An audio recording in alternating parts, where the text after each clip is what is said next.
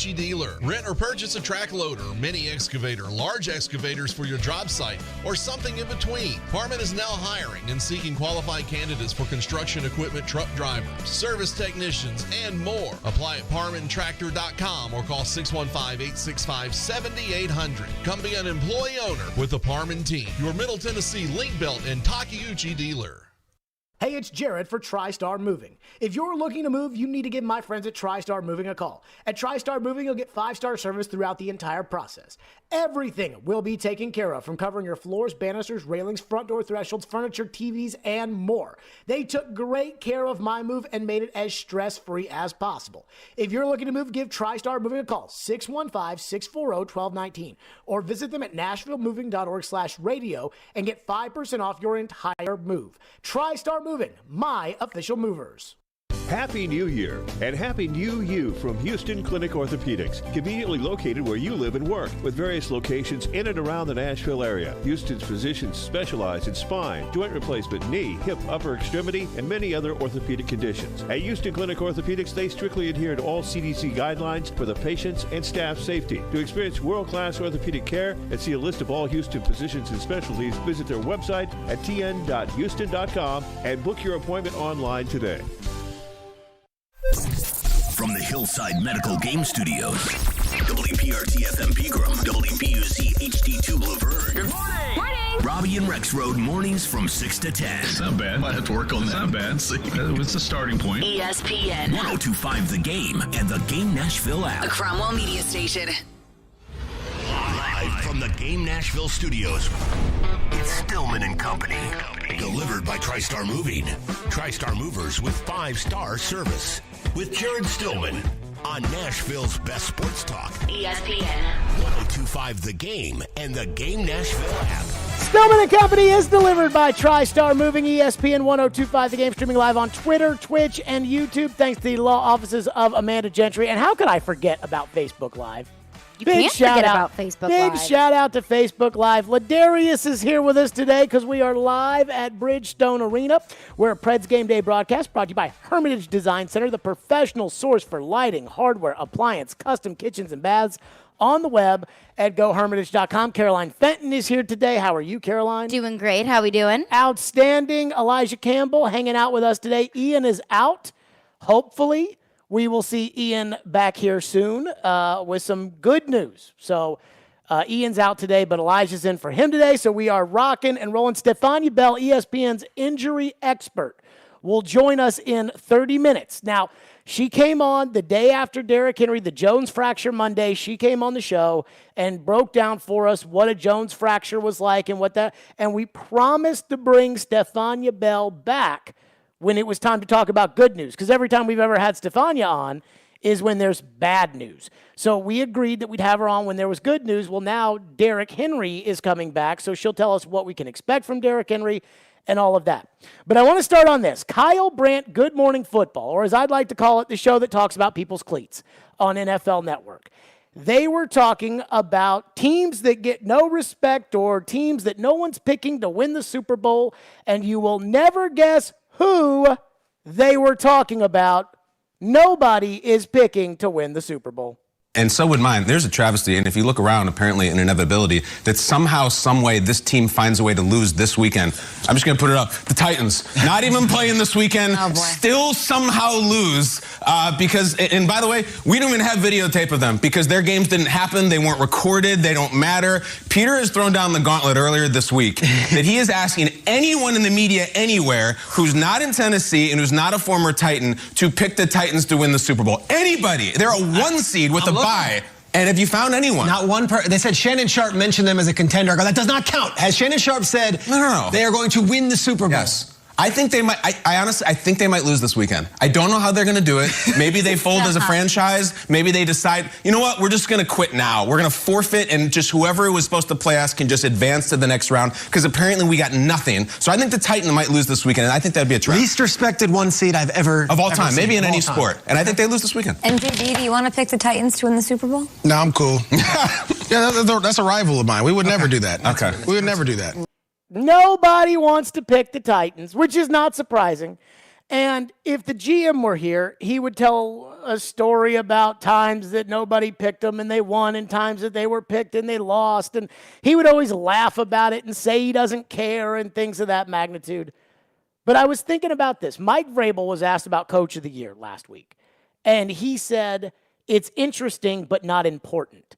And the message that I got from that was, that's not going to help the Titans win a ball game. Like whether or not Vrabel's Coach of the Year, that's not going to help them get to the Super Bowl. That's not going to help them win the Super Bowl. I mean, who cares? But I was wondering this. When does it go from, well, that's not important, to it actually affects them on the field? Remember Kevin Byard and Jeffrey Simmons on NBC, Sunday Night Football, the #1 television show in America after the Titans beat the Rams? Oh, yeah. They talked about power rankings. They talked about 7-2. They talked about who was still there. Even in 1999, the year that the Titans went to the Super Bowl, they beat the Buffalo Bills with the Music City Miracle. They went on the road to Indianapolis, a 1 seed, or the 2 seed who had the bye. Then they went to 1 seed Jacksonville, and they beat them for a 3rd time. And while people may have not picked them to win, they certainly played the disrespect card. This was at Nissan Stadium on the team's highlight video. They beat Jacksonville at noon on Sunday. They fly into Nashville, essentially have a pep rally at Nissan Stadium. Hall of Famer Bruce Matthews, who was the leader of that team, shouting out to the fans about all the doubt that those Titans saw. They said that with 16 seconds to go in the Buffalo game, we were through.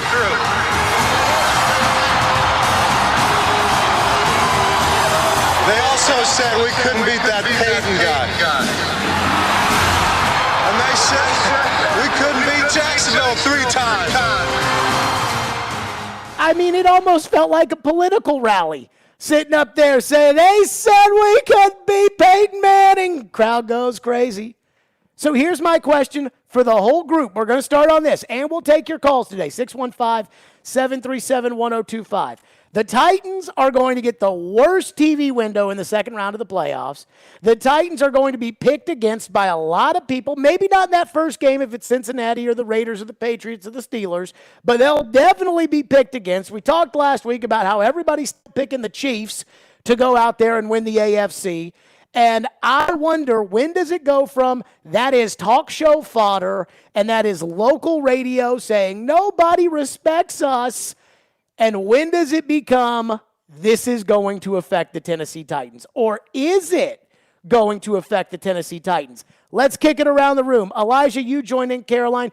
Do you think the fact that nobody is picking the Titans, that everybody is giving credit to Kansas City, they're saying right now, Kansas City over the Titans, even though Kansas City hasn't played great, Kansas City's not getting a bye. Do you think that that matters? Well, we talk about it a lot, the fact that just the yes Titans, or no? Does it matter? Yes.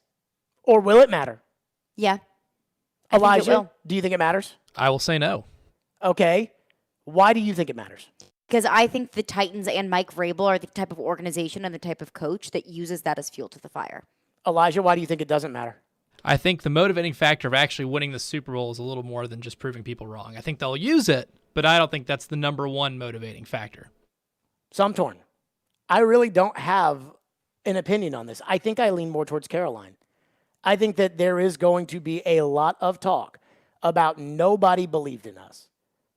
I don't know why I feel that way.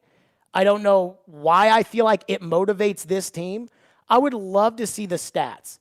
And I'm sure I could have looked it up before the show, but I would love to see the stats when the Titans are an underdog. Under Mike Vrabel, what's their record? Like when they are a legitimate underdog, what's their record? I want to say somebody said that when they're a double-digit favorite under Vrabel in the last 3 years, they're like 10-0. Or something. A double-digit favorite? I mean, a double-digit dog. Like just something ridiculous.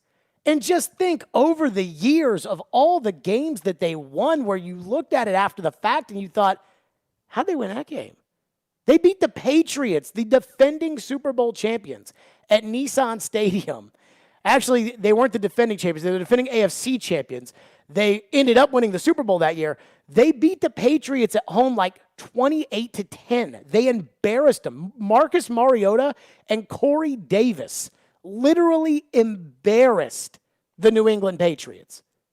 They beat the Philadelphia Eagles coming off of the Super Bowl at Nissan Stadium that year. That was Vrabel's first year.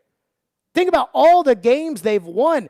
The Baltimore on the road in the playoffs. Lamar Jackson, Tom Brady in the playoffs. They beat them. Even this year, we said they're not going to beat Seattle unless it's the Mike Vrabel special. Won that game. We said, there were so many games. They're not going to beat the Rams. Derrick Henry's out. Nobody thinks Stephen A. Smith's on TV saying their season's over. They won that game. No, they lose to the Jets and the Texans. That's what they do with Vrabel. I think it's going to matter. I really do. This is going to be like the infamous Bart Scott rant after they went to New England in the divisional round of the playoffs.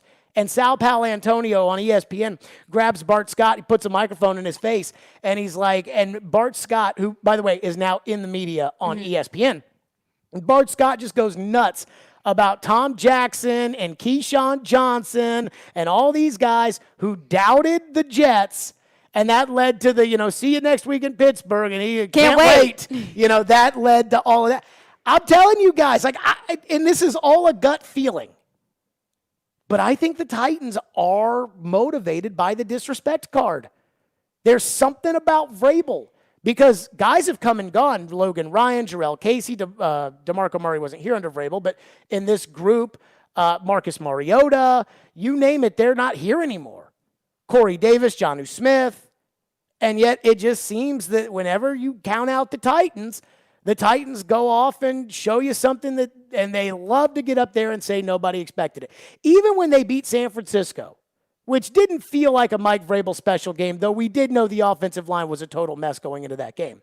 When they beat San Francisco, remember, Vrabel went up to the podium and said, the funeral for the Tennessee Titans is not tonight. There was a chest pumping when they won that. And the Kevin Byard post-game interview after the Rams game. Oh, yeah. Let's we see your the power rankings now. Yeah.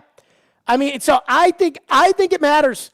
And again, there's the difference between what's interesting and what matters, as Vrabel pointed out. And normally what people say on TV, I would say doesn't matter. Right? Yes. Like I said, we're essentially at the end of the day, we're talking heads, and what we say does not matter. Like, who gives two poops about what Jeff Saturday says on ESPN? Nobody. Nobody cares what Ryan Clark or Shannon Sharp or Skip Bayless, nobody cares what these guys say. But yet, when you watch these documentaries, and this is my favorite point. Somebody told me one time in this industry, they go, just so you know, every coach and general manager listens to your radio show. And I'm like, really? These guys that are making millions of dollars and act like they work 20 hours a day, these people are listening to talk radio. And they're like, oh, yeah. And when they say they don't listen, they really listen more, is what people say.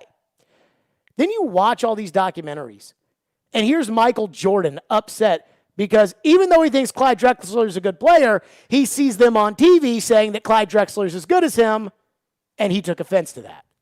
Here's Tom Brady up there talking about what Tom Jackson said on Sunday Countdown about Bill Belichick. I've seen 2 documentaries about the second Patriots Super Bowl, a TV show called America's Game, which is on NFL Network, which I think came out in 2003, and the Man in the Arena documentary that's come out with Tom Brady in the last month and a half.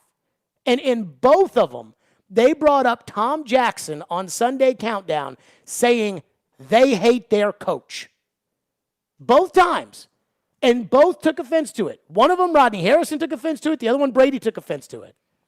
So these people hear what is written. They know what is said. They know that the talking heads are looking at the Titans saying, yeah, it's a nice story what Tennessee's done, and they get Derrick Henry back. And they said, no, we beat them 27-3, I think, right? I think it matters. But I understand what Elijah's saying. That's what's motivating you?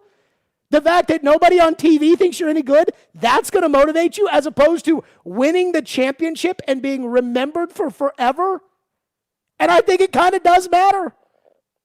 Like, I'm not acting crazy today, am I? No, I mean, we've talked about it before, and it seems like, if you don't know Mike Vrabel, if you're on the outside looking in, he seems like that quintessential coach who just does not care about the talk. He doesn't care about the fodder. He doesn't care what people have to say. But when we watched Man in the Arena, when we've heard some comments from players throughout the season, it's shown you that that's really not the case. And to Elijah's point, I don't think that what the media says is necessarily the number one motivating factor for this team. At least it shouldn't be. The number one motivating factor should be hoisting the Lombardi at the end of this season. But I do think that what people have to say, counting out the Titans, saying the Chiefs are going to win the AFC, saying the Titans might lose this weekend even though they don't play, I do think that lights a fire under their butts. I think that the metabolizing anger of being disrespected is what has made Michael Jordan and Tom Brady so good. Chip on the shoulder. I think that, I think those two guys have a ton of talent. Make no mistake about it. I think Brady and Jordan have as much talent. When people talk about, well, Brady was a 6th-round pick, and Brady probably should have been a 2nd or 3rd-round pick. He has the size, the arm, those guys have immense talent. But I think it is the consistently metabolizing, that anger of being disrespected and turning it into making them great players. You don't think I'm good enough? I'll show you I am. Right. There's a lot of people that feel that way, but then they achieve whatever they want to achieve, and then they're done motivating themselves. Those two don't do it. I think the Titans love being disrespected. So, I think this matters. 615-737-1025 is the phone number. Let's get your thoughts in on that. This is the question. Is it just TV fodder when people say things about the Titans, or does it actually matter? 615-737-1025. Plus, breaking news, according to multiple reports, including John McClain of the Houston Chronicle, and Adam Schefter's now put out, NFL Network is reporting, the Texans have fired David Culley as the head coach of the Texans. I got a lot of thoughts on this. I'll get to some of them. Let me just say this. Thank God that they fired David Culley. Because nobody expected Culley to win any games. He won a couple, which was nice. Mm-hmm. He had to deal with Instagram humping Deshaun Watson, not wanting to play on his team. And he's got a crazy owner and a Patriot general manager who's going to want to do things his way. And Culley came in there, and nobody wanted him. And I thought that he coached them as good or better than their talent, but he kicked the Titans' ass. I'm sorry. You talk about, I watched Hard Knocks last night. I watched Frank Reich and the speeches he was giving to the Colts, and I'm like, this Frank Reich is a bum. And then I go out there and I watch Culley, and I watch his teams play the Titans, and for what their talent is, and what they've got on their roster and what they did to the number one seed in the AFC, I'm sitting here thinking, if I got to deal with that anymore, oh my goodness gracious. So from a Titans standpoint, thank goodness that David Culley is out, because he is kicking the Titans square in the rear end. But I think it's kind of unfair. I don't think that Culley was given any sort of an opportunity. He deserves better? Yes. He worked 40 years in the NFL for this opportunity, and he got canned after 1 year, in which it wasn't his fault. I thought they did better than I expected them to do going into the season. I would agree. So, David Culley out in Houston. 615-737-1025. Are the Titans being disrespected, and does it matter? We'll get your thoughts in on that. Next, Stillman and Company. Plus, I got some interesting stats without Derrick Henry in the lineup that I was a little surprised by. We'll get to that next. First, though, Caroline wants to tell you about Caesars Sportsbook. It is time for the Caroline Fenton Caesar Sportsbook Report. First of all, download the Caesar Sportsbook app, and they will match your first bet with a free bet up to $1,001. Win or lose, just use promo code RADIORF. I've got a nice little State of Tennessee parlay for you tonight. Minnesota Timberwolves going into Memphis. Give me Memphis -4, and also give me the Preds -1.5 taking on Buffalo tonight. Nice little parlay there. Odds all from my friends at Caesar Sportsbook. Those are my picks for tonight, but do it yourself and do it with the Caesar Sportsbook app. The Caesar Sportsbook app, download it, people. You must be 21. Offer valid in Tennessee only. New users and first qualifying wager only. Paid in bet credit. Credit must be used within 7 days of receipt. See Caesars.com/promos for full terms. Void where prohibited. Gambling problem? Call or text the Tennessee Red Line at 1-800-889-9789. Every day at Cromwell Media, we want to help make a difference. And over the holiday season, you made a difference with your contributions to Souls for Music City. Thank you for helping hundreds of kids in the Nashville area who experience homelessness get a new pair of shoes to start off 2022. We'd also like to thank Newton Motor Group and Souls for Souls from all of us at Cromwell Media and Nashville's Best Sports Talk, ESPN 102.5 The Game and ESPN 94.9. This is Chef John from Kitchen Notes at the Omni Nashville. Inviting you to come join us for breakfast and lunch. We're offering some exciting new menu items. We have Grandma's famous chicken and dumpling soup. We're offering a fun and new exciting Nashville hot battered shrimp. We're also very excited about our confit chicken hash. Join us in Kitchen Notes for our award-winning patty melt made with our house-made pimento cheese, local Blackhawk Farms beef patty. Come join us in Kitchen Notes and create a memorable experience here at the Omni Hotel. Food is all about memories for us. We'd like you to start a new memory here at Kitchen Notes in the Omni Hotel. Lunch at Kitchen Notes in the Omni Nashville Hotel. Professional quilt maker Dana Balliard once said, "There are no rules in quilting, and if you think that there are, then it's time you try breaking a few." Now, I like that type of creative entrepreneurial spirit, and that's why I do my adult beverage trading at Red Spirits and Wine. It's not just a great selection of distilled spirits, single-barrel Red Select whiskeys, great wines from around the world, and awesome craft beers, but it's more the way the folks at Red just go about their business. At Red, they keep it interesting and fun, and the Cracker Jack crew makes you feel welcome after a hard day on the trail, never coming off like some of them snooty-nosed, big-talking whoop-de-doos. At Red, it's always square dealing with the best in service, selection, and prices. Plus, Red is locally owned by real folks, not some totally faceless corporation. There's no doubt in my mind, Red is my kind of place. Red Spirits and Wine, Highway 70 South and Old Hickory Boulevard. And check them out on Facebook, Instagram, and at redspirits.com. Yo, this is Justin from Music Vintage. We're here to provide you with all your vintage apparel needs. Tons of great shoes and memorabilia from your past. We're located in the heart of East Nashville at 2503 Gallatin Avenue, where we do buy, sell, and trade. Got some clothes your stepdad gave you in the 90s? Found some dope clothes in your granddad's closet? Bring it by, we'll give you a cash offer. Found some at a thrift store and don't know where to sell it? Bring it by, we'll give you a cash offer. Got some new Jordans that don't quite fit well? Bring it by and we'll give you a cash offer. Music Vintage, here to provide you with all your vintage and shoe needs. See y'all soon, Nashville. If you've missed any of today's show, just search Stillman and Company on Apple, Spotify, or your favorite podcast platform. Breaking news, Stillman and Company, we are live at Bridgestone Arena. Breaking news, the Houston Texans have fired head coach David Culley. We'll get to your calls in just a second. Stefania Bell, ESPN's injury expert, in 10 minutes. But we were I said, hey, thank God that David Culley has been fired by the Texans because he is kicking the Titans square in the butt every time they play. I got to tell you something. These Patriot people, they are bulldozers. I mean, they are bulls in a china shop. Belichick gets the Patriot job. He fires Bobby Greer, the general manager. You got Bill O'Brien, who goes to Houston. He gets the general manager. He got two general managers fired in Houston. John Robinson comes here. He runs Mike Mularkey out of town. Brian Flores just got fired because of a power struggle in Miami. Josh McDaniels went to Denver and got rid of the franchise quarterback, Jay Cutler, to bring in Tim Tebow. I mean, goodness gracious. These Patriot people, Nick Caserio, the general manager in Houston, gets the job. Deshaun doesn't want to play for a Patriots guy because he's already just played for Bill O'Brien. He wants a change. They hire Culley to appease Deshaun. And all of a sudden, that doesn't work. So Deshaun's out. So now they're firing Culley. And I got to say, I thought Culley was a good coach for given the situation that he was put in. I thought he was a good coach. I think the Texans have way more issues than whoever their head coach is. That's the good part, if you're a Titan fan. Because the problem with the Texans is owner. And if you look at the AFC East, all those years the Patriots won, the Dolphins could never get it figured out. The Bills could never get it figured out. The Jets could never and still never get it figured out. I mean, it's wild. It is absolutely wild. And this Cal McNair, the one who took over like 2-3 years ago when his dad died, that took over the Texans, this guy's nuts. I mean, like, he has fallen in love with the team chaplain and, like, lets him make the team decisions, like the football decisions, and it's an unmitigated disaster. And it's like when I went on that thing about Amy Adams Strunk the other day about how lucky the Titans are and Titans fans are to have her run the franchise. This is exactly why. I thought Culley was a good football guy for the 1 year that he was there, and boy, he kicked the Titans square in the rear end. So I don't think this Frank Reich in Indianapolis is any good, and so I'm glad he's staying.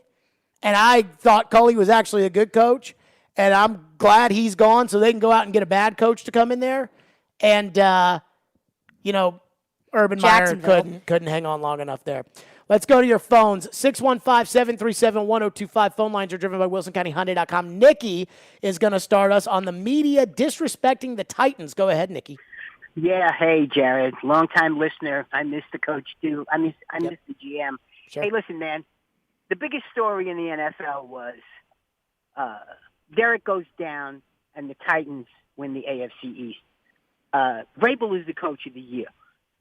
You said it 3 weeks ago or 2 weeks ago. You were like, I don't hear anything on the radio, on the TV about the Titans. And I made a point after you said that. I made a point to watch the media and to look and see. I didn't see it on First Take.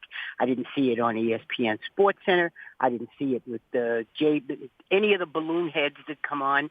And now that we win the AFC East, now that we have the number one seed, now that we're the men, all of a sudden they want to come on, and what do they want to do? They want to diss us. Nashville gets no love. I don't know if it's because we're a smaller market. Why would you talk about the Giants on the day that the Titans clinch the number one seed? I'll hang up and listen, babe. I love you. Have a great day. Thank you, Nikki. Love you too, apparently. I mean, that's going to happen. Like, I was talking to somebody today about what the TV times are going to be like. I think the Titans are going to play the noon game on Sunday in the divisional round because the afternoon game is going to be Packers-Cowboys that day. Oh, the NFL is licking their chops at that game. The highest rated, like out of the 100 television shows during the NFL season, the NFL was like 91 out of 100, right? Mm-hmm. And almost every game in the top 15 were either Cowboys, Packers, Brady, or Kansas City. So what are they going to do? The worst time slot is probably noon on Sunday for the playoffs because you'll have Saturday probably. You have 3:30 Saturday. Okay. 8 o'clock Saturday. Noon Sunday, 3:30 Sunday. 3:30 Sunday is the best. Saturday night's the second best. And I would argue that the 3:30 Saturday is better than noon on Sunday. So I think you're going to have Kansas City play a night game against Buffalo in the second round of the playoffs. Mm-hmm. You're going to have Brady play that first game, Tampa Bay. And then you're going to have the Packers and the Cowboys take the prime slot. So that leaves one slot. So Titans and whoever, you guys get the bad slot, noon, kickoff, CBS, and you'll get the number 2 crew. Tony Romo is going to Kansas City. He is not coming here. So that just get used to. That I'm fine with. But, like, if you're the best team, and I don't think the Titans are the best team, but if you are one of the best teams, it should at least come up on discussion. You got 8 people on the panel, and it's like, who are contenders? Oh, well, we got to talk about Tom Brady. Got to talk about the Cowboys. You can't not talk about the Cowboys. Got to talk about Aaron Rodgers. The Chiefs, Buffalo, Bill Belichick's in there. Got to throw him in there even though they haven't won a game in a month. I mean, there's a lot of, when you talk about why the Titans don't get talked about. But I do wonder if this is going to be a little fuel for the fire as far as the team's concerned. Because if not, if it's just us getting upset that they don't talk about the Titans, well, that doesn't mean anything. That's not going to help you win a playoff game. Like, who cares about that? So that doesn't matter. It does matter to the fans. It matters to the fans, but it doesn't actually matter. No. So I want to get to Stephania Bell because Derrick Henry's back on the practice field. They held him out of last week's game because of the field turf. Stephania Bell, ESPN injury analyst, will join us coming up next. She is their expert. Her thoughts on Derrick's recovery, what he will be able to do. We'll ask her next. Stillman and Company. It's ESPN 102.5 The Game. Tonight. Here's the puck thrown toward the net and across by Matt Duchene. The Nashville Predators continue their homestand against the Buffalo Sabres. Getting a win is huge for our team. Pre-game at 6. Face-off at 7 on Smashville's best sports talk. ESPN 102.5 The Game and the Game Nashville app.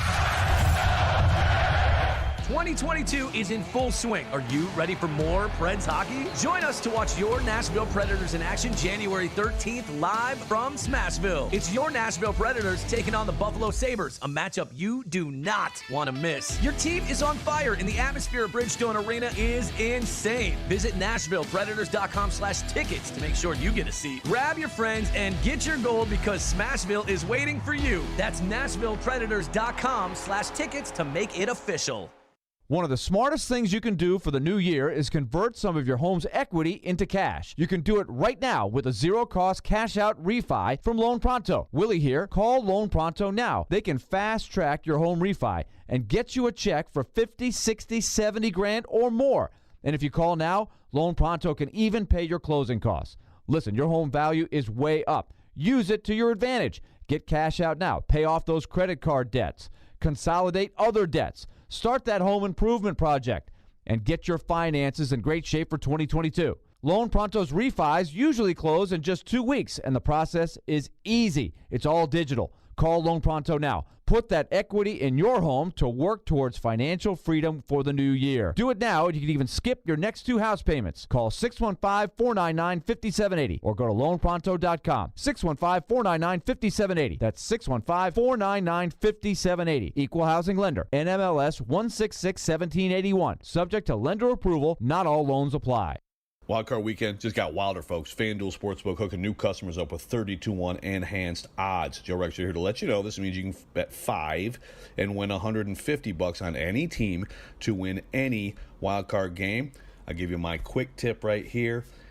Bet against Philly, okay? I'm not a believer in the Eagles. I think they played a very soft schedule down the stretch. I don't think they're up to this. And I sign up for FanDuel Sportsbook, make a deposit, claim your 30-1 enhanced odds. There's no better place to bet the NBA playoffs than on America's #1 sportsbook. It's simple and easy to use. It's safe and secure. You get paid in as little as 2 hours. And if you already have it, you can get $50 when you refer a friend, and your friend will also get $50. Don't miss your chance. Win $150 off a $5 bet when you use promo code Joe102 when signing up. Download the FanDuel Sportsbook app using promo code Joe102. Pick your wildcard team before kickoff. You must be 21 or older and present in Tennessee. New users only. $10 first deposit required. Must wager in designated offer market. Max bonus $150. Bonus for Tennessee users fulfilled in site credit within 72 hours. Tennessee site credit expires 14 days after receipt. Restrictions apply. See full terms at sportsbook.fanduel.com. Gambling problem? Call the Tennessee Red Line. 800-889-9789.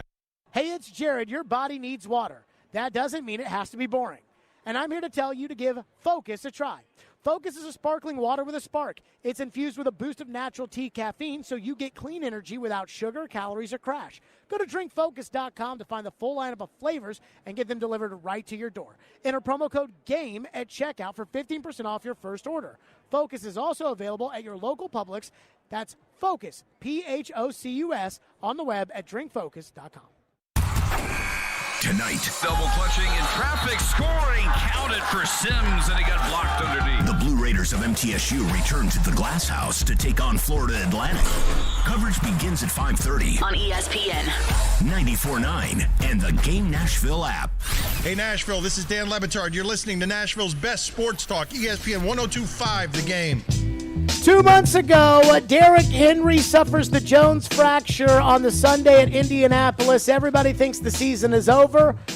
We bring in Stefania Bell at the time, ESPN's injury analyst, and we ask her all these questions about Derrick Henry and can he come back and when's he going to come back. And Stefania made us promise that at some point we would have her on when things were good, and it wasn't all doom and gloom, and it wasn't all what's going to happen here. Is it devastating? Is it this or is it that? She joins us now on the program. So, Stefania, good news. Derrick Henry practiced last week.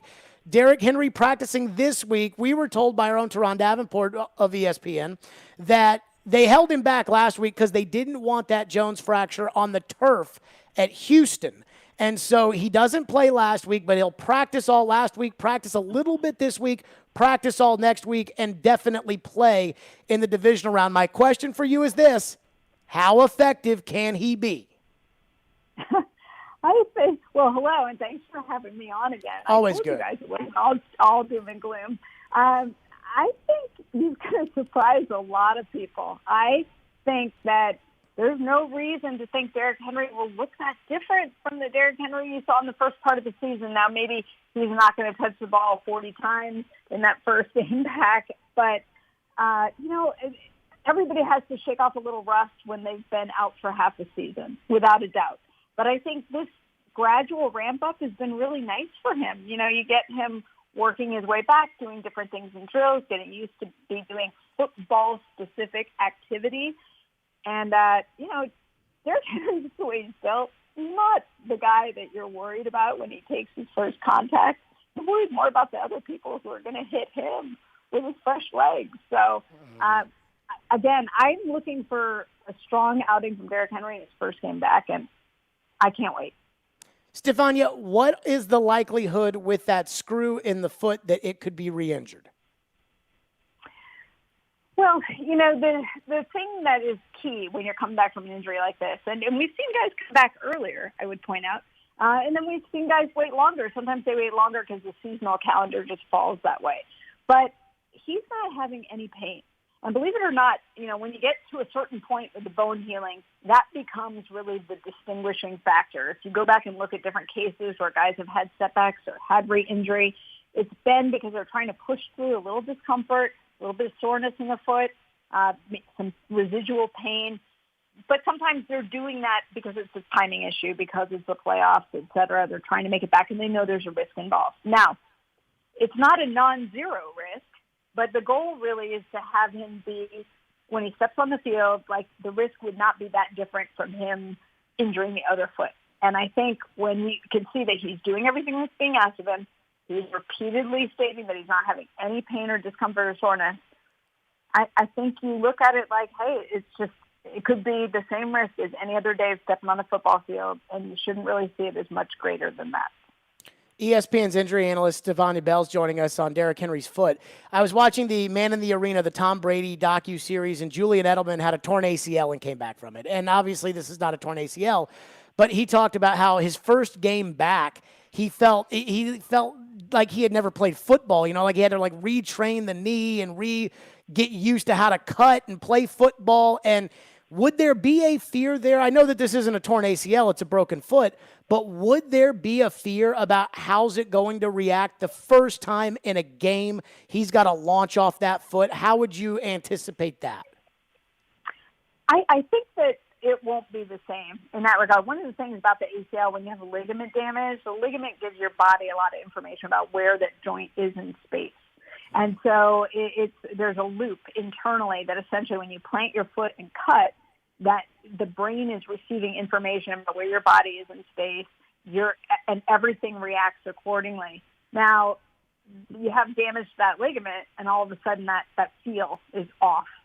Also, couple that with the fact that it's a non-contact injury that's that catastrophic. You see these players go to the ground in a heap usually. It's a little tougher to reintegrate to do those natural football movements. The one thing about where the fracture is in the fifth metatarsal, what guys will talk about being difficult, is planting and pivoting. Anything where you got to dig your foot into the ground and push, any kind of torsional movement. And there's no doubt that he's going to be testing that a lot beforehand. So I think if he's able to do those things in practice, it's not really going to be much of an issue for him in the game. I mean, sure, your adrenaline's up, and in the back of their minds, these athletes, there's got to be a little voice saying, they need to know they can get through it. So they get out there, they play a couple of series, and they see that everything's okay, and then they start to just forget about it with something like this. Stefania Bell is with us. What about a guy as big and strong as Derrick? I'm sure you've seen the workout videos that he would post in the offseason on Instagram. Oh, yeah.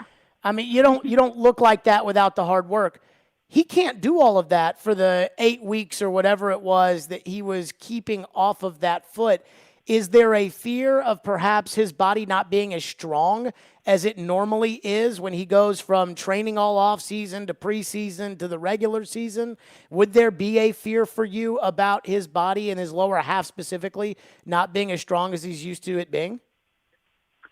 You know, it's interesting because his build is so unique for the position that he plays, and I wouldn't be as worried about him from that strength and power perspective just because he's already such a strong guy. We don't need him maxing out on the weight. We don't need him actually at his top in terms of power and explosiveness. It might sound counterintuitive. What I mean by that is he is a big guy, and that actually may have been part of the risk factor for this to begin with. Just think of all that energy going through the foot. some of the things that he would normally be doing if it was just an off-season workout, or really maximizing his bulk, his mass. It's okay if he's not doing that right now. It's not going to hamper him in terms of what he needs to do for football. Some of that goes away during the season as it is because you shift more into the football conditioning versus that weight room conditioning.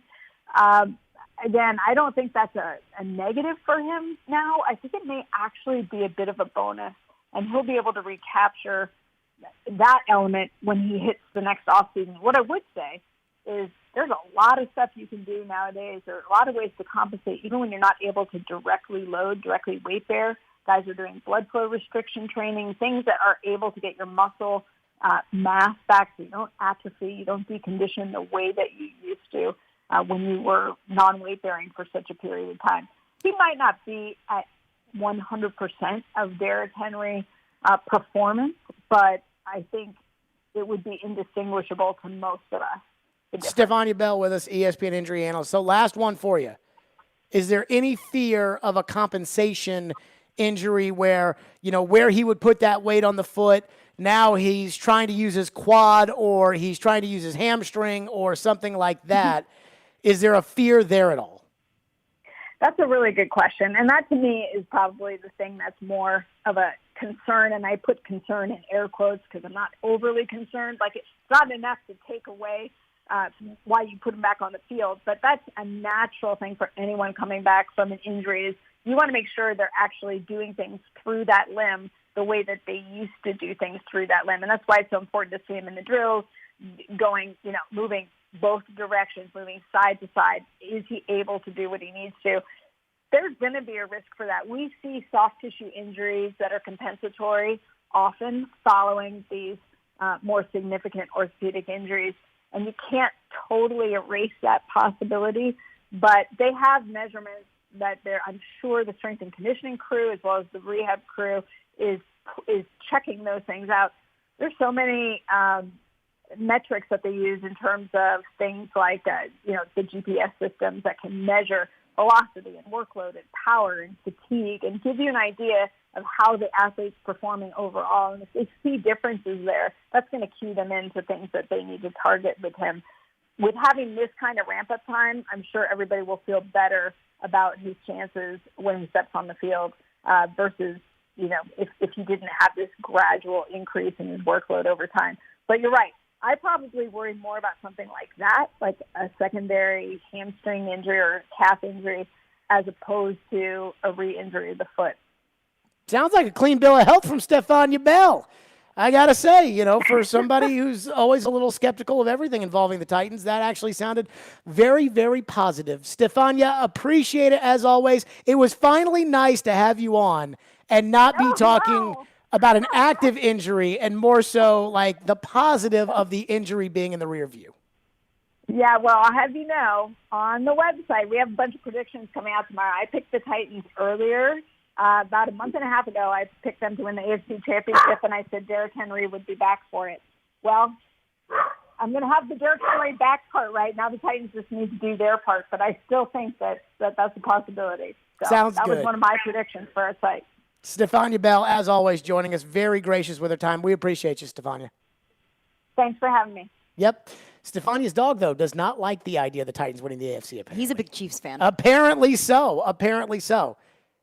So I got some thoughts on that. I'm sure you got some thoughts on that. Let's get to those next because that sounded, as far as Derrick Henry's concerned, that sounded like a clean bill of health. So we'll get our thoughts in on it, get your thoughts in on it. We'll also get back to your text, 615-737-1025, and your calls, 615-737-1025. And again, the David Culley thing is on the table as well. Hiller Plumbing, Heating, Cooling, and Electrical. Those are my guys. They take great care of my home. And by the way, our playoff coverage, which is going to be fantastic, as it always is presented by Hiller Plumbing, Heating, Cooling, and Electrical. They're also proud supporters of the Nashville Predators. When you come here to Bridgestone Arena tonight, you will see that logo right there on the ice because the Preds love Hiller, and Hiller loves the Preds.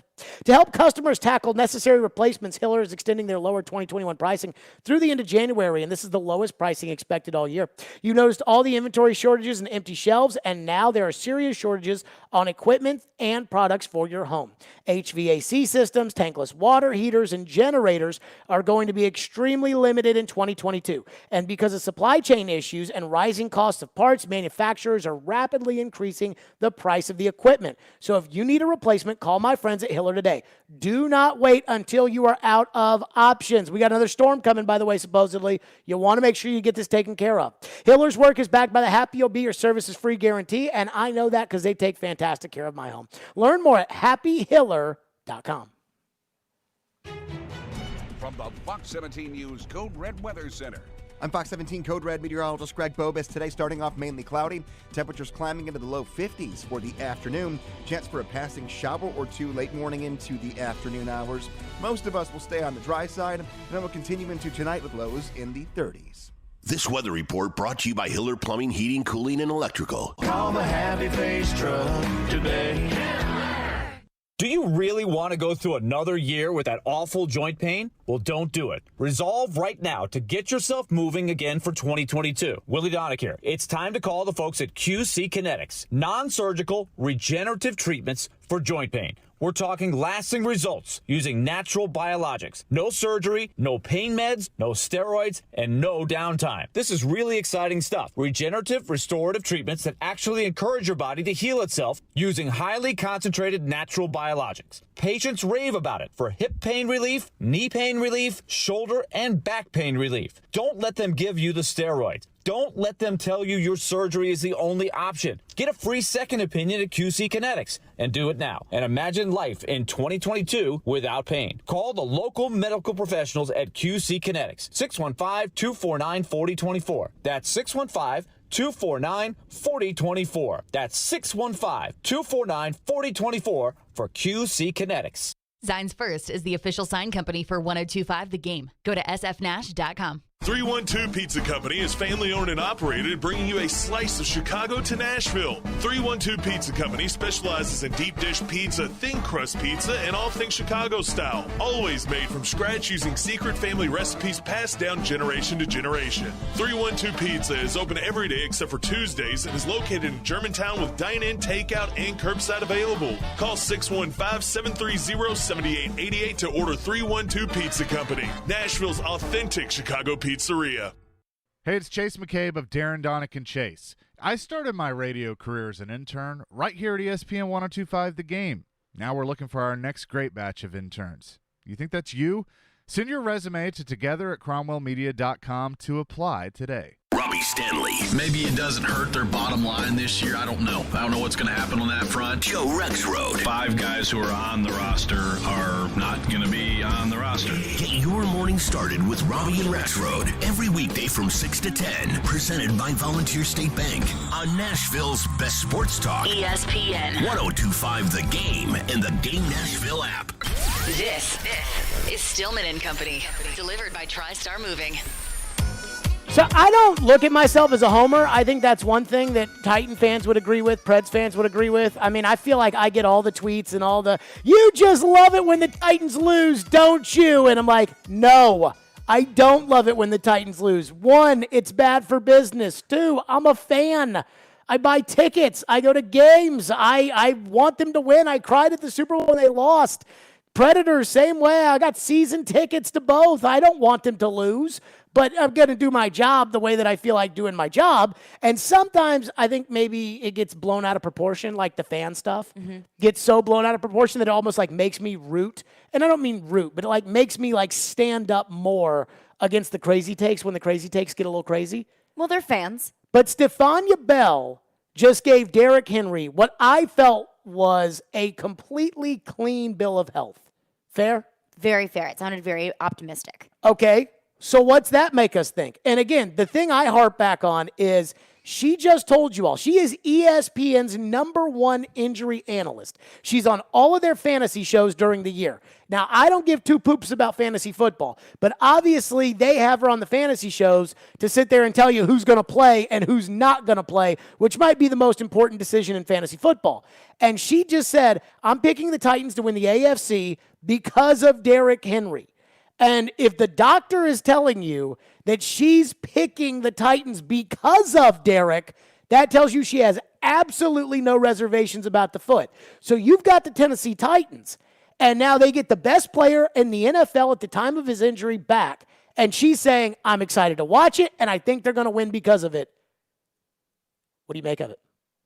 I mean, it's huge. And I said from the very beginning, when I get the okay from Stephania Bell, that's when I start to know that it is all rooted in fact. And we've gotten a lot of optimistic news about Derrick Henry over the past couple of weeks, returning to practice, everything moving along, his recovery is moving along in the right way.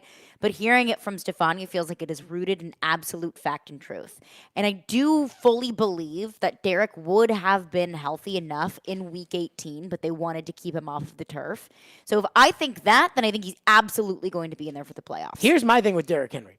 When Derrick Henry got hurt, the Titans, and I pulled up the game release before they played the Rams. So these are all the stats for the entire season before Derrick Henry got hurt. The Titans were 11th in total offense. They finished 17th. So they dropped down 6 spots. At the time of the Rams game, they were 22nd in total defense. They finished 12th. So they jumped up 10 spots.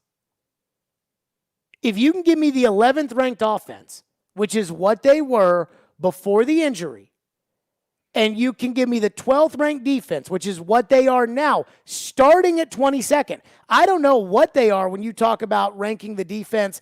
I don't know what they are from the Rams game on. I'm going to guess it's a lot better than 12th, but you have to factor in the first half of the season when they were 22nd. Mm-hmm. You're probably talking about a top 5 defense and the 11th best offense. I think the Titans then are literally as good as anybody. I mean, I keep going back to, we opened the show talking about how people aren't giving the Titans their due for, and not that I think that the Titans are due anything, but the fans, I think, probably think the Titans are due something. Mm-hmm. And I'm sure the Titans think that the team should be due something. But being the #1 seed in the AFC. Yeah, and everybody's just crapping on them. Yeah. Like, I kind of feel like if you told all the analysts at the desk at ESPN, so you got, Ryan Clark and Jeff Saturday and Rex Ryan, and you said, okay, Derrick Henry is 100% back to normal, then I think there would be a lot of picking the Titans. I don't know how you can love the Chiefs so much. Like all these people out there that love the Chiefs, I don't know how they can love the Chiefs so much because we saw the Chiefs play Denver on Sunday or Saturday. They didn't look very good. I mean, it wasn't like they're bad, but I don't know about you. I kept waiting for, it's like watching Barry Bonds hit home runs back in the day. Like I'm waiting for Barry to put one out into the right field ocean. And instead, he strikes out. Or he hits a ground ball to third. And that's what the Chiefs' offense looked like watching them. You keep thinking, all right, now they're going to go and then they're going to throw one past to Hill. He's going to run 48 yards. They're going to throw one past to Kelsey, touchdown. And they didn't do that. And so, I mean, I think that if Derrick is as healthy as Stephania Bell says, I do think that the Titans would get more respect. And I do think that's got to be what the expectation is that you go back to being the 11th ranked offense. You go from Tannehill throwing for 93 yards against the Patriots with no receivers to A.J. Brown and Derrick Henry, the 11th ranked offense in the league, and your defense stays as good as they were before Derrick got hurt, and that's the key. Well, you asked, I don't get why people are so high on the Chiefs. You know exactly why they're high on the Chiefs. It's a Lifetime Achievement Award. Patrick Mahomes, Andy Reid, This is my thing on Andy Reid. What is your thing with Andy Reid? Andy Reid, before 2019. So, Andy Reid. So before they went to 2 back-to-back Super Bowls? Yes, Andy Reid has been coaching for 25 years. And he was a perpetual pants crapper. It was Andy Reid in the NFC title game. Remember all those years? What was it? Philly went 3 years in a row to the NFC title game and didn't win. And then finally, when they beat Michael Vick in Atlanta, it was like, oh, Andy Reid finally won and got to the Super Bowl. And then they get to the Super Bowl, and they're down by 2 touchdowns with 5 minutes to go, and they're huddling up. They're huddling up. And so Andy Reid ends up blowing that. He's blowing everything at Kansas City. He loses a playoff game to Mariota, blows the AFC Championship game against Brady and the Patriots when they had that lead at the end of the game, and Brady came back and won in overtime. And finally, because he gets to play the Titans in the AFC Championship game with no defense, they get to a Super Bowl. Jimmy Garoppolo misses a wide-open touchdown, and Andy Reid wins the Super Bowl. And now everybody on TV looks at Andy Reid like he's Belichick, and they're, oh, Andy. I mean, and I'm not dumping on Andy right now. I think you are. No, the reality of what Andy Reid was considered 2 years ago and what people think of him now, it's ridiculous. Well, because a lot has changed in 2 years. No. They went to 2 Super Bowls. That's what's changed. This team is not those teams. That's the point. This team has that quarterback. But they're not that team. They're not that team. The Ravens were 14-2 with Lamar Jackson at quarterback. But nobody looks at the Ravens like they were the team 2 years ago. And you look at the way that the Chiefs played against the Broncos, and it wasn't anything sort of special. But, I mean, I think people can make the same argument about the Titans against the Texans. I mean, yes, the Titans looked like a really good team in the first half. So I don't think people watched the Titans versus the Texans. Okay. But you look at the box score, and it's not great. Right. But we watched both games. Mm-hmm. That was a 4-quarter dogfight. Like, that was a legitimate battle between Denver and Kansas City, and Denver didn't pick up the run blitz, and they hit Melvin Gordon, and as Melvin Gordon does, fumbled the football, and Drew Lock didn't make the tackle, and Kansas City won. The Titans put their feet up on the desk at halftime of the Texan game, which is a concern that as soon as the Titans, we talk about the motivating factor that nobody believes in the Titans, that as soon as the Titans start to think that they're good, they get their ass spanked every time. But I do feel like there's a difference between the two. Like, the Chiefs knew they had to win that game. Mm-hmm. They showed up to try to win that game. And they were playing almost from behind the whole game. The Titans got a 21-point lead and just stopped trying. And that's embarrassing because it's pro sports. You shouldn't do that. But that's kind of more the sense that I have of it, that I took away from it. But again, if Derrick Henry's healthy, they played 3 times. Mahomes versus Tannehill. Everybody's won at home. So if Stephanie Bell says Derrick Henry's healthy, you get Derrick for 1 game against the Bengals or whomever, and then after that, you get Kansas City, and everybody's going to pick Kansas City. But if Derrick's healthy, and she said, expect the old Derrick Henry, I don't know. I don't know if the Titans' defense will stay as good with Derrick Henry coming back and being normal Derrick. I don't know if the Titans will trust Derrick to be normal Derrick. Will they hand it to him 30 times? I don't know. Would you hand it to him 30 times? Why not? I'd hand it to him 30 times. Yeah, why not? I mean, I like Foreman fine. Derrick freaking Henry. Are you kidding me? I'd rather lose. If I'm Vrabel and I get to the press conference and it's like, Coach, you lost at the end. Defense couldn't make a stop. Did you think about throwing the ball more? You handed it to Derrick Henry 31 times. I'd rather have the press conference and look at the cameras and say, maybe I should have given the ball to Foreman more, or maybe I should have thrown more. I'd rather have that feeling than the other way around. Why didn't you give the ball to Derrick I didn't Henry? give the ball to Derrick. That's the one thing that I wouldn't want to live. I wouldn't want to believe that. Let's get back to your phones. 615-737-1025. Before we get to TD for the TD Power Hour, what's in there next? One texter texts in to the text line and says, I think the Titans are definitely disrespected, but I also think it will only matter on a week-by-week basis. I don't think the media picking Chiefs or the Super Bowl will affect how we play the Raiders, Steelers, etc. in the first round. If we get Cincinnati, I think the disrespect card will be played because the national media will be all over the Bengals. I think the disrespect card's getting played right now. I think it is too, and I think it's being played a lot. I think they're talking about it right now. I think that this, again, you almost wonder if Titans, if, and I don't know who Kyle Brandt knows or whatever at Good Morning Football and NFL Network. You almost wonder if Vrabel called him and was like, nobody's talking about us, no one's this, no one's that, whatever. And then that's when he went on his rant. Because his rant wasn't his rant wasn't the Titans stink. His rant was no one's going to pick the Titans to win the Super Bowl. And NFL Network. He said, I think the Titans will still find a way to lose this week and they don't even play. But which isn't even funny. That was about the media. That wasn't about the Titans. Like he was talking about the way people are talking about the Titans, that they're going to makes it seem like they're will going lose. to lose. Right. It was more of a perception thing than it was the reality thing. Okay. So that was more about the media than it was the Titans. And I think that was on purpose. And then they put it out there, and they heard it. If I've heard it and you've heard it, they've heard it. Mm-hmm. I wonder if the Titans were like, hey, we kind of thrive off that stuff. Go ahead and throw that on the. I don't know.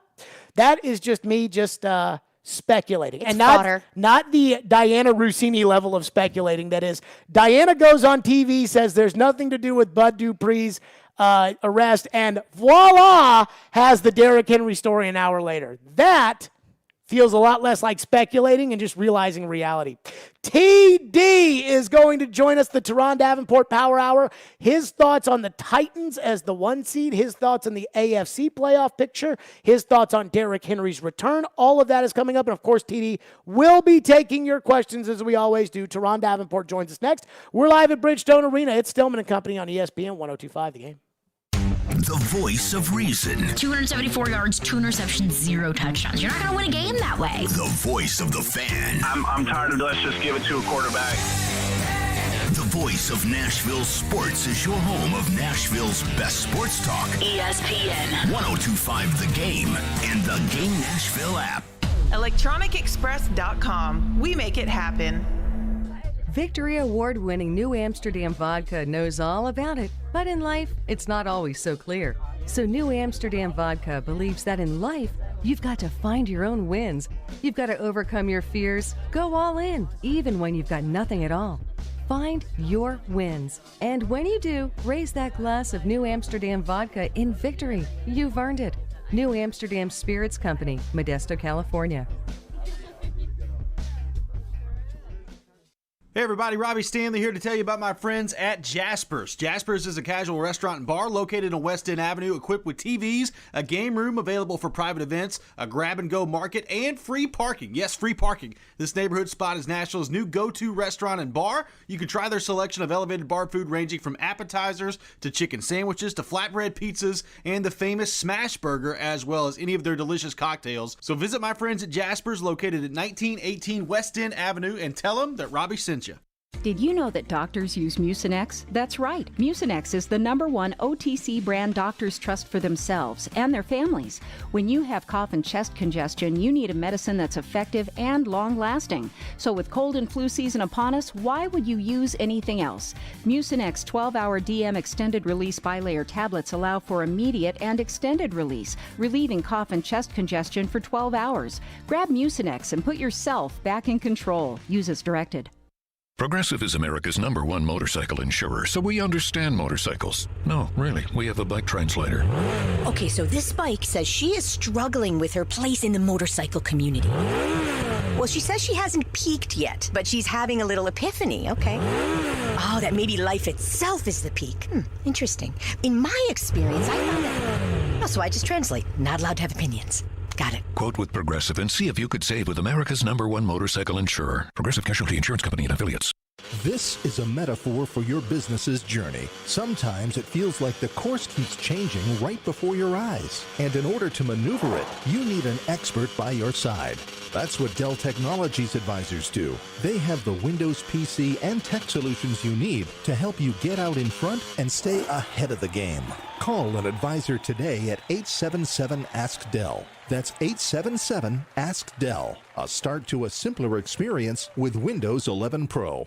Prescription products require an online consultation with a healthcare provider and are only available if the provider determines a prescription is appropriate. Subscription required. See website for full details and important safety information. Hey guys, good news. The expensive little blue pill is now generic, which means the prescription medication to treat ED is super affordable at 4hims.com. And now get your first online doctor's visit free at 4hims.com. That's right. Zero copay, no awkward face-to-face conversations to get your prescription. That's really good news. To start your free online visit, go to this exclusive address, 4hims.com/joy. That's FORHIMS.com/joy.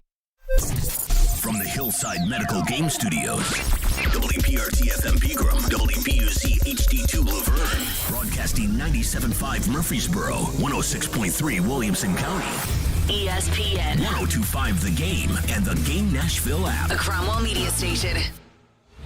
Live from the Game Nashville studios, it's Stillman and Company. Delivered by TriStar Moving. TriStar Movers with 5-star service. With Jared Stillman, on Nashville's best sports talk. ESPN 1025 The Game and the Game Nashville app. Stillman and Company is delivered by TriStar Moving, ESPN 1025 The Game, streaming live on Twitter, Twitch, and YouTube. Thanks to our friends, the Law Office of Amanda Gentry. Also streaming now live on Facebook Live, so you can watch there as well. We're live at Bridgestone Arena. Once again, our broadcasts at Bridgestone Arena are presented by the Hermitage, so get excited about that as well. Our friends at the Hermitage, the Design Center, the professional source for lighting, hardware, appliance, custom kitchens, and baths on the web at gohermitage.com. We're live from the Hillside Medical Game Studios. It is the TD Power Hour presented by Craneworks and Rentalworks, as well as FreedomTireGuys.com. TD, how are you today? Hey, every day's a good day, man. How are you guys? Always fantastic. So I want to start with this because I was reading up from your colleague at ESPN, Bill Barnwell, and he was kind of making playoff predictions. And the Titans, whatever DVOA is, and you know me, TD, you know I don't care about the analytics and all that kind of stuff. Yeah, I don't get into all that stuff. But it was the Football Outsiders DVOA says the Titans have the worst DVOA in the history of the NFL as a number one seed. The Buffalo Bills of 1993 were the second. And by the way, it should be noted that they got to the Super Bowl, even with those bad analytics. But the New York Times ran a piece that said the Titans might be the worst one seed in the history of the NFL, sitting there at 12-5. So I want to ask you this question. Do the Titans, when we think of a traditional one seed and all the benefits that come with it, and think of the teams that have been one seeds over the last couple of years, do the Titans represent a true number one seed in the NFL, or is the AFC just that jumbled in this year? Yeah, I think the AFC is just that jumbled in. And this has been a goal for the NFL for quite some time, right? Was to develop not mediocrity, but parity, right? Because, you know, for the most part, and it's funny because I binge watched Man in the Arena today, you know, and you talk about dynasties and you talk about a team that year in and year out, oh, it's the Patriots, they're going to win it all. You can't consistently say a team is going to win it all now. So I think that's the parity that this league has worked to get. But as far as DVOA and all the other acronyms and all that stuff, I mean, that's fun to look at and fine and dandy. But at the end of the day, the game goes beyond algorithms and formulas, you know. And I thought Dean Pease, what he spoke about, in regards to, you know, the over-reliance on analytics was just, you know, magic, what he said, and I agree 100%. Well, it's interesting because, like the ESPN FPI says Buffalo is the best team in the AFC, not Kansas City. And I think that a lot of that goes down to the fact that Buffalo has the number one scoring defense in the NFL, the number three scoring defense, I believe, or scoring offense in the NFL. And the Titans just simply aren't that highly ranked at 17th total defense, or excuse me, total offense and 12th total defense. But I do find this interesting. When the Titans played the Rams, so going into that was before Derrick Henry got hurt. They were 11th in total offense in the NFL. They've dropped to 17th without Derrick Henry, so down 6 slots. But they were 22nd in defense, and now they're 12th in total defense. So they jumped 10 spots and really into that top echelon of the NFL.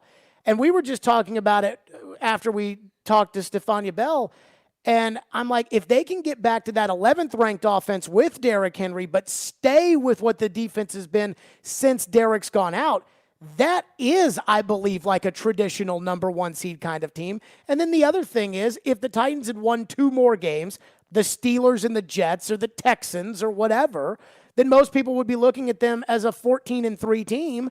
And I don't think there would be any question about whether or not they were bad analytically. Do you look at it like that?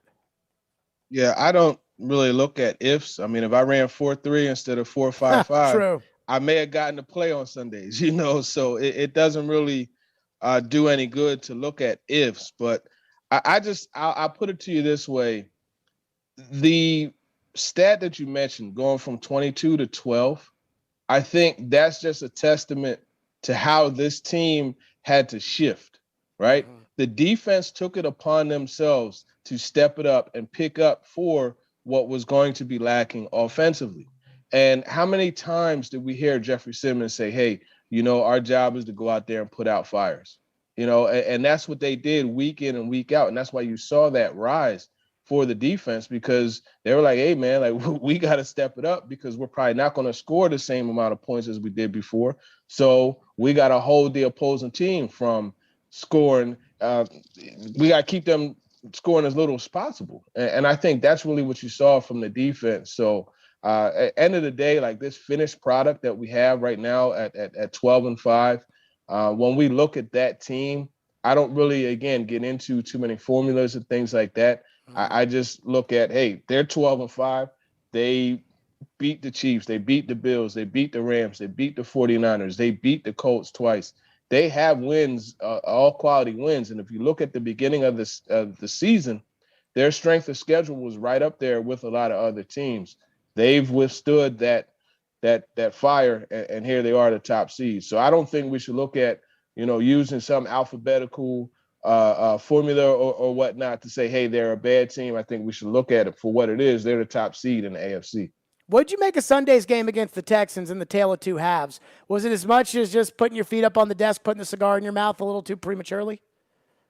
No, I think really what ended up happening, and some of the guys got into it a little bit.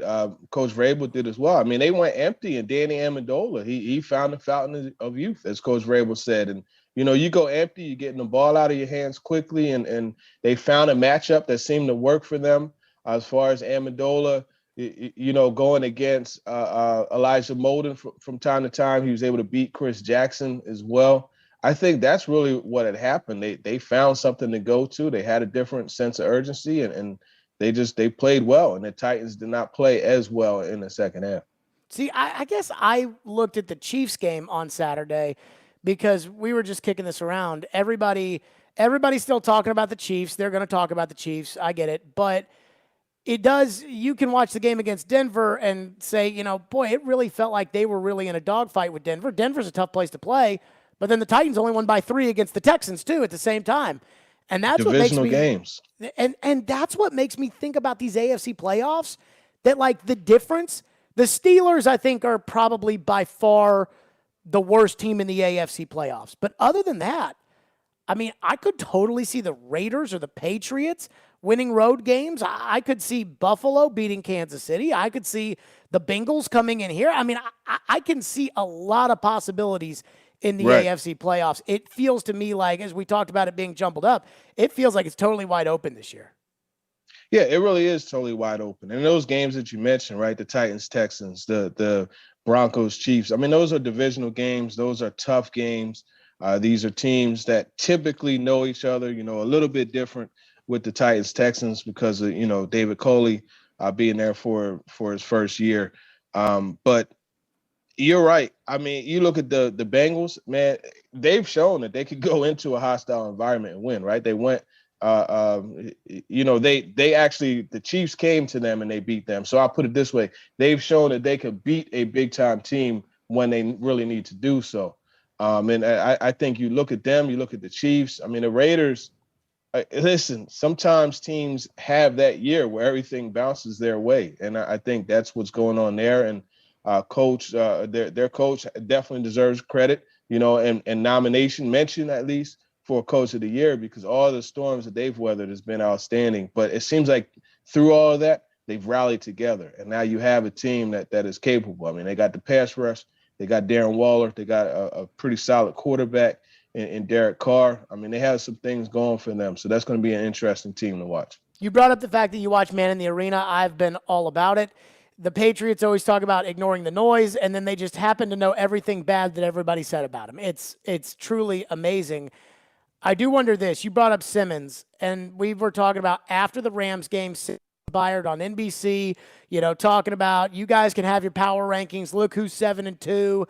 Vrabel after the 49ers game. The funeral for the Titans is not tonight. They kind of sense that a little bit. I wonder if the disrespect card about how everybody's picking the Chiefs out of the AFC, nobody's talking about the Titans.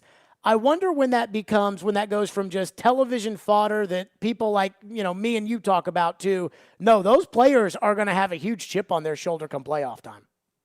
Yeah, and that's the thing about just professional sports, period. And especially when you're at the top of it, you're always looking for additional motivation, right? And you mentioned Man in the Arena. They had that trip planned, the Super Bowl parade planned down Broad Street in Philly, and he showed them that. And you could just tell like that level of excitement going up for those guys. They showed Michael Strahan, and I forget exactly what it was in another episode, but he got riled up and he was like, man, I'm ready to go play now, and I think when you look at this Titans team, they're very well aware of it. They're not putting too much stock in a lot of the talk, but they're aware of it. And I think it does give them a slight edge, a slight chip on their shoulder. But at the end of the day, once the game starts, a lot of that stuff goes away. You just got to go out there and play ball. But it is something that I would imagine that week of preparation leading up to it that is on their mind. So Tom Brady said something in Man in the Arena that I want to touch on next because I think it does affect the Titans now.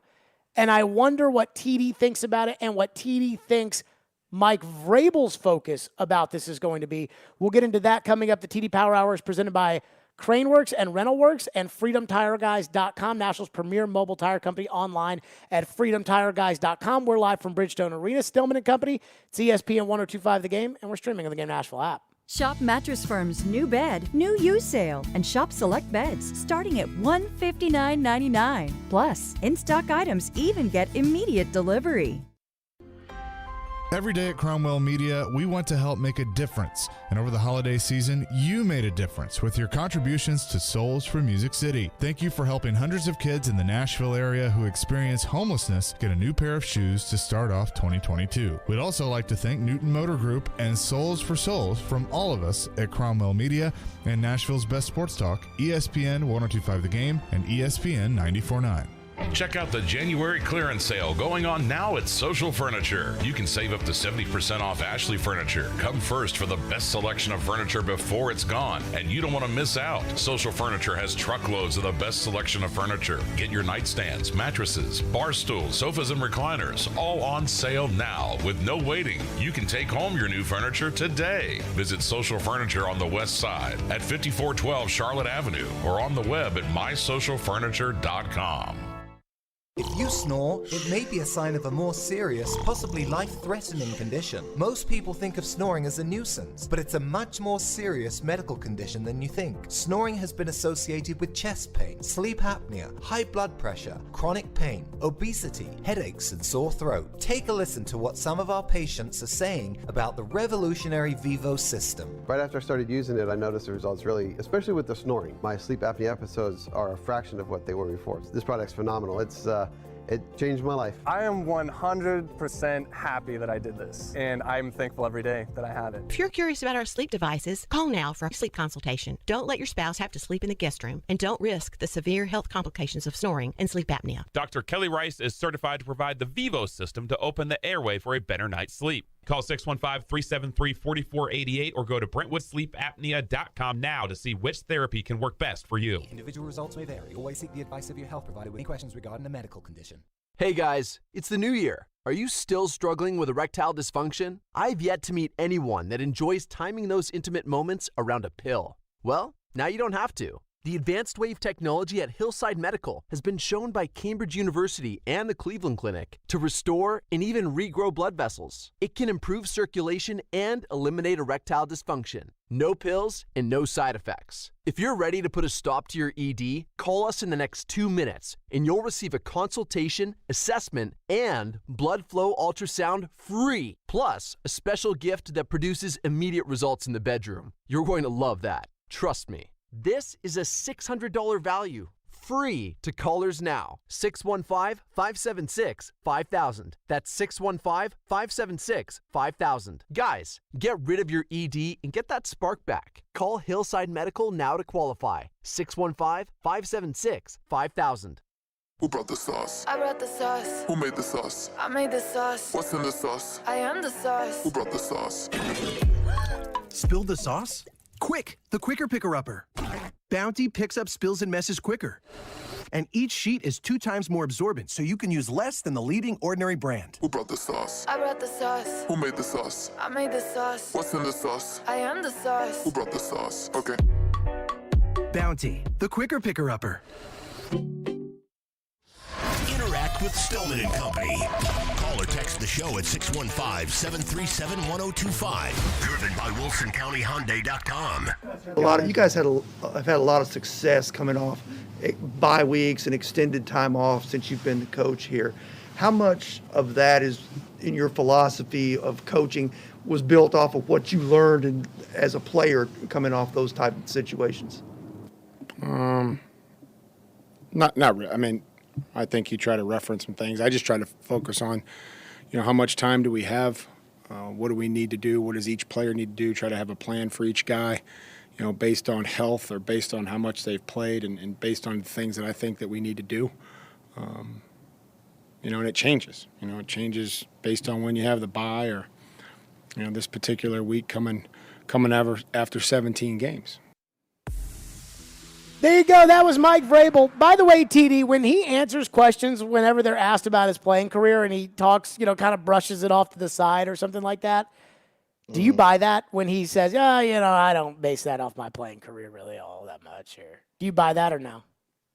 No, I don't buy that. And one of the things that he said in Man in the Arena was we all have benefited in some way from our time in New England, right? So obviously that's something that he's carried forward with him. And you see a lot of similarities as far as how things are conducted.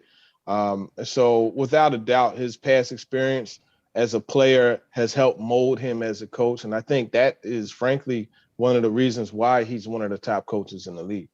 So Tom Brady was talking in Man in the Arena on ESPN Plus about when you get the bye week in the playoffs. Now, this was about the 2019 Super Bowl when they beat the Rams, but this is what he said about the bye week and how important it was in Man in the Arena.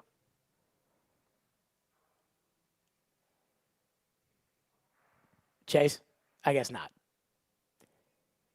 Sorry, hang on. Anywho, so basically, Tom Brady says that what you got to do is it'll humble you. The bye week, you have to be humble. You have to go back to what you're not good at, as opposed to the fact that, when you are, a lot of people like to sit back and say, hey, we're number one. Vrabel's not going to do that. He's going to humble this team. What do you think they're going to work on?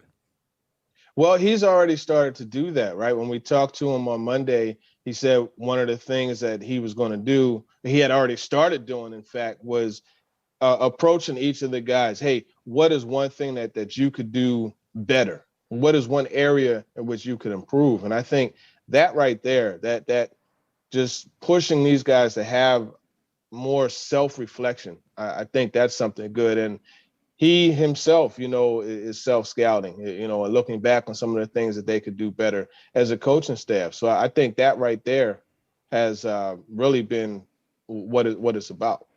I look at it, I think they got to look at little things that they're not doing well, but I have a hard time putting my finger, last year was easy, pass rush. This year, I have a hard time putting my finger on what they're not doing well, because I feel like in one game they lose because they fumbled the football too much against the Steelers. In another game they lose against the Jets because they get beat deep for touchdowns. In another game they lose against the Texans because they have inexperienced receivers out there that aren't on the same page with Tannehill. It's not like there's something I look at with the Titans and I'm like, goal line defense isn't good enough, or red zone scoring is not. Some games it's good, some games it's bad. It was good last game. I have a hard time putting my finger what's not good. Do you feel the same way? Yeah, I mean, there are things that you could look at. They could be more consistent on offense. They could not be as predictable on first and second down. They could be better downfield passing. They could develop ways to get more explosive plays. They can actually, even though they were 4 for 4 against the Texans in the red zone, I believe it was 2 for 3 against the 49ers and 2 for 2 the week before.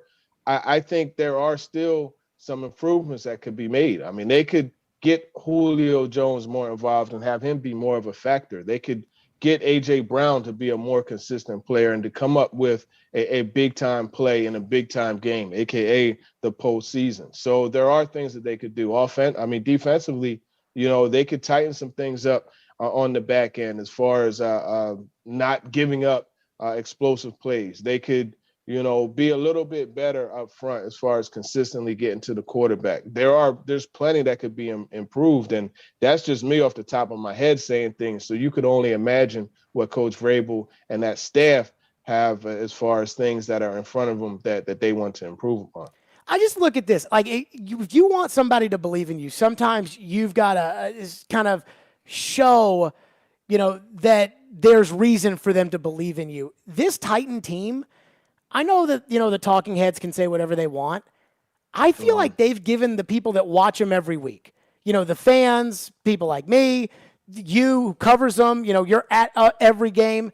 Like, they've given reason to believe that they can compete with all of these teams. And it's weird because, not to say that I like to kind of pull everything apart or, whatever, like to, kind of go in. There are certain things over the course of the season that I haven't loved. But even the offensive line, which we've heard a lot of people talk about, the line isn't this or the line isn't that.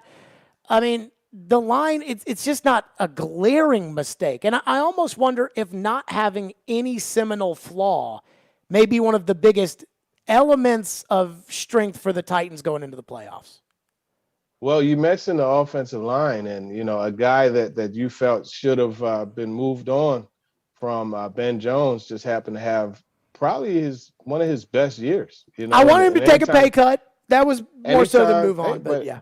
But hey, I felt like, or a lot of people felt like, he was someone that needed to be right where he was and not released, not moved on from. And I mean, anytime you look at a big run that they've had, for the most part, Ben Jones, you see him, getting to the second level and blocking or clearing things out at the line. So I think when you look at this team, there aren't any glaring things that need to be improved upon, like a huge thing that they absolutely can't do. Like you look at the Bills and say, hey, man, you guys cannot run the football. And that's just not going to be fixed in this short amount of time. So when you look at the things like with the Titans, okay, well, you know what? You guys aren't the most explosive playmaking team, but that could be fixed. How? Play action, A.J. Brown getting back to what he does. Derrick Henry getting back into the lineup and being a home run threat. In fact, only he and Saquon Barkley, they're tied for the most scrimmage plays of 40 yards or more since Derrick Henry has come into the league. So that tells you the explosiveness there. So I say all that to say the things that the Titans have to really get together and get fixed are things that can be quickly fixed, whereas you have some other teams, right? The Bengals. And Joe Burrow got sacked more than any other quarterback in the league. You can't just suddenly fix that. You know what I mean? Have you noticed with that, TD, have you noticed no one's talking about Joe Burrow's knee? Like, he got hurt at the end of that Chiefs game. Yeah, but, I don't think anyone's talking about it because I don't think they have concern. And as simple as it may sound, there was a video of him in the locker room after that game dancing. And if there was a true issue with that knee, he would not have been in the locker room dancing. So I don't think there's really much reason for concern. But the bottom line is when you have a guy that is getting sacked more than anyone else in the league, you do have to be concerned about that. But the thing that I love about Joe Burrow is he's one of those quarterbacks where you could just hit him and hit him and hit him and hit him, and he's going to get back every time and do his thing because he's not a scary quarterback. He's not one of those guys that you could hit early and kind of set the tone. And you were talking yesterday about Jimmy Garoppolo, and that's exactly what he is, right? You get to him early, you get some hits on him, he starts seeing that different color jersey and he starts flinching and those type of things. And that's something that Joe Burrow isn't. I figure that everybody the next week, if the Titans play the Bengals, and we'll get into all these teams here in a second, but I figure that everybody in the media around the country will pick the Bengals. I feel like there's something because like everybody that I've talked to, the topic this week is, who do you want the Titans to play? And I'm like, let's take Pittsburgh out of it or whatever.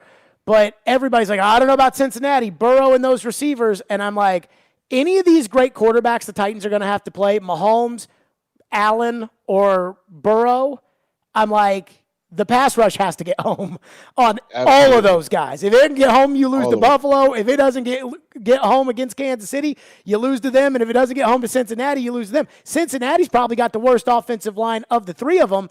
And on top of it, I mean, how did they beat Kansas City? Mahomes, I know I told you about this, but I'm sitting in my seats, and I see Tyreek Hill running wide open in the middle of the field on a play, and I turn my head expecting to see what we all saw at the AFC Championship game, which was Mahomes, step up and fire a rocket, to Hill for a 30-yard gain. Instead, I look at him, and he's kind of looking at the rush in his own offensive line, and he's kind of moving his feet, trying to move around, and I'm like, he has no idea Tyreek Hill's wide open in the middle of the field. And if you can do that to any of these quarterbacks, you can win. And if you don't do it to those three quarterbacks, you're going to lose. We make so much about sacks, right? But so little about what did Dean Pease always say? Affect the quarterback. There's an example of affecting the quarterback. So no, it wasn't a sack, but it saved a touchdown. So I think that's something to look at. And you're right about the Bengals. And in fact, I've said multiple times that I think they match up well against Cincinnati. So, yeah, 100%. And that's not to say I'm not buying into what the Bengals are doing. I just think the styles make fights, and I think this is the fight that would favor the Titans. Plus, I don't care too much about playoff experience, but it just feels like this is like a new league for Cincinnati. Not Joe. You brought up Burrow. He's cool, calm, and collected, and you could put him in the Super Bowl and he'd be fine. But for Zach Taylor, and I wonder if Cincinnati is ready for that level. But speaking of these teams, TD, we'll get into kind of the games this weekend, the ones in the AFC. What do we think about matchups for the Titans? We'll get TD's thoughts on all of those, and we will do that next right here. We're live at Bridgestone Arena, Stillman & Company. We are delivered by TriStar Moving. The TD Power Hour is presented by Craneworks and RentalWorks and FreedomTireGuys.com. Stillman & Company, it's ESPN 102.5 The Game. Hi, I'm Yussi Saros. And this is Smashville. Now here's a try off to the side. What a stop made by Yussi Saros there. You're listening to the flagship of the Nashville Predators radio network, ESPN 102.5 The Game.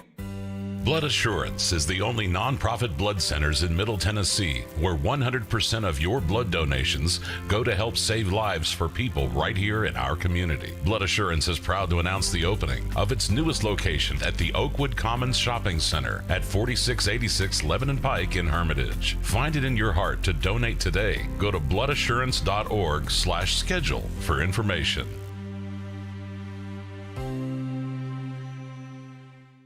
The Eagles Hotel California Tour. Welcome to the Hotel California. Live in concert with a full orchestra.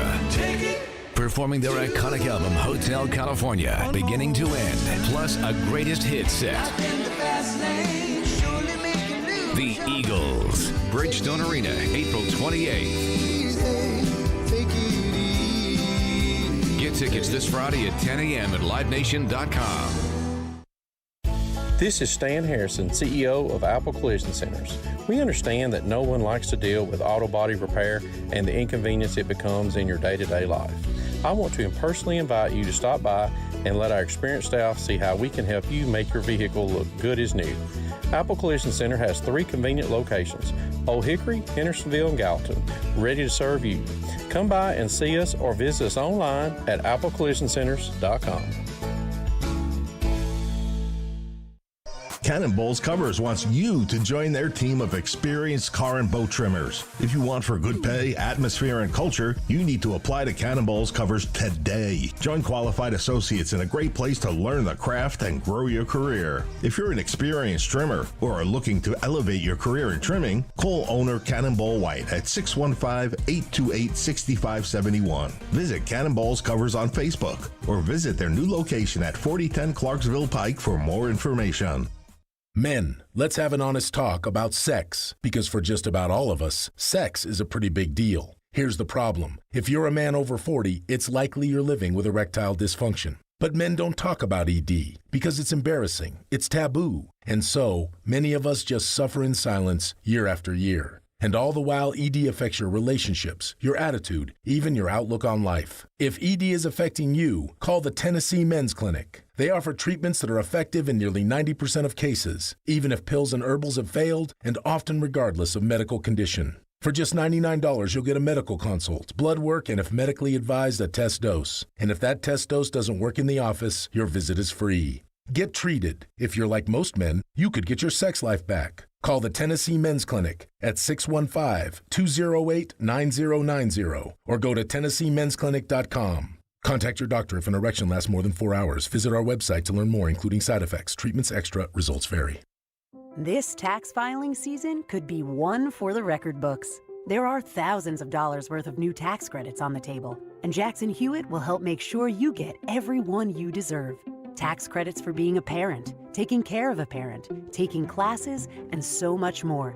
Don't leave thousands on the table. Jackson Hewitt will make sure you get credit for all you do and get your biggest refund guaranteed.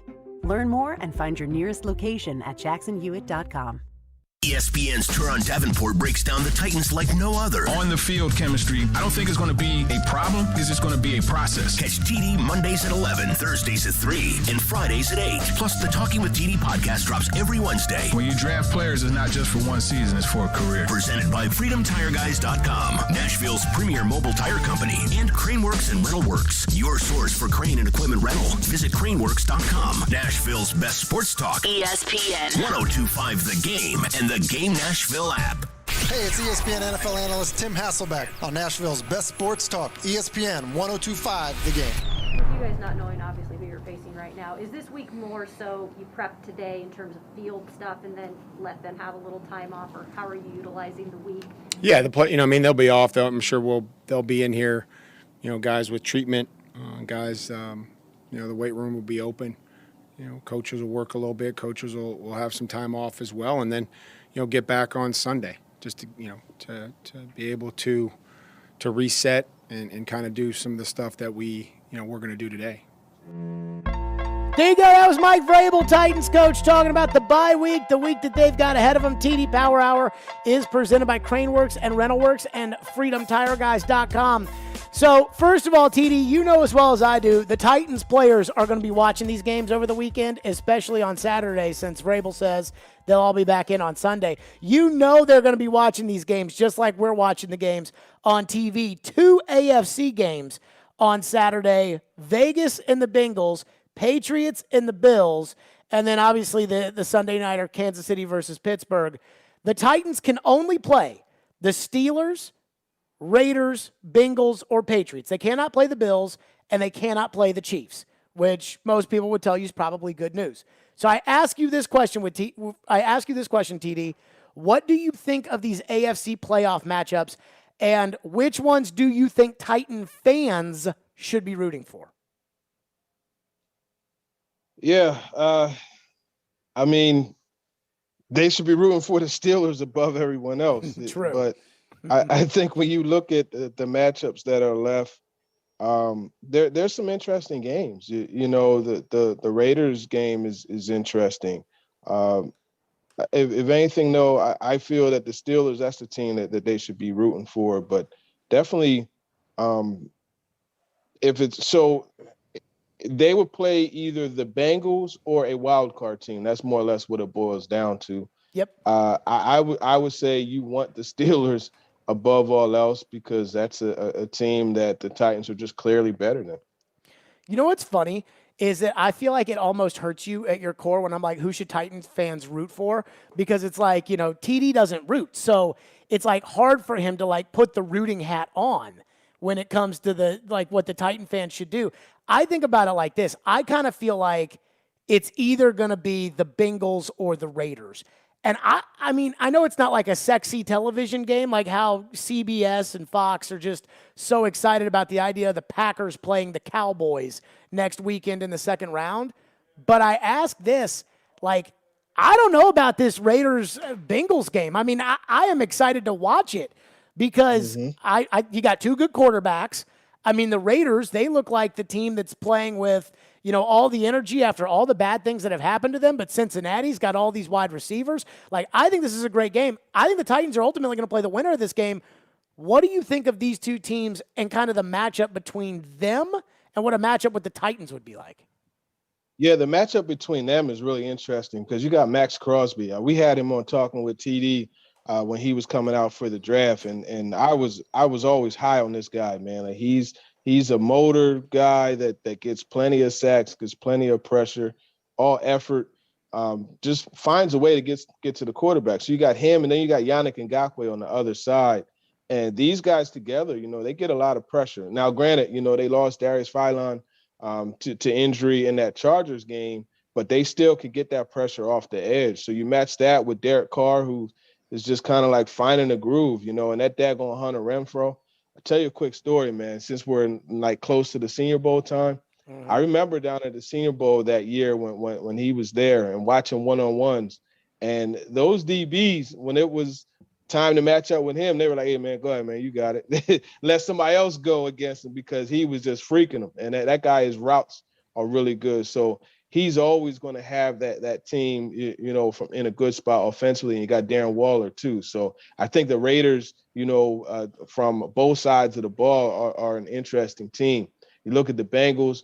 I mean, we don't really have to say much about their offense. We know what that is. You got Trey Hendrickson on defense that's pretty good. But I think the Titans match up well against them. And I like A.J. Brown and Julio Jones against them. I like Derrick Henry, Deontay Foreman, McNichols, and Dontrell Hilliard offensively going against them. So I think that's a good matchup there for the Titans. If I had to pick the team that I would rather see them play, it would, out of those two, it would be the Bengals, because I think the Raiders, they're pretty close to a complete team as far as what they could do, on offense and defense. What do you think about the Patriots? They go up against Buffalo. Buffalo smoked them a couple weeks ago. They beat Buffalo in that weird weather game. There might be some bad weather on Saturday when these two teams play. I mean, Belichick's greatest coach of all time, but it looks like Mac Jones, to me, has probably hit a little bit of a rookie wall. We saw him play the Titans, but the Titans were in total disarray a couple months ago when they played. What do you think about a possible New England matchup? Yeah, I think that would bode well for the Titans. I just want to see how them at full power going against the Patriots would be. And really, going against the Patriots offense, it's really about shutting down the run. That's what they work to do, run the football. And I think if the Titans could shut that down and force Mac Jones to have to make a couple plays, I think they could get turnovers there. That's a favorable matchup, in my opinion. I think the bigger thing about the Patriots right now that nobody's talking about is Jonnu Smith was paid all that money. And I was looking at a show in Boston, and they were kind of grading the offseason additions. And they gave like Ngakoue an A, and Hunter Henry an A-, and Kendrick Bourne a B+, and Nelson Aguilar a B, and they gave Jonnu Smith an F. And I was thinking about the fact that other than Jonnu's wallet, Jonnu going from the Titans to the Patriots has been bad for everybody involved. It's been bad for Jonnu. It's been bad for the Patriots. It's been bad for the Titans. It's been bad for Tannehill. It's been bad for Jonnu himself catching the football. I mean, TD, help me out here, because I think Jonnu Smith's a pretty good player. Yeah, for whatever reason, things aren't going right. I know initially he had some drop issues. And they started going to Hunter Henry a lot more.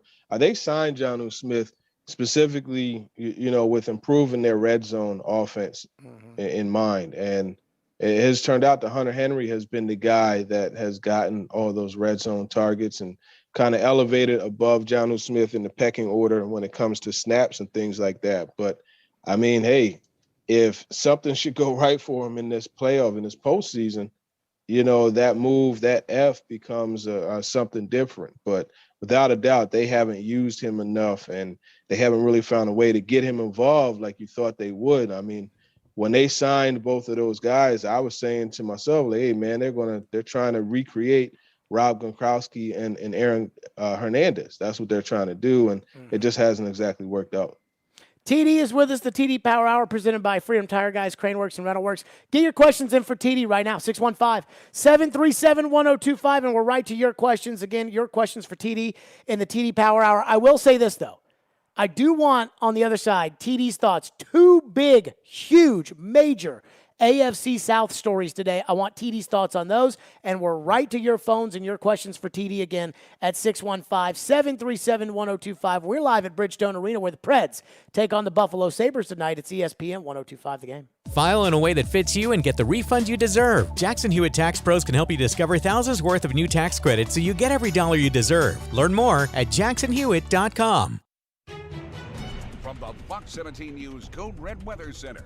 I'm Fox 17 Code Red meteorologist Greg Bobis. Today starting off mainly cloudy. Temperatures climbing into the low 50s for the afternoon. Chance for a passing shower or two late morning into the afternoon hours. Most of us will stay on the dry side, and then we'll continue into tonight with lows in the 30s. This weather report brought to you by Hiller Plumbing, Heating, Cooling, and Electrical. Call the Happy Face Truck today.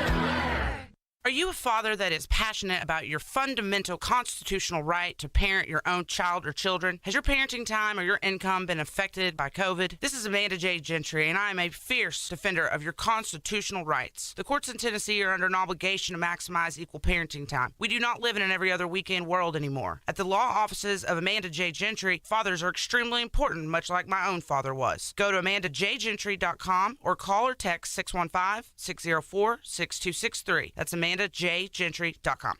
Hi, I'm Emmitt Smith, Pro Football Hall of Famer and three-time champion. Pro Football's all-time leading rusher Emmitt Smith talks about joint pain. Trust me, I know about joint pain. Sure, I made it look easy, but if my body could speak, it would say, I'm in pain. Are you living with chronic joint pain? Knees, hips, lower back, shoulders? Don't just assume the old treatments are the only treatments. I've gone under the knife to get rid of pain, but now there are options, and you need to check them out. Emmitt's talking about QC Kinetics, exciting new natural biologic therapies that can repair and restore damaged tissue in your joints. New options now available here. You can encourage your body to actually heal itself with the help of QC Kinetics. Real relief with no surgery, no drugs, no downtime. Call the local medical professionals at QC Kinetics for regenerative restorative treatments with lasting relief. But now, you and I, we have help. QC Kinetics. Call QC Kinetics, 615-249-4024. That's 615-249-4024. QC Kinetics, 249-4024. Lift it, load it, grade it, grind it, move it, haul it, rig it, dig it, Crane Works, Rental Works, yeah! The big dog's got it. Crane Works is ready to help lift Nashville. As the Southeast's most trusted name in crane and equipment rental for over 30 years, Crane Works offers certified operators to make sure the job is done right. Rental Works has a diverse fleet of equipment to assist in any project, big or small. From forklifts to carry deck cranes, they have it all. When it's time for your next lift, machinery moving, or rigging project, call Crane Works. Visit craneworks.com. Hey, Carrie, we need that tax report by tomorrow. Hey, Bobby, get me that expenses. For Hari's accounting firm, client growth is exponential. We're a couple of accountants short. He needs whip-smart accountants at whiplash speed. Hey, so why aren't these receivables matching up? Indeed can help him hire great people fast. I need Indeed. Indeed you do. Instant Match instantly connects you with quality candidates whose resumes on Indeed match your sponsored job description. Visit Indeed.com/credit and get $75 towards your first sponsored job. Terms and conditions apply. Darren McFarland. He's cool. He's got a personality, and they make fun of him. Willie Donick. Would this be a fun guy to come to work and hang around with all day? Chase McCabe. They're just like, hey, we need you to play yourself. Darren, Donick, and Chase have you covered weekdays from 10 to 2. Presented by Curacion CBD on Nashville's best sports talk. ESPN 1025 The Game and the Game Nashville app. Stillman and Company is on. Delivered by TriStar Moving. Stillman and Company is delivered by TriStar Moving. Teron Davenport is with us. The TD Power Hour is presented by Freedom Tire Guys and Crane Works and Rental Works. So we do always have this last segment, questions for TD, but I want TD's thoughts on the first two big AFC South storylines.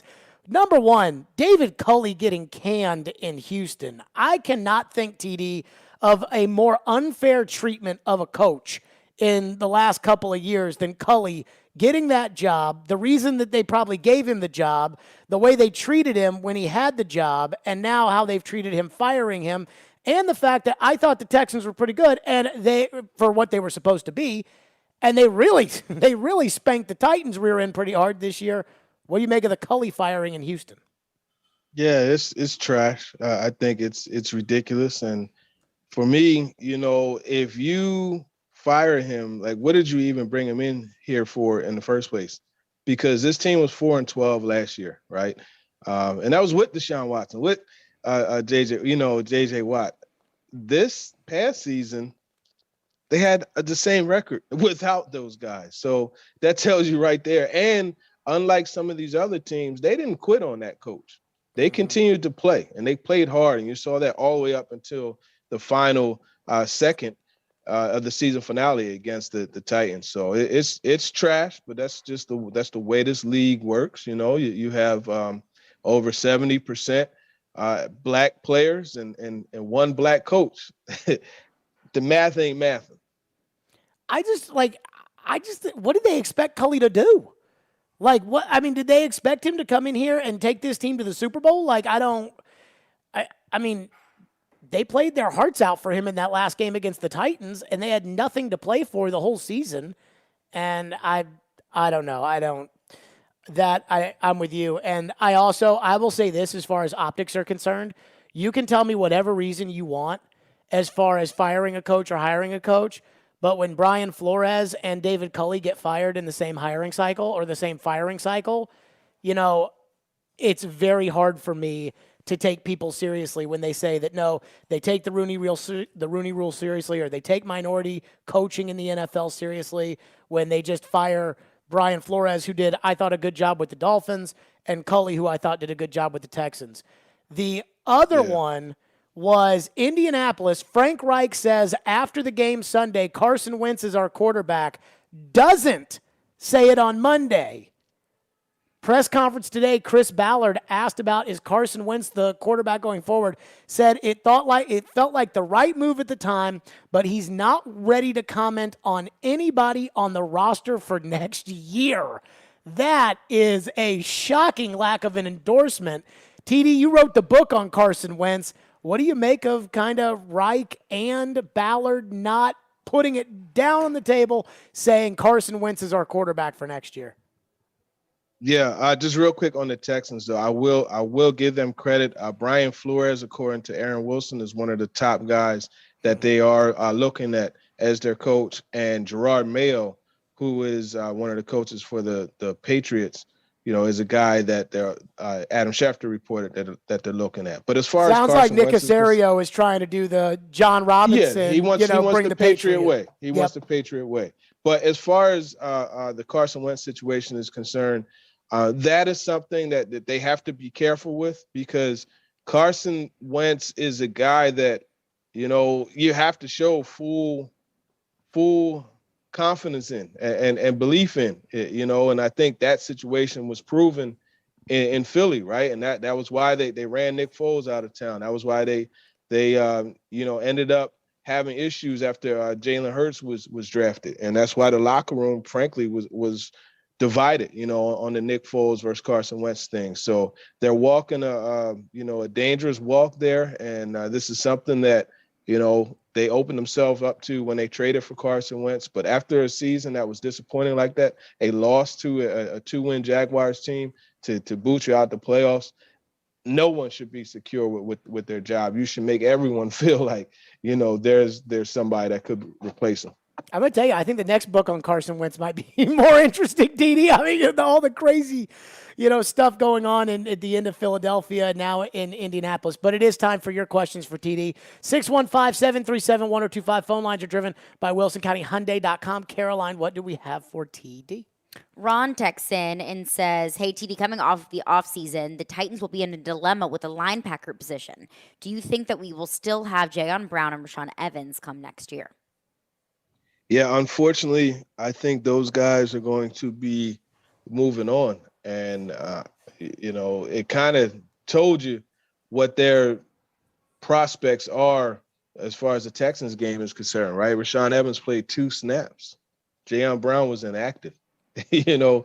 And when I say 2 snaps, I'm talking about 2 defensive snaps. He played, I think it was 5 special team snaps. But that tells you all you need to know about what they think of the inside linebacker group. I think the thing, too, that's crazy is Cunningham's got a $10 million salary for next year. They're not going to take a $10 million cap hit on that, but what they could do is they could turn that into a bonus and then spread it out over the contract years. And that would give Zach Cunningham a very manageable cap number for next year, which is probably what they thought about. Hey, let's bring him in, audition him out, make sure he's still a good dude, still a good player, and then spread the money out over the years. That sounds probably the route they would probably go. Ryan in Nashville texts in and asks TD, do you expect Elijah Molden and Buster Screen to both be healthy enough to play in the playoff game? From what I could tell, it didn't look too serious of an injury.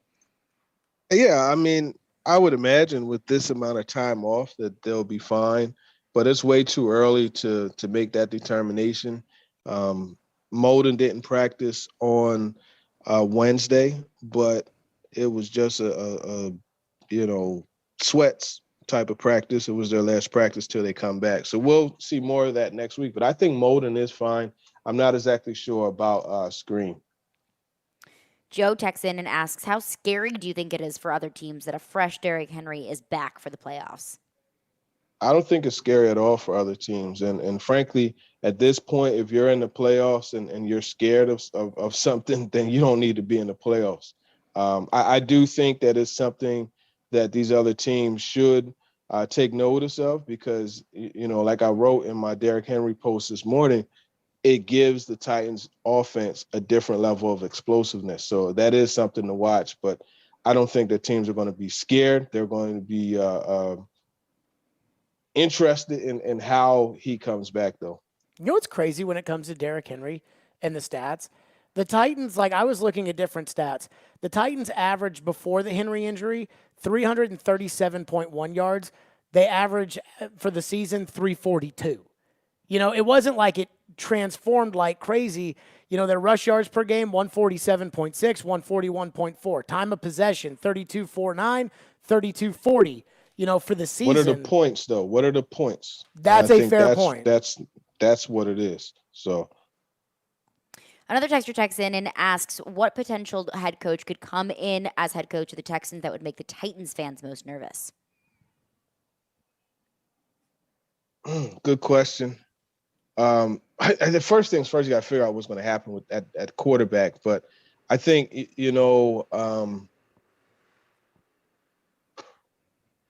I don't really think there are coaches that could come in and make Titans fans nervous, frankly. I don't. Just at this point, with what they have at quarterback, I don't think Titans fans have any reason to be nervous about that team right now, honestly. I'd say Mayo, and here's why I'd say Mayo. And again, I don't know Mayo, and when you're doing it, it's easy to say hire that guy, but you haven't interviewed the guy or anything like that. It looks like these Patriot coaches go other places, and they really struggle. Vrabel, I think, brings, and TD, because you saw the Man in the Arena series, I feel like Vrabel brings a lot of the good things that he took from New England with him, but isn't trying to be Belichick. And I think because Mayo was a player too, that may be, it's like, I feel like Mayo should definitely get a shot, especially because Vrabel might be one of the better coaches in the league. Let's stop it. I understand what you're saying, but the question was, is there a coach that should cause Titans fans to be concerned if he were to take over the Texans? And the answer is not Gerard Mayo.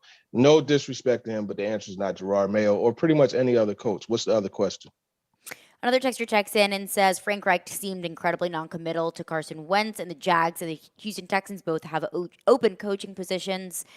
Does that make you feel confident that the Titans could run the AFC South in the next coming years? I think they'll definitely be a factor, as long as you have this nucleus here. But it's really going to depend on how they get through some of these guys that they have to figure out, what they're going to do with. Harold Landry's going to demand a lot of money. Command a lot of money because of what he was able to do, and Jared had touched on Zach Cunningham and his situation, right? And you got other guys, Jeffrey Simmons, you have that option that's going to be picked up. And, there's a lot that they have to look at doing. But I think when you look at the core of this team, they are in a good place. And the questions at quarterback for the Colts, definitely make it more likely for this Titans team to, be the team to beat, in the coming years. But as you've seen in the past, things could turn around really quickly. I think if Jacksonville gets it figured out and Trevor, blooms in that second year is always big, that could be kind of something to watch. Good point. Excellent point. Another texter texts in and asks, what would be the most likely upset in the AFC playoffs this weekend? Pittsburgh. Most likely upset? The most likely. Are you Well, crazy? I say this: the as far as road team beating home team, the most likely situation there, I guess the Patriots beating the Bills, I think, is the most likely upset. I'm sure the Bills are favored. That would be the one for me. A, it's a division game, and B, it's Patriots Bills, and that's a matchup that the Patriots have typically been able to handle pretty well. I look at this one and I'm like, I know the Bengals are favored, but TD and I were talking about in the last segment, I think that's going to be a really interesting playoff game to watch. You never know if it's going to be you never know if it's going to be a great game because a guy could fumble and then it gets out of hand. But I could see the Raiders winning. I could see the Bengals winning. I could, that one I think is, you got the hot team in the Raiders and you got the hot hand in Joe Burrow. And I think that's going to be incredibly exciting. TD, next week, it will all be about the divisional round of the playoffs for the Titans. I know you are going to be glued to your television this weekend with the playoffs, as always. The bye-week edition of Talking with TD, the playoff bye-week edition of Talking with TD, I assume has already dropped. And what do we look forward to on Talking with TD this week?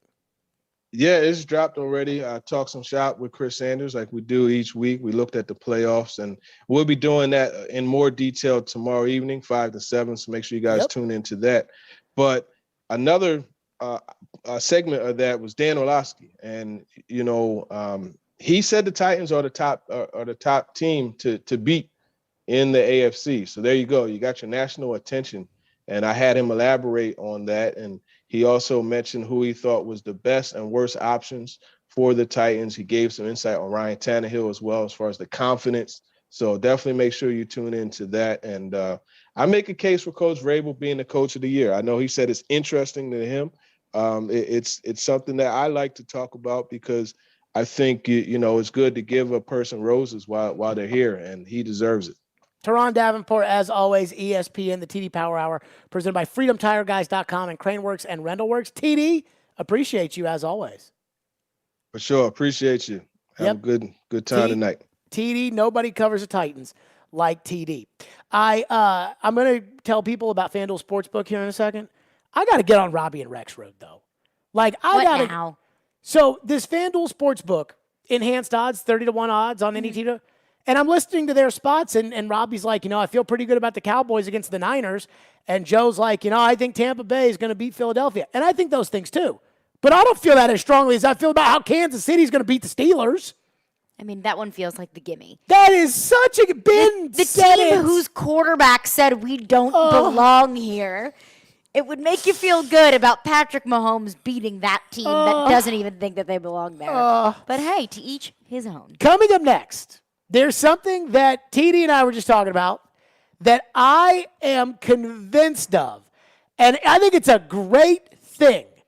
But I think Titan fans think it's a bad thing. We'll get to that coming up next. FanDuel Sportsbook. It's my official sportsbook app. And as I told you, they've got great odds for Wild Card Weekend. FanDuel Sportsbook is hooking up new customers with 30-1 enhanced odds, which means that you can bet $5 and win $150 on any team to win any wild card game. I just told you, you got to pick the Chiefs because the Steelers stink. And I can't believe that our other shows are telling you to pick other games. You got to pick that one. Chiefs to get $150 on a $5 bet.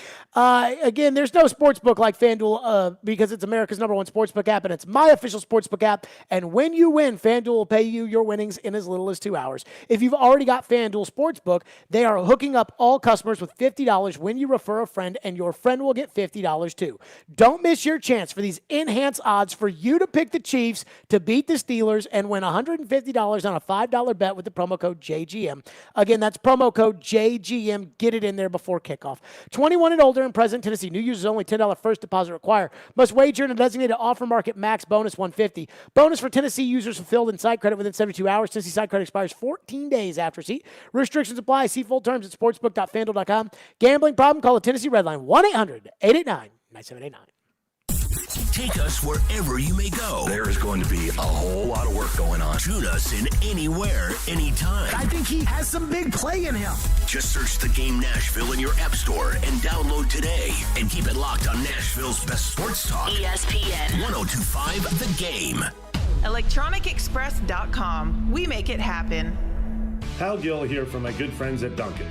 I grew up with Dunkin' in Boston, and I'm so happy that Nashville has my favorite coffee. Stop by the newest next-gen Dunkin' location at 500 Cool Springs Boulevard today. Heads up for a fun grand opening celebration coming on January 21st with all kinds of giveaways. Try the new omelet bites with bacon and cheddar or brown sugar cookie cold brew. Either way, go get your dunks. The Metal Tour of the Year. Megadeth, Lamb of God, with special guests, Trivium and In Flames. Friday, May 6th, Bridgestone Arena. 4 of metal's biggest artists share the stage for one epic night. This is a buck-up. On sale this Friday, 10 a.m. Buy tickets at livenation.com. Megadeth, Lamb of God, with special guests, Trivium and In Flames. Wow, I've got a whole 5 minutes before my next call. What should I do? Grab a snack? Nah. Text with mom? That's more than a 5-minute proposition. I have been looking at getting a new bank account. Is that even possible? Can't believe you have extra time? You won't believe what you can do with it. Open a Regions checking account online in as little as 5 minutes. Then enjoy award-winning service and banking tools and tech that help you live in the moment. Learn more at regions.com/live-in-the-moment. Regions Bank, member FDIC. Cutting the price of your wireless bill feels good. Really good. Actually, it feels great. You should try it out. So cut your bill by switching to Straight Talk Wireless. Now offering our $45 Silver Unlimited plan with 5 gigabytes of hotspot and nationwide 5G on America's largest, most dependable networks. The $45 Silver Unlimited plan from Straight Talk. Straight Talk Wireless. No contract, no compromise. A month equals 30 days. See terms and conditions at straighttalk.com. 5G capable device required. Actual availability, coverage, and speed may vary. From the Hillside Medical Game Studios, WPRT-FM Pegram, WPUC HD2 Laverne, with Stillman and Company. Surprise, surprise! I write down what was good, what was bad. Afternoons from 2 to 6. On ESPN 1025 The Game and the Game Nashville app. A Cromwell Media Station. Live from the Game Nashville studios, it's Stillman and Company. Delivered by TriStar Moving. TriStar Movers with 5-star service. With Jared Stillman on Nashville's best sports talk. ESPN 1025 The Game and the Game Nashville app. Stillman and Company, delivered by TriStar Moving, ESPN 1025 The Game, streaming live on Twitter, Twitch, YouTube, and now Facebook Live. Thanks to the law offices of Amanda Gentry, we are live today at Bridgestone Arena. Preds and Buffalo Sabres, presented as always by the Hermitage Design Center, the professional source for lighting, hardware, appliance, custom kitchens, and baths on the web at gohermitage.com. So TD was talking about how now that he's on a bye week, pretty much, he's been binge watching Man in the Arena, the Tom Brady series on ESPN+. And it's funny because I'm addicted to the Man in the Arena. I mean, when it was over, this week was the last week. I watched it. And when it was over, like, I was sad. I was sad when it was over. Is that going to replace your binge watching of The Last Dance over and over again? Yeah, I'm done with The Last Dance. I haven't watched The Last Dance in like 3 months. I am all Man in the Arena. And, I mean, I was sad when it was over. So I understand what I'm about to say some people don't like, because I've told some of my friends, I'm like, hey, have you watched this Man in the Arena series, this Tom Brady documentary or docu-series or something else? And they're like, no, I'm not interested in watching Tom Brady. I don't care about Brady. I don't, they get mad about it. And Mike Vrabel was asked a question in his press conference yesterday about how Brady would talk about the bye week and kind of, his thoughts on that. And I saw somebody comment on the little Twitter stream at the Titans that was like, why would we care what Tom Brady says? He doesn't care about our team. He's not, And I'm like, you know what? It hit me when I saw that Titan fans, or I shouldn't say all Titan fans.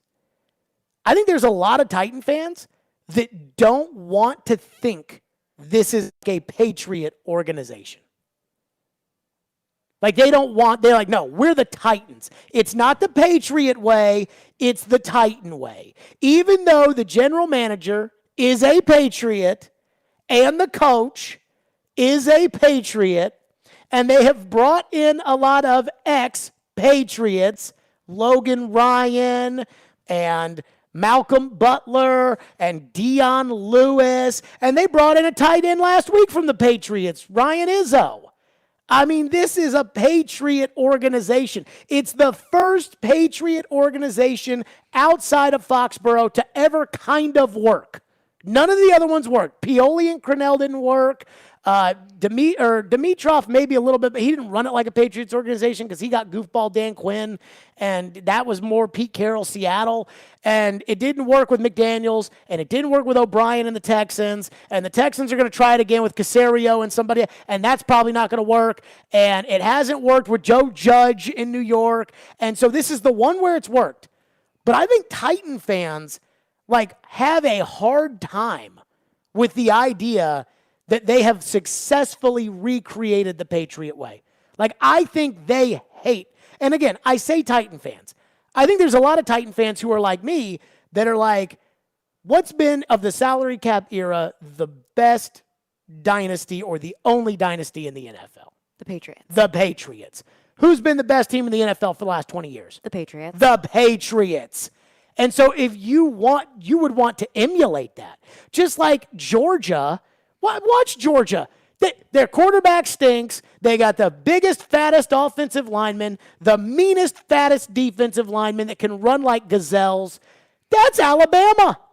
That's what that is. You see the running backs they were handing the ball to in the national championship game? Those guys are 235 pounds. That's Alabama. They're thick. They went and got the coach from Alabama to come in there and bring the Alabama way. And it hasn't worked at other places, like it didn't work with Jeremy Pruitt in Knoxville. But it's worked in Georgia to go do the Alabama thing. Go recruit the best players. Go have the biggest offensive lines, the biggest defensive lines. It's not necessarily groundbreaking. Go get the best players and get big offensive and defensive linemen. Nobody else can do it in the SEC. Well, Alabama just does it best. Will Muschamp's tried. Will Muschamp's the Alabama guy, Saban guy. He's tried. All these Saban coaches, they try too. Everybody wants Saban. Jimbo. Sarkisian's going to Texas. Now, again, the offensive guys probably do it a little different. I don't see Lane Kiffin going out and getting the fattest offensive lineman for the way that he plays. Mm-hmm. But, again, the Patriot way, we talk about it. We talk about the Patriot way all the time. And yet I think there's a lot of Titan fans that almost get offended when they hear me talk about, it just glowing terms. I watched this Man in the Arena documentary. And every time I hear them talk about what made the Patriots tick, I just get just in my heart, just a little Patriot, just right in my heart, it's so nice to hear Vrabel on the documentary talking about how he used to push his teammates. Oh, I love it. And I love the idea of thinking about the Titans having the Patriot way. Now, you'll never be the Patriots for the Titans are not going to have a 10-year run where they win 4 Super Bowls because they don't have Tom Brady. Mm-hmm. Now, they could have had Tom Brady.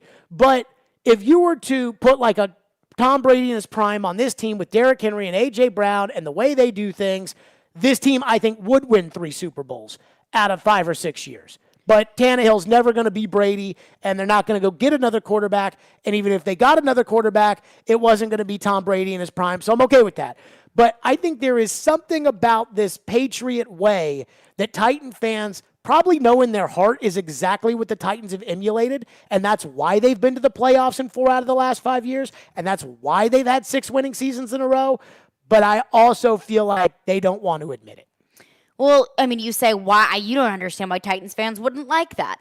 Well, first and foremost, you love the Patriots probably more than any other Titans fan out there. I do love. Well, I covered the Patriots for a year, and I got a lot of respect for them after that. I went to Louisville. Deion Branch went to Louisville. He and I are friends. Floyd spent time in New England. Right. So, I mean, again, first of all, I covered the Patriots. I fell in love with Brady. So, yes, and then I got to know Deion and so Floyd. You would think that it's an honor that a team that you were a fan of would emulate another team that you admire. But I would also say that if I was 15 years old and you said, Jared, the Titans can be like any team, I'd be Patriots. And I'll ask you this question. A lot of people on Twitter and the text line say, oh, Jared's just like Colin Cowherd. Do you like that? Colin Cowherd makes $6.5 million a year. But I don't think you like that. That people say that I'm like Colin Cowherd? Yes. I mean, I actually take that as a really strong compliment. Like I know that. So I went on a Boston station before the Titans played the Patriots. Wow. And the two people that I'd say, I did a podcast with Braden Gall last week, and they're kind of talking about how I do radio or whatever. And I said that I probably emulate my style off of two different people. There's Michael Felger in Boston, and then there's Colin Cowherd. And I was on in Boston, and we were talking about the Titans, and I was talking about how Tannehill, and this was when Tannehill was really stinking it up. And I was talking about how Tannehill was stinking it up and how the Titans had no chance to win against the Patriots. And one of the hosts says to the other host who I'm buddies with, and he goes, he doesn't seem like a homer. He doesn't have to go on the air and say, our Titans. And he's like, no, he's kind of like the Felger down there. He's gotten into it with Vrabel a couple of times. Like, it's pretty funny.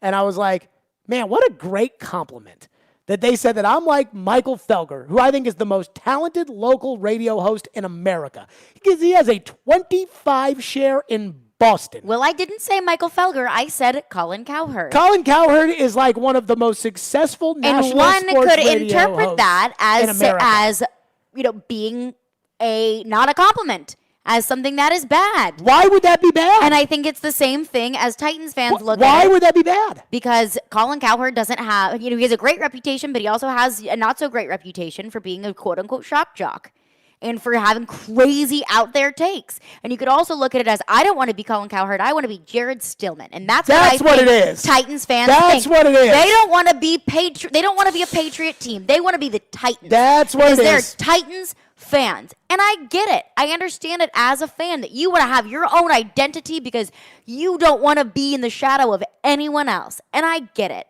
But also, if you can step away from it and you don't look at it through the lens of being a fan, you can look at it like you mimic a team that has found so much success in the past few years. But when you're a fan, you want to be the Titans. And you want to do things the Titans way. And I get it. But you ultimately will. Like, this is the thing that I always tell people, is ultimately, like, whenever people talk about radio, using this as the example that I know, remember, like, when you first started here, you had no talk radio experience. Correct. Which I actually liked, because I didn't want someone that was going to come in here and be like, well, when I was in D.C., what we did was, I don't care. Like, we do things a certain way around here. But I've always told you, have I not? Find a radio show that you think is a really good show, and then you have to try to emulate that show, knowing that you won't be that show. I talked about Felger in Boston. That show is the highest rated afternoon show. I think it's probably the highest rated sports show in America. I mean, it is incredibly popular. And those guys are different than me and Floyd. But that was kind of what we wanted to emulate. But it's different because Floyd was an expert. They're loudmouths. Floyd was an expert. So it kind of was, okay, let's try to be like this, but then it's got to fit our own style. And that's probably why the Vrabel thing has worked, unlike all the other Patriot situations, because Vrabel is a former player. So he's like, I'm gonna do things the Bill way, but it's also gonna fit to my style, and I know what the players need, and I know what the players want, as opposed to all these other guys that are just trying to be Belichick. But I don't think there's any doubt that the Titans are the Patriots of the South, and they are the first team in the NFL in 20 years to actually be able to emulate the Patriots, and that I think it's a good thing, and I think it should be celebrated, and I think Titan fans hate it. Let me ask you this question. Why do you think that? Why do I think they hate it? No, why do you think that the Titans are the, quote, Patriots of the South? Because what are the Patriots? Tom Brady talked about it in this Last Man in the Arena. When we went out on the field, they knew that a Bill Belichick coach team was going to be, above all else, disciplined. What have we seen from the Titans so far this season? Titans don't get a lot of penalties. Well, they really haven't. Like Vrabel, penalties, turnovers. If I would look at, turnovers, yes. I would look up the penalty thing. I think they may be towards the lowest in the league. Traditionally, under Vrabel, they have been towards the bottom of the league in penalties. Then I'll look at turnovers. Now, that's certainly a part of it that drives me insane. But every time you talk about the turnovers, it goes right back to the quarterback. And then the second you talk about the quarterback, everybody gets, all worked up and like, oh, no, it's not his fault. Well, then what is it? Well, you're not going to be the Patriots because Tannehill ain't Brady. Okay, but what is it that makes you think that the Titans are the Patriots of the South? Oh my God, it's everything. Then what is it? It's the way they talk to the media. It's the way they on the field. It's the wording on the wall. When I got a COVID test, I went in to get a COVID test inside the facility. And you walk in a little side door, and there is like a writing on the wall, and I can't remember what it was. But it was something about, remember when you leave, what happens in here stays in here. It's something along those lines. And I remember Floyd telling me that there are words on the walls in Foxborough that every player reads on their way out the door. And I go, what are they? He's like, I'm not going to tell you. Or another story. When Mike Mularkey was the coach, Terry Rubisky was at the combine. He came by. We were talking to Rubisky for a second. And Rubisky was like, and so we were like, Terry, come on the show. And Terry was like, oh, yeah, you got to talk to PR about that. I can't, whatever. So Floyd texts PR. He's like, hey, we want to have Terry on. What? And PR said back, they're like, yeah, coach, they really only want coach doing all the talking right now. They don't want. And Floyd just starts cackling like that old Floyd, that And I was like, what? And he goes, just like New England. And so maybe it's little things like that you all don't see that I see. Mm-hmm. Or things that I hear from Vrabel, or that I saw in the Man in the Arena series, or the way that Belichick, would address something, and the way Vrabel addresses things, that I see it that way. But, I don't think there's any doubt this is a Patriot team. Let's get the reaction on this next. 615-737-1025 is our phone number. And it should be celebrated that they are positively replicating the Patriots. We'll get your thoughts on it next. 615-737-1025, Stillman Company.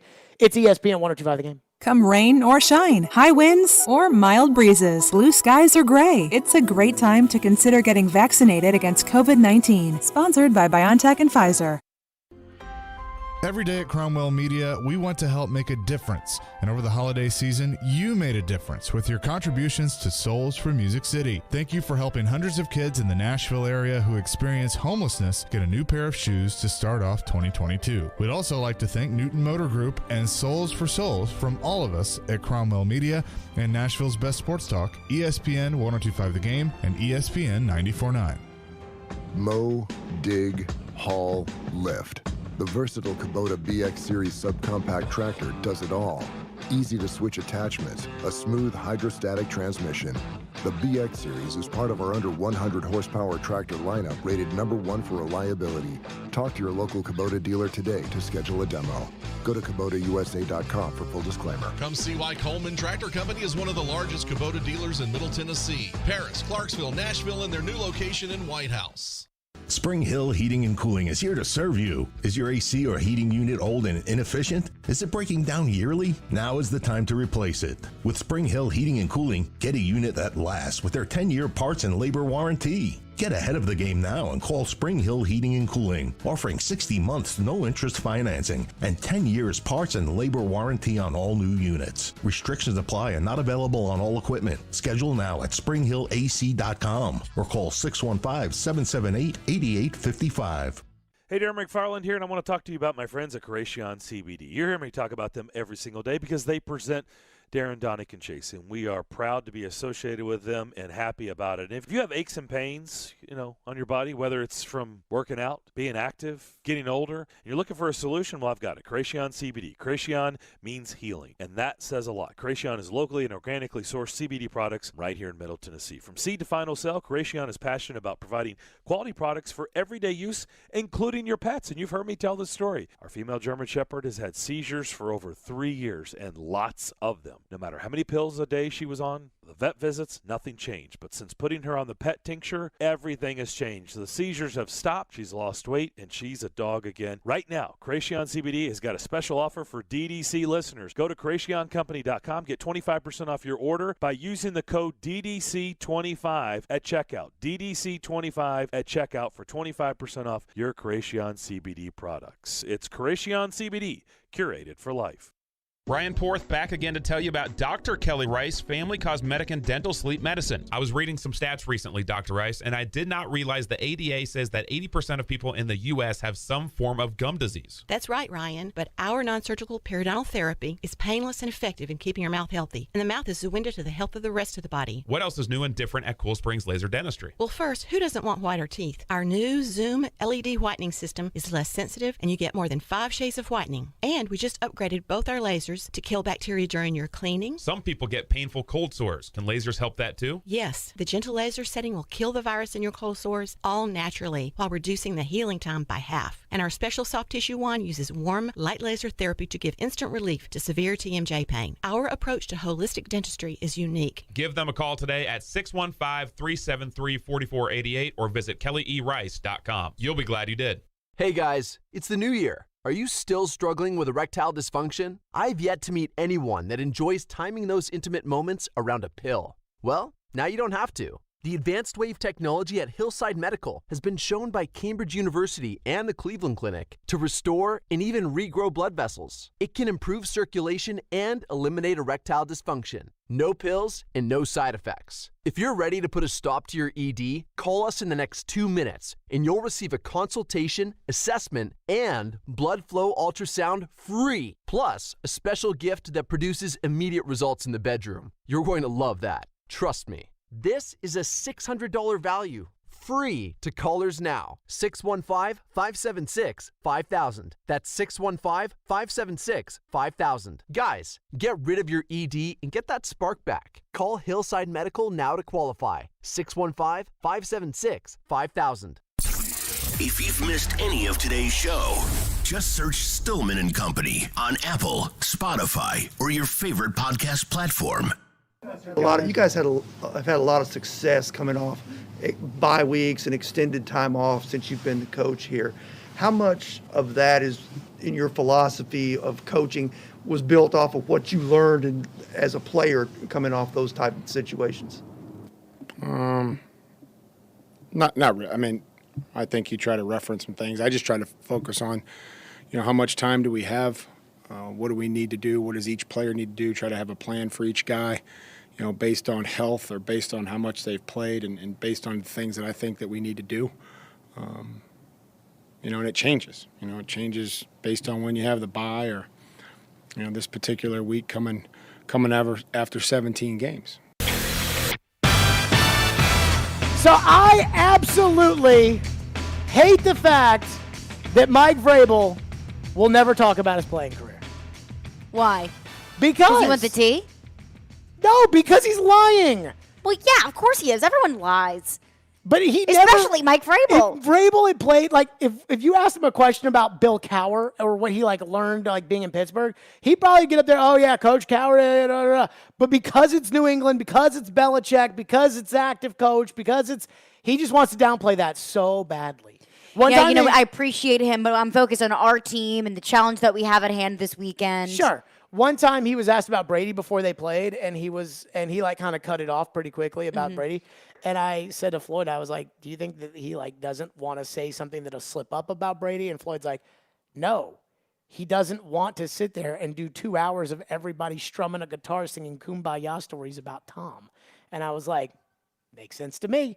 So, again, I think the Titans are completely emulating the Patriot way. It has worked successfully. It is like the Diet Patriot way because Tannehill's the quarterback. But other than that, I think this is so much like a Patriot team. And I think Titan fans don't like it. So I said we'd get to your phones. So we got phones. Phone lines driven by WilsonCountyHyundai.com. What's there? Sean texts in and says, I'm not sure if recreation is the right term, but a successful deviation seems more like it. I don't hate that the Titans are like the Patriots as long as the team wins. Is there any team that has ever completely gone and recreated something else again? Like Shannon Terry, for example, founded Rivals, right? Yes. And so I think he founded it like the late 90s. So he starts Rivals. Well, he sells Rivals. I forget who he sold it to. Yahoo, I think. He sells that off to Yahoo and makes millions and millions of dollars. So then he starts 24/7 Sports. He just does the same thing that they did at Rivals at 24/7, and then he sells that off to CBS. It's pretty smart. It's brilliant. You can do that there. But you can't go and try to be exactly like somebody else in sports because, again, you don't have Tom Brady. You work with different talent. You work with different coaches. So, but the general philosophy, I believe, is the same. And I just think that, like, Vrabel handles the press very similarly to Belichick. Vrabel just has better social skills.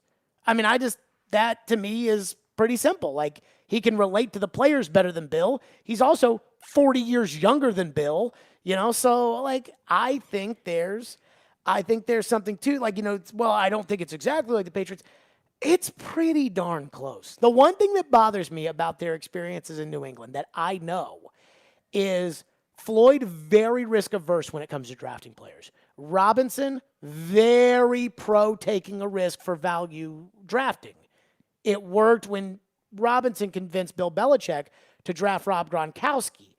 And I think that, like, that has stuck with J-Rob, and I wish he didn't do that as much. But one thought off of a point that you just made about Vrabel's 40 years younger, former player. We talk about the Titans emulating the Patriot way. And I would say Mike Vrabel's a fairly laissez-faire coach when it comes to, governing his players. Is Bill Belichick like that? Is he as hands-off as we think Mike Vrabel probably is with his players? No, I think Vrabel's hands-on. Vrabel's in the drills. I'm saying, like, approaching the players as if he was a player. Like, I don't think that Mike Vrabel is overly involved in their lives, off the field things. I mean, I'm not talking about drills in practice. Oh, I don't think Belichick's involved in their lives. And that's what I'm asking. Oh, yeah, no. I don't know. I think it is pretty much just like, hey, you show up for work at this time, you leave work at this time, everything you do is for the team, but I don't think it's like... You got to talk to Ryan about that kind of approach, as I'm saying laissez-faire. I'm totally lost in what you're talking about. Like, if Mike Vrabel says, what do you think Ryan thinks about this? You got to talk to Ryan about that. Well, remember when Derrick Henry, he was asked a question about whether or not Derrick Henry was excited, and he kind of gave him the, like, you got to talk to Derrick about, or I can't speak for Derrick. Yes. Kind of same thing. What's next? One texter checks in and says, the Patriots don't lose to the Jets and a bad Steelers team. The Titans are not the Patriot way. Oh, my God. The Patriots lost to the Titans in 2018. They got embarrassed by the Titans in 2018. They lost to Matt Patricia and the Lions. What are we talking about? Patriots, even when they win Super Bowls, they lost to Cam Newton, and all the time they lose those kind of games. What are they talking about? What's next? Another texter texts in and says, I see the Titans more like the Steelers than the Patriots. Vrabel brought that with him. Tough run and defense team. Oh, my God. What about the Titans is like the Steeler way? Is there a Steeler way? What is there? What am I missing here? What seriously? This, like, the way Bill Cowher does things, the way there's nothing about Bill Cowher. Bill Cowher was so good talking to people that he's on TV. You don't put the coaches that were bad talking to the media like Belichick, you don't put them on TV unless they're crispy. Then, you put those coaches on there every now and then. Speaking of crispy, he is going to join us next. He's here. Preds, by the way, are red freaking hot. And I am starting to drink the Kool-Aid. Not completely, but a little bit. Crispy will join us next. Stillman and Company. It's ESPN 102.5 The Game. The Titans earned an off week with the #1 seed, and now attention turns to him. Derrick Henry into the second level and into the end zone. Touchdown. Will the Titans turn to the king for the first game of the playoffs? We'll see if he can hit the ground running, which I think will be the biggest challenge. Who will they face at Nissan Stadium on divisional weekend? The road gets easier now that they have the first round bye. We'll continue the conversation on Nashville's best sports talk. ESPN 102.5 The Game and the Game Nashville app. Gary Ashton here. Most people in Nashville know me as the don't sell without the intel and the guaranteed offer guy. But despite my accent, I'm also 100% guaranteed Nashville. I'm a guaranteed musician, a guaranteed dog lover, and you're also guaranteed to see me at every Titans and Preds game. Guaranteed offer means the Gary Ashton team with RE/MAX Advantage will sell your house for top dollar with no cleaning, staging, showings, or open houses, and give you up to 90 days to close. So there's plenty of time to find your next home. Guaranteed Nashville means my team lives here and loves it here. We've served Nashville for over 20 years, and we're passionate about helping the people we call neighbors and friends, which is why we've had a long-standing tradition of donating to the Vanderbilt Children's Hospital. If you're thinking about a guaranteed offer, get the only one that's guaranteed Nashville. Request a no-obligation offer by calling 615-301-1650 or go to GaryAshton.com today. Remember, Gary Ashton, guaranteed Nashville. BetOnline.net would like to wish you a happy new betting year as we continue our march to the football playoffs and beyond. BetOnline.net remains the best spot for all your sports info, podcasts, and news this season. And it's not just football. BetOnline.net has up-to-the-minute info on pro and college hoops, NHL, boxing, UFC, along with live, real-time updates of current games. Don't wait to take advantage of all the amazing offers available for the 2022 season. BetOnline.net, where the game starts. Winter's a bad time for your furnace to go out, but it's never a bad time to call Lee Company. Our heating and air conditioning pros are available 24/7. No heat? Don't wait. Call Lee Company now at 615-567-1000. Our expert technicians will diagnose the issue and fix it right the first time. When you're cold, you need someone you can count on to bring the heat. Call Lee Company now at 615-567-1000 or visit leecompany.com. Your home value is way up. Why not use that equity to make your house even nicer for the new year? Hey, Willie Donick here talking about a cash-out refi with Loan Pronto. So call Loan Pronto now. They're fast-tracking home refis for the new year, and people are getting checks for $60, $70, $100 grand or more. And right now, Loan Pronto can even cover all your closing costs. Listen, your home's value is way up. All you have to do is convert that equity into cash. Cash for a new luxurious kitchen or a new home office, or start that swimming pool so you can use it for the summer. Call Loan Pronto now. You can even close in as little as 2 weeks with a big check. Do it now and you can even skip your next 2 house payments. So make 2022 the year you fix up your home and reinvest with Loan Pronto's help. That's 615-499-5780 or loanpronto.com. 615-499-5780 or loanpronto.com. Equal housing lender. NMLS 1661781. Subject to lender approval. Not all loans apply. Get in zone, AutoZone. Welcome to AutoZone. Dashboard light problems? We can help. Our free Fix Finder service can read your check engine light, ABS light, and service indicator light, and give you possible solutions, verified by licensed technicians. You'll even get detailed results sent straight to your email so you have them when you need it most. It's the most complete free warning light report backed by technician-verified fixes. The free Fix Finder service, only at AutoZone. Get in zone, AutoZone. More details at AutoZone.com. Saturday night. Hammers it down two-handed. Scottie Pippen Jr. with a slam. Vanderbilt hits the road and heads to Georgia to take on the Bulldogs. Coverage at 5:30 on 93.3 Classic Hits and the Classic Hits app. Hey, this is Matthias Ekholm. You're listening to Nashville's best sports talk, ESPN 102.5 The Game. Join 102.5 The Game this Saturday for the Preds Bud Light Watch Party at Headquarters Beercade. Drink specials. Enter to win Preds tickets and watch the Preds take on the Boston Bruins. The Preds Bud Light Watch Party at Headquarters Beercade, located at 114 2nd Avenue South, downtown. Puck drop at noon on Saturday. Terrence Arthur Crisp is with us inside the Trump Platinum Club at Bridgestone Arena. Crispy, always good to see you. Always good to be seen, not viewed, by the way, son, Yeah, just in case you're true. wondering. And I always have a great visit with Caroline and whatnot. And you too, sometimes. Sometimes. When you're a nice boy. And Caroline's got the eyebrows raised already, saying, good luck, Crispy. Find that day. Christmas is gone now. Forget it. So I am not one to hype up games that are not big games. You know, I was telling a story yesterday on the air that, you know, as the radio station that has the games, you know, we want everybody to think every game is you got to just sit by your radio and listen to it for 3 hours and the post-game show because, you know, it's a big game on November 13th against the Ottawa Senators, you know, that kind of thing. And I can't do that, right? Like, I can't look at a game like that in November 1 of 82 and sit there and try to hype up to the people that this is some astronomically big, important, regular season hockey game, whatever. Tuesday night, I said, this is a big game. And, you know, I know Landeskog was out. Forsberg was out. You get a playoff series with them, people are going to miss games. And I thought that Tuesday night's game, and I was impressed with some of the other stuff, but I really felt like Tuesday moved the needle for me. That was the game where I said I watched it, and I'm like, I think this team's for real. Like, for real.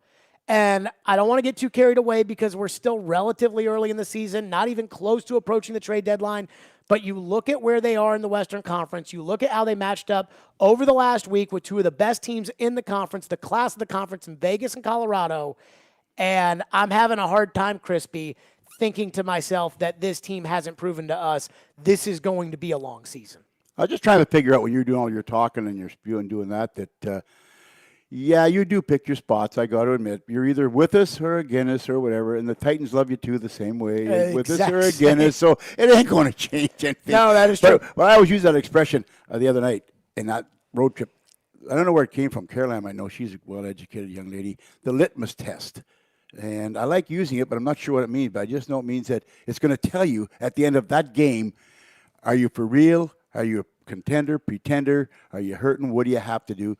To me, that road trip was litmus to an extent. Mm-hmm. But when the Avs were, I was keen. This is what I wanted to see. I wanted to sit back and watch. And as you mentioned, Landeskog, Forsberg out.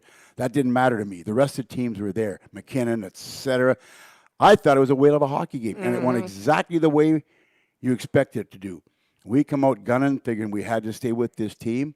Then towards the end of the game, which they do, they have probably, if you look at the record this year, they have probably give up more 3-0 leads in games and come back and won them in the third period by 1 or 2 goals. That's what had me on the factor of watching the other night. We took them into overtime. Duchesne does his magic in overtime. We do it. I totally agree with you. A good litmus test. I feel really so. I've been liking the way we played as a team lately, but I just like the way they bought in for that game. I think something that's interesting, you and I have gotten into it about John Hines like 6 times. And I still 7. I still am, Who's counting? I'm always going to look to the playoffs. You know me, I'm a playoffs guy. But I think what's crazy about Hines was he came in and basically said, this is how I want to build this team. This is how I want to do this. And it didn't catch early. And it didn't catch even last year until like the middle of the year when it almost felt like they were like, hey, if you guys don't start playing better, we've already tried changing the coach. If you guys don't start playing better, all you guys are going to be packing up and moving. And then all of a sudden, got some young, hungry guys in there, and it feels like they started playing that style of hockey. Hines himself, kind of boring. Like the press conferences, a lot of coach talk sometimes. Now, he's honest, I feel like, when it comes to the team, as honest as a coach can be. But they're starting to do the things that he was talking about when he first got here. He wanted consistency when he first got here, and he kept talking about mental fortitude. And he would say it over and over again. And I almost was like, okay, this is some buzzword from the coach. But you go back to the game the other night, they make, as you bring up, 2-0 lead. And those guys at Colorado can make that lead evaporate in a heartbeat. And every time the Predators got the lead, Colorado came right back with a counterpunch. And this team never gave in. And that's not what we've seen in the past from some of these Predators teams. And I have to look at the coach and say, okay, they are doing what he wanted them to do when he first got here. And it felt like it was all just buzzwords and whatever. And now it's really coming to fruition. Okay, you're yelling buzzwords, you're yelling this. The word that we kept throwing out and Coach Hines kept throwing out was identity. For the last year and a half, identity. As a coach, I can truly respect what he was looking for and having for. He wanted an identity, and he looked at his lineup, and he looked at his players. And I look at you, and I say, okay, I'm putting you on radio. What am I going to have with you? Am I going to have a dull? Am I going to have a rat? Am I going to have in between? What am I going to have? And then I watch you play and say, okay, here's what I picture him. Mm-hmm. Hines came in here with, I say, 2 strikes against him. And I'm saying this honestly because he came into a bunch of guys that had gone to the Stanley Cup. Whoa, boy, we're good. Yeah, we went to Stanley Cup finals. We were there. They were still basking in that, let's put it that way, or et cetera. He had some guys who didn't like to play the way he wanted them to play, and they were the guys that you got to be careful of in your dressing room to make sure you touch them the right way and point them the right way, et cetera, et cetera. So I think Coach Hines did a marvelous job of taking his time working. And like you said, he's not a shouter, he's not a screamer, and I can vouch for that because I was. And then probably if I could go back I bet you were. Hey, if I could go back over my career, that's why I always shudder when they interview older players that I used to coach. You sometimes got to turn it down. Ooh. He's not that way. And a lot of coaches, they are what they are. And I always say, I laugh when a new coach comes in. Football, basketball, baseball, hockey. So, Coach, what's your style? How do you coach, Stiller? What do you do? Well, I got, what you got here. Well, I got, No. You know what the answer is? I'm going to coach according to the talent I have. And you've heard me say this so many times. You put me up on top of Secretariat or Seabiscuit, I'm going to make you money. You put me on a plow horse, I'm sorry, your money's going right down the tubes. So when you look around that dressing room, which Hines had to do, what do I have here? What do I have to change? I think right now he has done a marvelous job of doing what, as my coaching hat on, what he should have had to do and how he did it. Do you think that the Predators, do you think that Saros was kind of the engine that got them going? And then the confidence of winning some games. Because, he's stolen a lot of games this year. He's a great goalie. But that gave them the confidence that they were going in the right direction, the way that he played to start this year, and that it's like it built in the middle of last year when they won some games, and then they got in the playoff hunt, and then they won a couple of playoff games, and then that confidence builds and builds and builds, and now it's like everybody's tugging on the rope in the same direction because they know that it's working. You just said exactly. And you and I are both the same. When we had Pecorine, let's be honest, we were spoiled. We had the best. Pecorine was that. And then when Peck is considering moving down or it's looking, and you're saying, okay, who's here? Saros. Okay, we like him. Nice kid. What's going on? And he had to prove himself, not only to himself, but to all of us. And I got to be honest about that. So we're thinking, and it's like you're following one of the best pitchers ever in baseball, and you got to go on the mound after he's just been doing it. And now Saros is going to be behind Pecorine, and the fans are expecting, and we're going to miss Pekka. Yes, we love him. Yeah, the new kid. I think Saros. Right now, there's an expression on TV. I watch a lot of TV. I love it, and I think it's one of the shows. My favorite one is I'm the one you call when you can't call 911. So I consider Saros the one you call when you're looking for help. You like that one?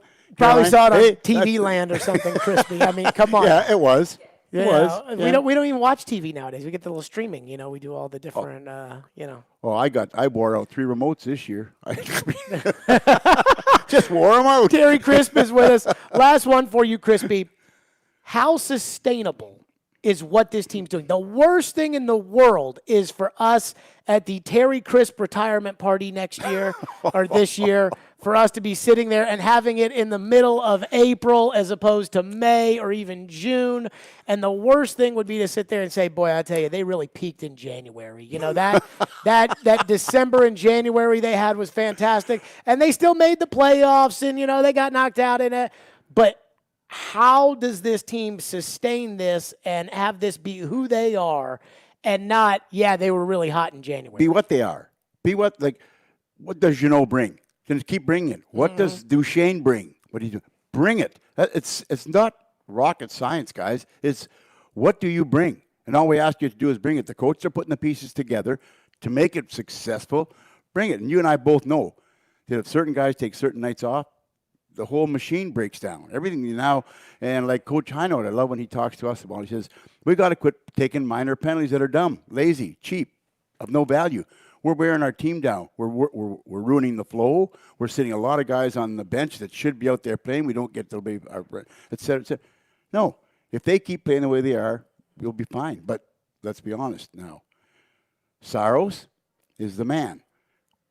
Touch wood, touch everything you can reach. Touch everything you can reach. If something goes haywire, is Riddick the gentleman's going to step in and take us? That's an unknown. I think you felt better about this question last year. Well, yeah, we had Pecorine, Becca get in there, yeah. But I'm just throwing out nothing Sure. against Riddick at all whatsoever.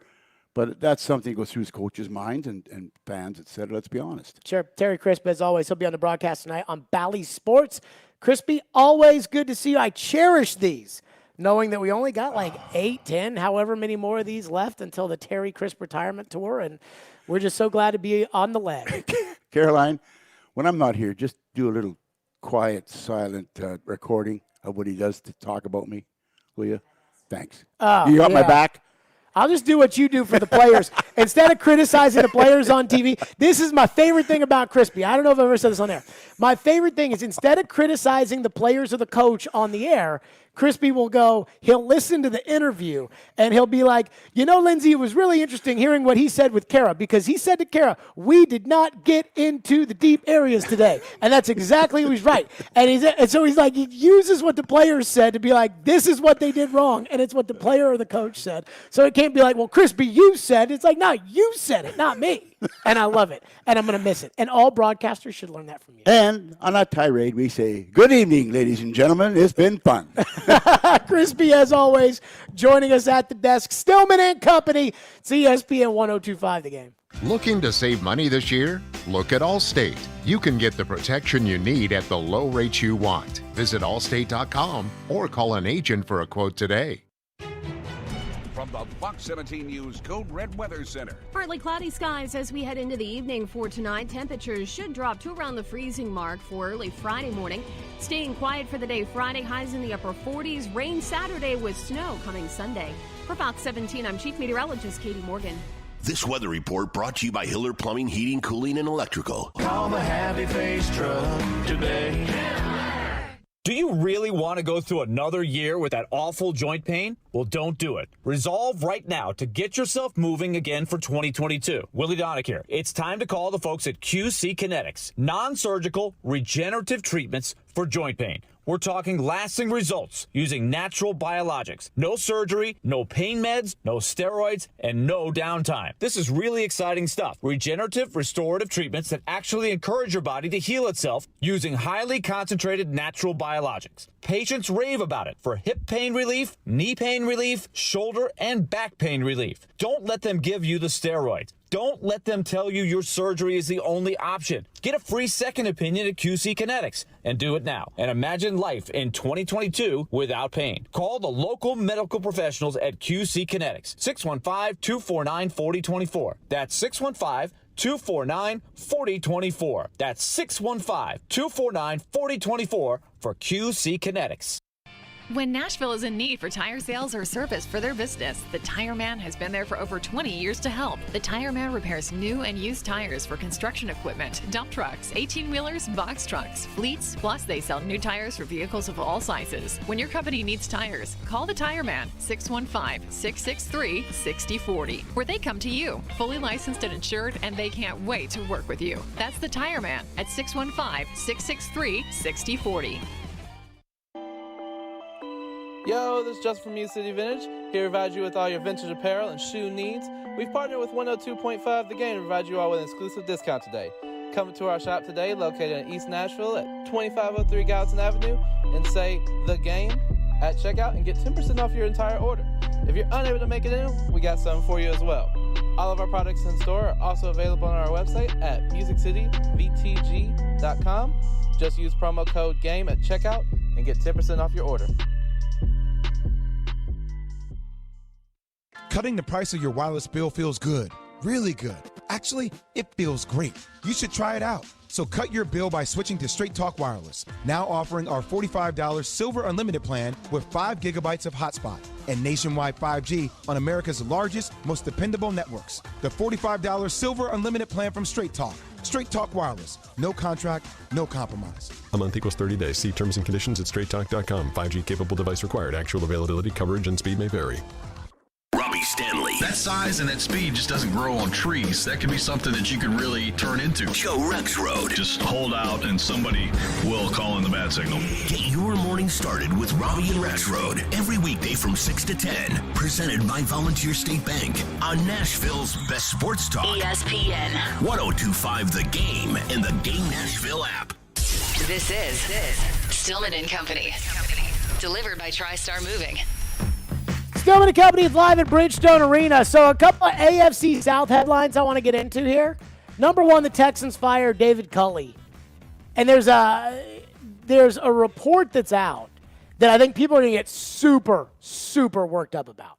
So Aaron Reese, who covers the Texans for The Athletic, said Nick Caserio was part of David Culley's practices and was on the headset advising Culley on game management. It will be interesting to see if any of that changes with a new Texans head coach. So the general manager would pop on the headset during the games, right? Mm-hmm. And like people are going to be like, how dare Nick Caserio do that? And Nick Caserio was on the headset in New England and communicating with Bill Belichick during games. Now, again, Bill was number 1, Caserio was number 2, but this isn't new for Nick Caserio to be doing that. John Robinson is on the practice field every day at Titans practices. The other day, I think the Titans posted pictures of them at that one practice, and John had a boxing glove on. So obviously he was part of a drill or something like that. So before people get too worked up, before cancel culture comes for Nick Caserio, just know that. Ultimately, you heard TD say that they fired David Culley. They've interviewed, they're planning to interview Brian Flores. They're planning to interview Gerard Mayo. So these are Patriot coaches. It sounds like Deshaun Watson was so mad that they hired a Patriot general manager. They tried to hire a non-Patriot and Culley to come in here and be the head coach to try to convince Watson not to be mad. That didn't work. Then Watson had the rape stuff go on, so that was bad. And so now forget about Watson. They know Watson's never going to play for them again. So now Caserio can fully implement the Patriot way, just like the Titans have done here. That's the first story. The second story. The Colts will not fully endorse Carson Wentz. So on Sunday, Frank Reich had a press conference, and he said Wentz is the quarterback. Then it is reported that when they got back to Indianapolis, he, Ballard, and Irsay closed the door and had a meeting about, obviously, how they screwed up so bad, which is not surprising. That obviously did not make Hard Knocks this week. Then Reich had his Monday press conference, wouldn't comment on Wentz. Ballard, the general manager, had an hour-long press conference today, asked if Wentz will be on the team next year, and said, we thought it was a good move at the time, but I'm not going to comment on any player on the roster next year. So that sounds like they're going to get rid of Carson Wentz. It's incredibly non-committal. But non-committal at quarterback. And my response to that is, do they really have a choice? Clearly they have a choice. But I understand that. I would think that after guaranteeing Jared Goff the most money in the history of the NFL, that the Rams wouldn't have had a choice. And they got rid of him. I mean, they got a choice. If they want to take a $28 million they have a choice. hit, It's just an incredibly bold one. Let me ask you this. Who's better? Who do you trust more? Carson Wentz or Case Keenum? You got the best running back in the NFL. All you have to do is turn around and hand it to him and just make the simple throws. Who would you rather have, Carson Wentz or Case Keenum? I mean, probably Carson Wentz. See, I'd rather have Keenum. Why? Because Wentz is going to lose me the game. Keenum is not going to lose me the game. But not can going he to win win me you the game? You don't need him to win the game. You have Jonathan Taylor to win you the game. But clearly they don't want to use Jonathan Taylor. Now, that's what we're going to do. I'm giving you Keenum. That's what I think they're going to do. Is I think they're going to cut bait on Wentz, and they're going to go get him. I don't know. I think that's what they're going to do. But he was very committal in his press conference, Chris Ballard was, on Frank Reich. Now, remember how that all started. They thought they were going to go hire Josh McDaniels, and then Josh McDaniels left them at the altar. And so they couldn't do that. And I follow Zach Kiefer, who covers the Colts. And let me get the quote for you on what he said about Reich. But it was weird to me because I don't think Reich's a very good coach. And people get all worked up one way or another, whatever. But he's doubling down. Here you go. Asked Chris Ballard to evaluate Frank Reich in 4 years. Quote, the guy is good, is good, man. We're lucky to have him. I think Reich is a doofus. And I say this because this was last night on Hard Knocks. I watched Hard Knocks last night because I was like, I got to see, I wanted to see what Indy would allow us to see. And I just felt like the coaches leading into the Jacksonville game, it was a lot of, hey, you better be ready, but nothing serious. It was just a lot of hey, be ready. This is going to be a heavyweight fight, guys, a heavyweight fight. But it wasn't like anybody screaming at them that, hey, if you don't show up, you're going to get your butt beat. And then they lost, and they showed Reich's team meeting, the final team meeting, and I heard this, and I immediately thought of Dan Quinn in Atlanta. This is 2 minutes of Reich's farewell speech in the final Colts team meeting. Of all the ways that we pictured this thing was going to end, this was not one of them. I mean, this was the unimaginable, right, of how it's ended. It was the unimaginable. And, you just want to say, just give me one more shot at this. But we know that's not life. That's not the way it works. It's not the way it's supposed to work. We failed to finish in the last 2 weeks, and that's on all of us. It can't be undone. It's permanently on our records, on my record, on each of our records, right? This is what we did in 2021. And so the image that came to my mind was it's a scar. And we all probably have scars that we can look at on our body and remember when that happened, how it happened. This ending just left a scar on our football soul. It's going to be there. It's going to be something that we can't remove. We can't get cosmetic surgery, nor do we want to, right? It's there, right, for the rest of our coaching and playing careers and the rest of our lives. But we look at it, and we also realize that scars have motivated each one of us, right, to overcome. We have a championship culture in this building. Championship culture produces championships, and that's what we're going to do. We're going to produce championships. We're not here just collecting paychecks. We're here to produce championships, and anything less is unacceptable. Anything less is unacceptable. The way down was a long. 2021, man, it's over. We came up short. Even though the way this ended was ugly, we all know that to go from here to here is not only possible, but it's very doable. And the reason it's doable is because of the people we got in this building. So that's what we're going to set about doing. Starting today. Can this be the beginning of an epic story? That's what we're going to find out. Oh, man, inspirational. You know what I thought when I heard that? Dude, you just lost to Jacksonville. Dude, this is not a introductory press conference, where the guy gets up there and he's like, all right, so here's what this is going to be. We are going to go out there and we are going to build championships because we've got championship people in this room. No, dude, you just lost to Jacksonville.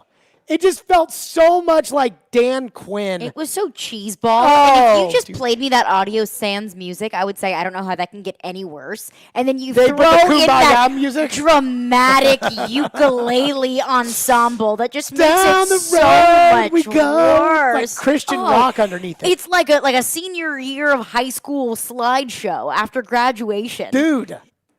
It's so cheeseball. But those players are sitting there listening to this coach, and they're like, "Okay, coach." If I was in the locker room, I would say, "Bitch, shut up! We're pissed.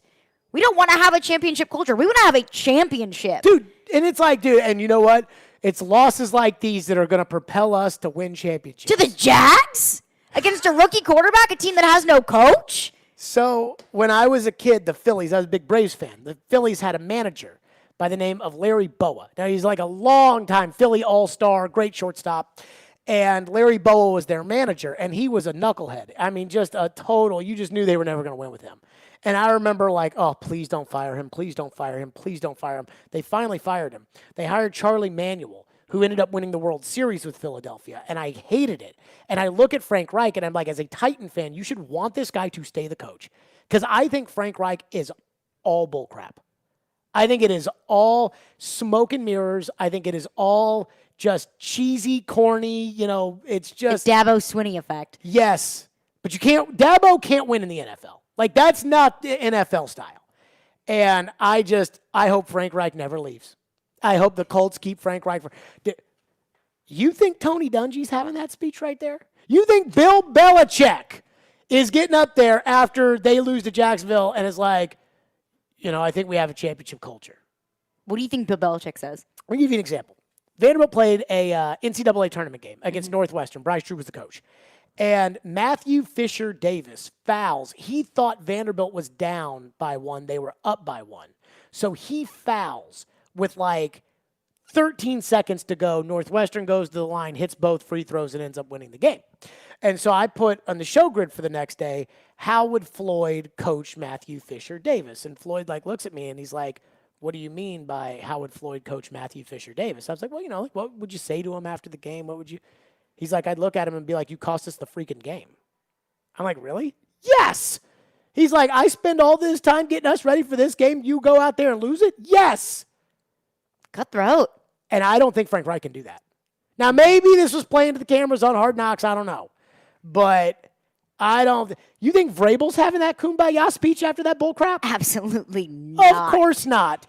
That's Sarah McLaughlin commercial. Oh, my goodness. 615-737-1025, you people. And guess what?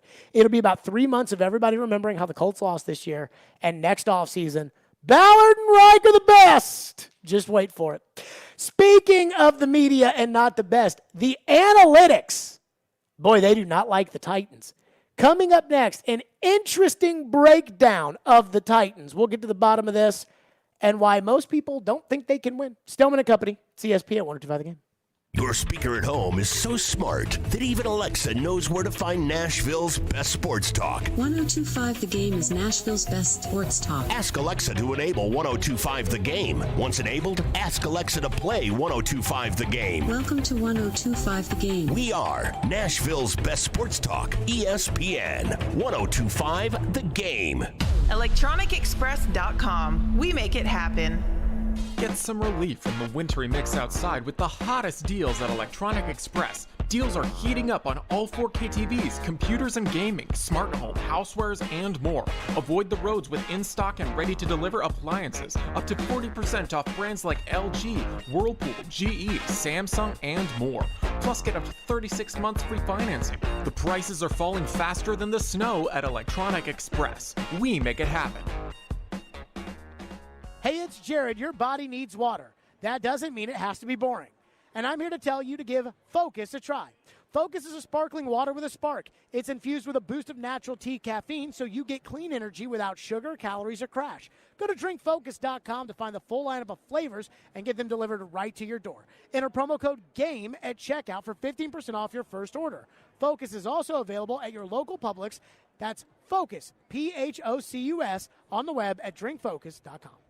Parman Tractor and Equipment is your one-stop tractor and equipment solution and Middle Tennessee's Link Belt and Takeuchi dealer. Rent or purchase a track loader, mini excavator, large excavators for your job site, or something in between. Parman is now hiring and seeking qualified candidates for construction equipment truck drivers, service technicians, and more. Apply at parmantractor.com or call 615-865-7800. Come be an employee owner with the Parman team, your Middle Tennessee Link Belt and Takeuchi dealer. Hey guys, it's the new year. Are you still struggling with erectile dysfunction? I've yet to meet anyone that enjoys timing those intimate moments around a pill. Well, now you don't have to. The advanced wave technology at Hillside Medical has been shown by Cambridge University and the Cleveland Clinic to restore and even regrow blood vessels. It can improve circulation and eliminate erectile dysfunction. No pills and no side effects. If you're ready to put a stop to your ED, call us in the next 2 minutes and you'll receive a consultation, assessment, and blood flow ultrasound free. Plus, a special gift that produces immediate results in the bedroom. You're going to love that. Trust me. This is a $600 value, free to callers now. 615-576-5000. That's 615-576-5000. Guys, get rid of your ED and get that spark back. Call Hillside Medical now to qualify. 615-576-5000.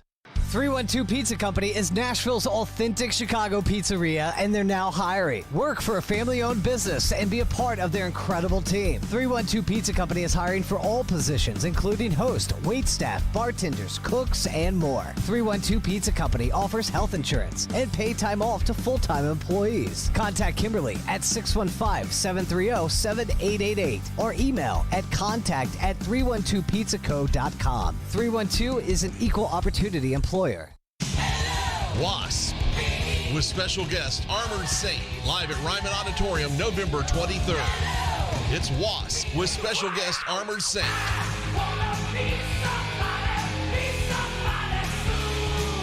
Celebrate Thanksgiving Eve with the most enduring heavy metal band ever. November 23rd at Ryman Auditorium.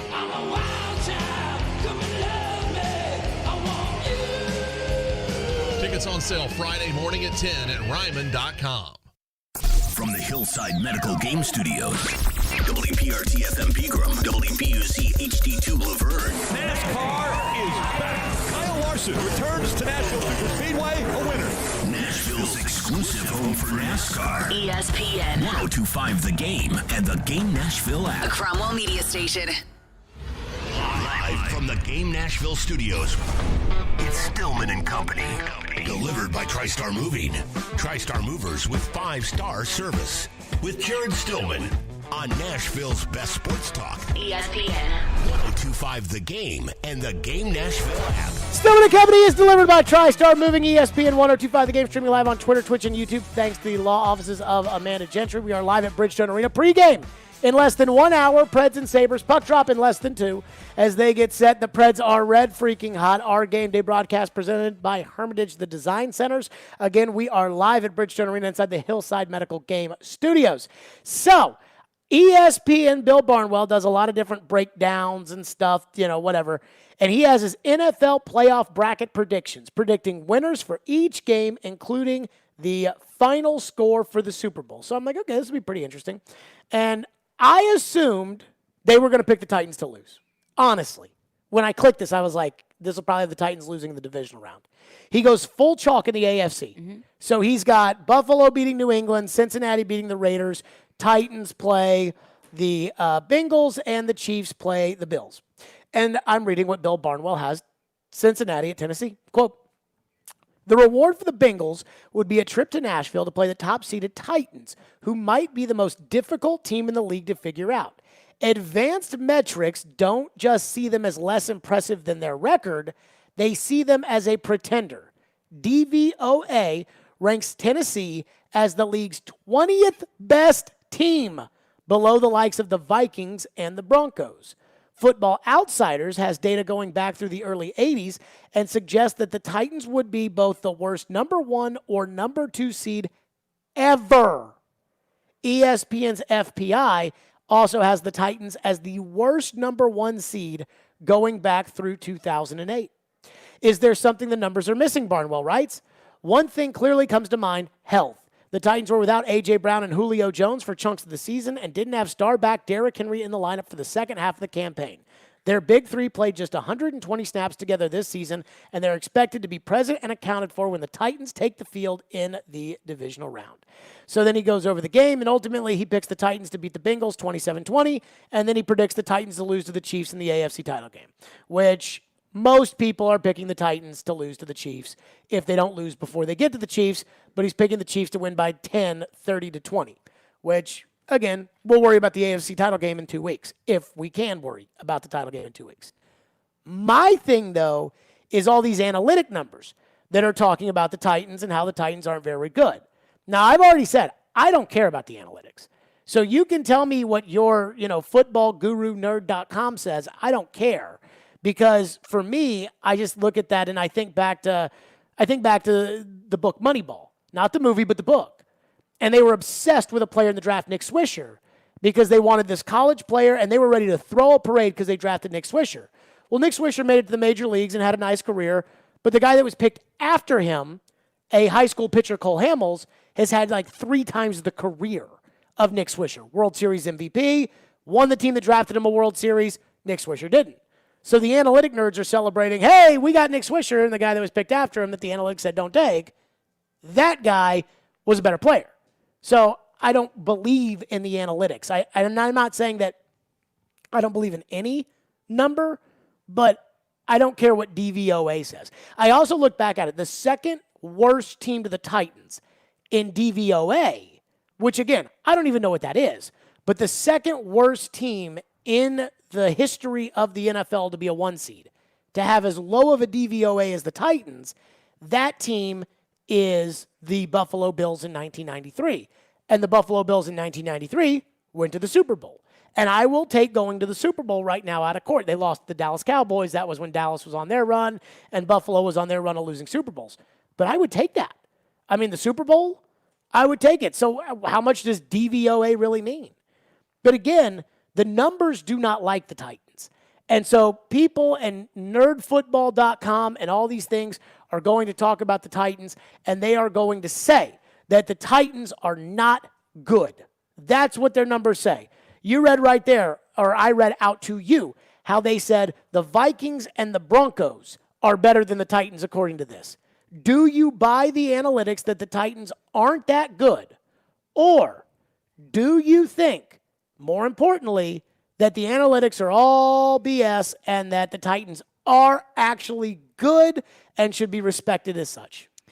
Well, not just in this instance, but I don't believe that any analytics are all BS. I do think that there is a role in football, baseball, and sports in general where analytics play a role. But I do think that you have to balance it out with just pure instinct and knowledge of the sport. Because I don't buy, I haven't watched every single one seed in the AFC of the history of football, so I can't confidently say that the Titans are or are not the worst one seed in the AFC in the history of football, but I kind of have a hard time believing that. And I say the Bears and the Vikings are a better team than the Titans. You watch those three teams throughout the season, and I don't believe that. I don't really care what the numbers have to say because there are so many other factors that play into it. I think the Titans could lose to the Vikings. I think they could. Would I put my money on it? Probably not. To the Bears? I think they could. They lost to the Steelers and the Jets. But I think they would. No. I think a couple of things here. First of all, you all know I don't care about these stats. The DVOA.com, who could not give two poops. Not at all, not one way, not another. Absolutely, I don't care. Because what I think has happened now is the marketing of football. I don't want to say like the marketing of football bullcrap, but the marketing of packaging like some advanced data that really, who knows? Next gen stats. Yeah, it's become so profitable now that everybody wants their own website. Everybody wants their own thing. And then betting comes into play. You use analytics to put money on games. Sure. So there's so many elements of why you would come up with something, but you have to have your own formula in order to make it work. I just know this. If the Chiefs had beaten the Bengals and had a better record than the Titans, even though the Chiefs didn't have a great team this year, if that had happened, nobody would be talking about how the Chiefs, and I don't know what their analytics say about them, but nobody would be talking about how the Chiefs are the worst one seed out there, and the Titans beat the Chiefs 27-3. I know the analytics are not going to factor in that Derrick Henry is coming back. I know the analytics are not going to factor in that A.J. Brown didn't play. And again, the Titans right now have the 17th ranked offense and the 12th ranked defense. Nothing about that's elite. Buffalo is third in scoring offense and first in scoring defense. That's elite. So I understand why the numbers won't like the Titans. I'm not making excuses for the numbers not liking the Titans. The Titans just beat the Texans by 3 points. If you want to be a good analytic team, you blow that Texan team out. You win 42-13. That's what you do. The Titans are terrible at turning the ball over this year. So these things do have a little bit of merit to it. But I just think that the Titans are the kind of team that approaches each game individually. And so they go out there against Cincinnati, for example. Mm-hmm. And the real question is, can the defensive line get to Joe Burrow? And if the defensive line can't get to Joe Burrow, they will lose. And if the defensive line does get to Joe Burrow, they will win. And can Cincinnati's defense stop Derrick Henry? And if they can't stop Derrick Henry, then the Titans are going to win. And I think it's as simple as that. And so everybody's looking for something that can tell them something that they want to know. I'll just be blunt as somebody who has watched this team from the very beginning on. The Titans have had the bye week 3 times previously. This is the 4th. I think this is the 3rd best team. I think the 2000 Titans that lost in the divisional round of the playoffs were the best team. And I have said that, for years and years, that I believe that Titan team, that is the best Titan team ever. The team the year before went to the Super Bowl, and I don't think they were as good as the team the next year. So that one's number 1. Number 2 is 2 years later, Steve McNair, 3rd in the MVP. Titans beat Pittsburgh, went to the AFC Championship game. Robert Holcomb fumbled. They lost to the Raiders 42-24, something like that. But that was a good team. They just had to play on the road, and the Raiders were really good, and they ended up losing. Fine with that. The bigger one is the 2018. And this is where none of this stuff factors in. I went over to that Football Outsiders. I was just kind of scrolling through, and I went over to the Football Outsiders website about, okay, if the Titans are the worst number 1 or number 2 seed ever, like, what's that tell you? And so I went through the list, and I'm looking for the 2008 Titans because the 2008 Titans had basically a backup quarterback in Kerry Collins. This guy started the year as the backup, and he played like a backup. Like, Tannehill is a little bit better than Kerry Collins, and that's where Kerry Collins is. In fact, what's crazy is the third worst number 1 seed of all time, DVOA, was the 2000 New York Giants, who got to the Super Bowl, quarterbacked by Kerry Collins. So that 2008 team had Kerry Collins. They had a great defense. But after they beat Pittsburgh, Albert Haynesworth rolled an ankle. Kevin Mawai, their center, got hurt. And they just weren't like that whole season. They were winning games close against not great teams. This Titans team wins some games against, close games against not great teams. But it feels like this Titans team is always prepared for a big test. And I felt like that 2008 team, I felt like they just didn't feel like a champion. This team, they feel like they've got the gut of a champion. And I'm not knocking any of those players because they had a lot of good players in the 2008 team. But I looked through it. They don't even make the list. The 2008 Titans, 13-3, number 1 seed in the AFC, did not even make the list with a backup quarterback. This year's Titans team, Jim Kelly, 93 Buffalo, the 2000 Giants, the 86 Cleveland Browns, the 2012 Falcons, which I think the 2012 Falcons totally choked away the NFC title game, the 88 Chicago Bears, the 92 Steelers, the 2001 Steelers, and almost all these teams got to the conference championship game or the Super Bowl. The only team, the 92 Steelers, lost in the divisional round. So these are the worst of all time. And let's see, there's 10 of them for the worst. Titans are the worst. And then there's the other 10 or so. Everybody's, 12-4 or something like that. And literally, almost all of them lost the Super Bowl or lost in the conference championship game.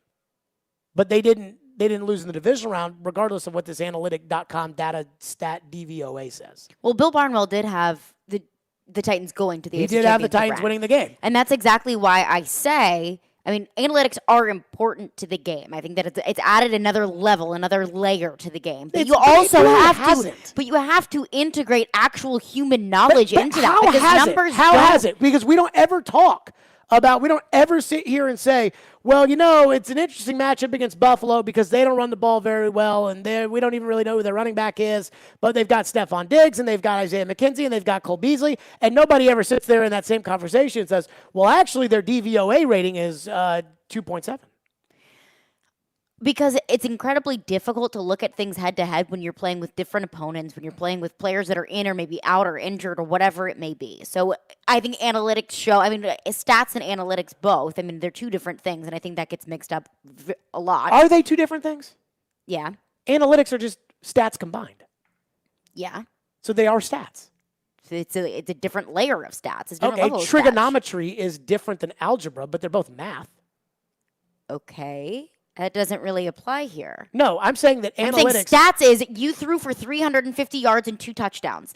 And analytics are, whenever the wind this way or against these teams, it's more complex stats. Why can't I say that your passing yards are analytics?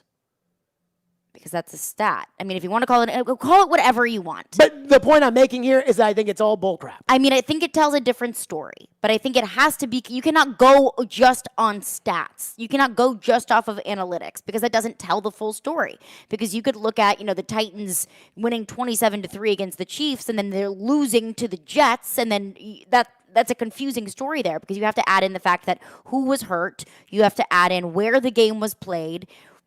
All of these different factors that analytics don't necessarily consider. You have to look at all of things combined. I don't think they can go off of the numbers. I don't even need to go off these numbers.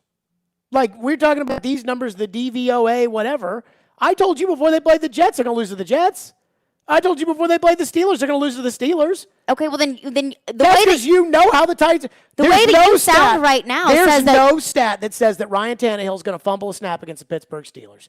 But you could just tell they were going to screw that game up. Then every argument that you've made about Ryan Tannehill only throwing for 93 yards against the New England Patriots is completely thrown out the window when you say that stats don't matter. I've never made an argument about that 93 yards. That 93 yards was a good 93 We talked about it the other day, talking about Ryan Tannehill's stats. He only threw for 125 yards in whatever game, but we need Ryan Tannehill to throw for 250. No, that is if Titan fans are going to say that he is fantastic. You can't have a quarterback throw for 93 yards and then sit there and say, our quarterback is fantastic.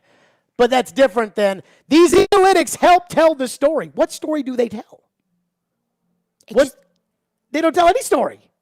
Okay. It's all bullcrap. Okay. That's the point. That's the point.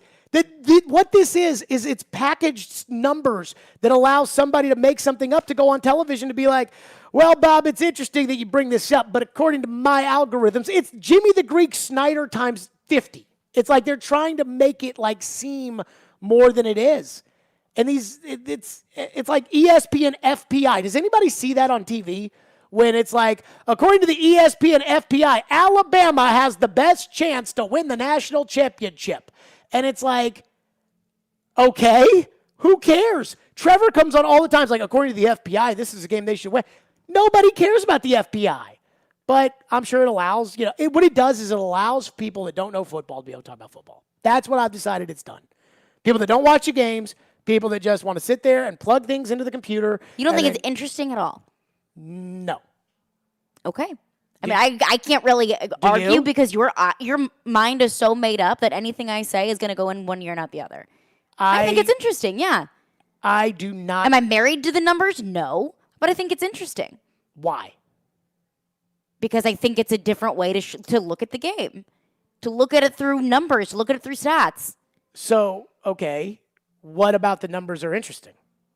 Because I think it can tell a story of a game. I think that you can look at... So this story says the Titans suck.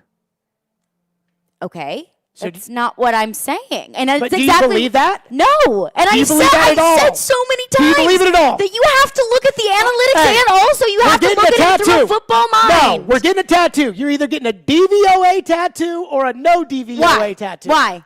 Because you can't, what you're going to do is you're like, you take it in one ear and you hear analytics over here, but then you also take it in over here. What it does is it allows you to say, when I want to use the analytics to back up what I believe, then I will use these made-up bullcrap numbers that tell me Carson Wentz is a good quarterback. And when I don't want to use them, I won't.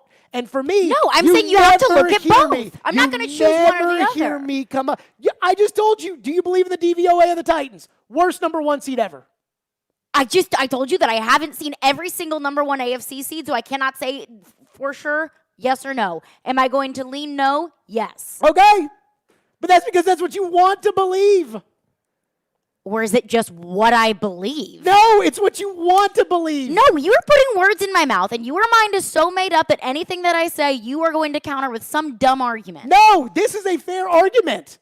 What? That I have to choose either just watching games or just numbers? You're telling me. What if I want to do both? In 6 months on this show, a year on this show, you have never brought in these analytics to say, hey, this proves this point. And now you're telling me, I can do time of possession. Looking at stats. You just said stats don't matter. I'm telling you, stats and analytics are the same things. Okay. So you don't use stats. We're not going to look at passing yards or time of possession. We can do that. We're not going to. Those are stats. We can do that. But the problem is that these like advanced websites, it's like Pro Football Focus telling us that David Quessenberry is the best right tackle in the NFL. See, that's dumb. That's not true. And that's my point. Is that once you go beyond the obvious of football, once you try to act like you're smarter than everybody else, and I'm not talking about you're smarter, I'm talking about the you in general, but once you start trying to act like you've got some formula that makes you smarter than everybody else about football, that is the moment that your head goes up your rear end. And again, I'm not talking about you, but I'm talking about you. Like when people are going to sit there and try to argue about the fact that, like, it comes this way with Tannehill all the time. People want to argue about Tannehill. Tannehill's quarterback rating basically says he's the 19th best quarterback in the NFL. That's probably about what he is. I don't need some advanced combination of numbers that some nerd can't explain to you about whatever. I don't need that because it doesn't matter. Because all these things, these are the worst number 1 seeds in history. They all ended up in the Super Bowl. So that doesn't make any sense to me. So I don't need that data. But I'm also not going to just like bring it in there to bring it in there. I mean, I just think it's all ridiculous. And I feel like either you have to invest in this stuff, you have to either truly believe it, like the Oakland A's have, or you have to just not really believe it. And so I just don't believe it because I just don't think that is advantageous to successful football. Okay. Do you think the Titans believe it? No, because the Titans were the last team in the league to hire any sort of analytic department at all. And I think their analytic department is one person. I spent time with the Orlando Magic. I have a friend who's in the front office, and I was like talking to these like analytic people that were there. They like all went to Harvard, and guess what? I love the Orlando Magic, but they haven't gotten any better in like the last like 6 years with all their stats. Well, because I think that's a lot of people who don't necessarily know the sport who just go off of numbers. Yes, that's it. And I am saying that you need both. Let's get to your phones on this next. Plus, the one thing that drives me absolutely crazy about the national discourse when it comes to the Titans, and we will get to your phones. FanDuel Sportsbook. Love FanDuel Sportsbook, my official sportsbook app. Missing football on Thursday like tonight? Well, you can turn every Thursday into a payday with NBA on TNT for FanDuel Sportsbook. It doesn't matter if you win or lose. FanDuel is giving all customers $10 back every Thursday. Just bet $10 or more on a same-game parlay on any NBA on TNT game.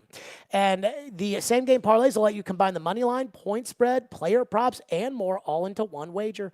There are so many NBA market options like player point totals, rebounds, assists, money line, over, under, point spread. You can root for your favorite player, or you have a chance to put down a small bet and win big. It's the perfect way to turn a small bet into a big-time score. Win or lose, you'll get $10 added to your account. And when you win, FanDuel will pay you in as little as 2 hours. So if you're new to FanDuel, you can get your first bet risk-free with the promo code JGM up to $1,000 to make every moment more this NBA season. That's promo code JGM exclusively on the FanDuel Sportsbook app. 21 and older and present in Tennessee. Bonus issued as non-withdrawable site credit that expires in 7 days. Max bonus $10. Restrictions apply. See terms at sportsbook.fanduel.com. Gambling problem? Call Tennessee Redline 1-800-889-9789. Every day at Cromwell Media, we want to help make a difference. And over the holiday season, you made a difference with your contributions to Souls for Music City. Thank you for helping hundreds of kids in the Nashville area who experience homelessness get a new pair of shoes to start off 2022. We'd also like to thank Newton Motor Group and Souls for Souls from all of us at Cromwell Media and Nashville's Best Sports Talk, ESPN 102.5 The Game and ESPN 94.9. My crusade for the perfect pizza crust has led me here, pining over a backyard wood-fired oven. But how do I bake this build into my budget? Where can I get some solid guidance on my finances? Who can help me understand if I have the dough for this? A little financial advice. At Regions, we know that's important because your Life Green checking account comes with Greenprint, financial planning with a banker who will help you create a personal budget and live in the moment. Make your appointment at regions.com/Greenprint. Regions Bank, member FDIC. It's the official Bud Light Preds watch party as the Nashville Predators take on the Boston Bruins this Saturday. Puck drops at noon, but the party starts at 11:30 with all kinds of specials. See you at headquarters, Beercade, downtown Nashville on 2nd Avenue. Go Preds! Spring Hill Heating and Cooling is here to serve you. Is your AC or heating unit old and inefficient? Is it breaking down yearly? Now is the time to replace it. With Spring Hill Heating and Cooling, get a unit that lasts with their 10-year parts and labor warranty. Get ahead of the game now and call Spring Hill Heating and Cooling, offering 60 months no-interest financing and 10 years parts and labor warranty on all new units. Restrictions apply and not available on all equipment. Schedule now at springhillac.com or call 615-778-8855. Boys and Girls Clubs of Middle Tennessee ensures children and teens, especially those who need us most, are ready to read, ready for class, ready to graduate, ready for their career, and ready to serve the community. You can support local youth and their great futures by donating at bgcmt.org. Mom, haven't you heard that commercial where the guy says your ride is here? I can't afford a new car, honey. But Mom, he said he'll finance anyone on any car. This car is embarrassing. Yeah, well, I don't trust car dealers. Mom, Franklin Motors has been in business since 1987. Let's stop in for a test drive. All right, wise guy, let's go. Franklin Motors, the choice is clear. Franklin Motors, your ride is here. FranklinMotorsTN.com or come on by for a test drive. Interact with Stillman and Company. Call or text the show at 615-737-1025. Driven by WilsonCountyHyundai.com. The great analytic debate rolls on here on Stillman and Company. getting people texting my own personal line about the analytics and the Titans and all this stuff. And Some again, very smart people, I think, texting into your personal text line. texting in saying that they don't agree with me about my analytics. And all I have to say is this, DVOA, which I forget, what does that stand for? It's like defense value, something, adjustment, something. So you and Willie Donick can go count your DVOAs. Because when you listen to Willie, Willie will literally be like, I can hear them talking about something, and Willie will be like, well, actually, I read this interesting article on Football Outsiders and it's about once every 2 weeks, Willie drops some nugget from Football Outsiders. So you guys go Football Outside. I'll Football Inside. You're acting like I am diving into the deep end of the pool of football analytics. Oh, I'm acting like you're Jonah Hill in Moneyball. And I don't understand why. By the way, remember when Cleveland, and he's still running the Cleveland Browns. Yes. Paul DePodesta, Jonah Hill's character in Moneyball. Yes. How are they doing? Not so hot. I'm just saying. Is that because of the analytics, or is it because their quarterback had a torn shoulder? Well, I think that, when they decided to trade back all the time and missed on, Patrick Mahomes and Deshaun Watson and everything else, I feel like that was kind of where they really screwed up with the analytics. But almost every single team in the NFL has an analytics department. I would say almost, because the one that doesn't is the Tennessee Titans. Who has number 1 seed? The Titans. Okay. But who has an analytics department? The Tampa Bay Buccaneers, the Green Bay Packers. And you think it was the analytics department? The Kansas City Chiefs. No, I don't. But you're pointing out all the bad teams that have analytic people and saying, oh, it's because they listen to the nerds with the numbers. The Browns have the Every analytic guy team in has charge. an analytics department. Not in charge. Jared. Not in charge. Well, the Browns maybe they shouldn't have an analytics in guy charge. in charge, but every team has an analytics department. Okay. Now, do they want to listen to him? I don't know. So I said to you during the break, and I stand by this, and it is that the Buffalo Bills, the 1993 Buffalo Bills, have the second worst DVOA in the history of number 1 seeds. They went to the Super Bowl and lost. And I can only imagine, without putting words in his mouth, because I don't know if he would have said this, but I'm going to assume that he would have said this. If you had said to Floyd, hey, the 1993 Buffalo Bills had the worst analytics and whatever, I could see him being like, ha, ha! Whoever wrote that didn't have to coach against them, because I had to coach against Andre Reed and Bruce Smith and Thurman Thomas and Jim Kelly, and those guys are in the Hall of Fame. Ha, ha! And then if you tell him that all these teams with bad DVOA got to the Super Bowl, I think he'd be like, well, then what's that tell you? Ha, ha! And I'm like, that is ingrained in my brain right now. And you asked me, what do you think Floyd would say? And I said, I didn't know Floyd, but I can only imagine that he would laugh me out the door if I mentioned the term defense value over whatever. I got no problem talking about time of possession, third down conversions. Which are stats. Like one time, for example, last year, Tannehill has small hands, right? And people get really, for a quarterback, he has small hands. And people get really mad when you bring that up. But it's important because it does two things. One, cold weather. Mm-hmm. You're trying to throw the football through weather. You need a bigger hand, better grip on the ball. Two, fumbling. Guess what Tannehill does in inordinate amount of times? Fumble. So I do think that matters. And so last year when he got smoked in Green Bay, I went back and looked up when he was the quarterback of the Dolphins. Every time they went to Buffalo, New England, Green Bay, wherever in December, how'd he play? And it's terrible. Now, when they would come to Miami, he's fine. Mm-hmm. And that told me, the big key to the 1 seed is to not have to go into a snowstorm in Buffalo.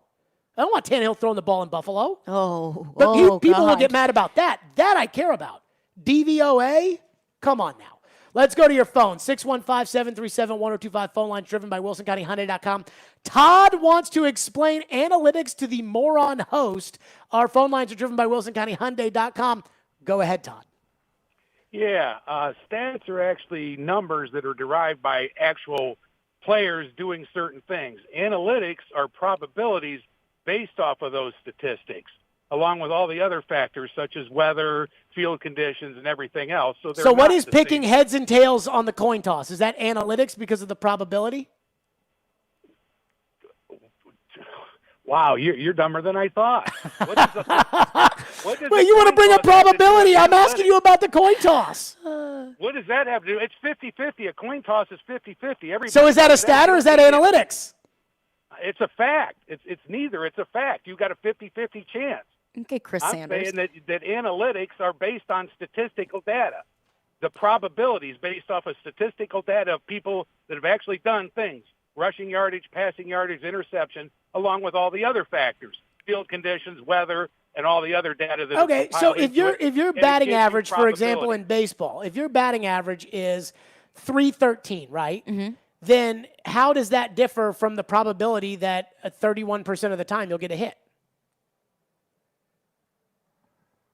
Are you asking me or the caller? Well, the caller dropped off, but how's that different? If Tannehill's completion percentage is 63%, who's to say that every time he drops back, there's not a 63% chance he's going to complete that ball? How's that not an analytic? If it's all about probability of what will happen. I think that is an analytic.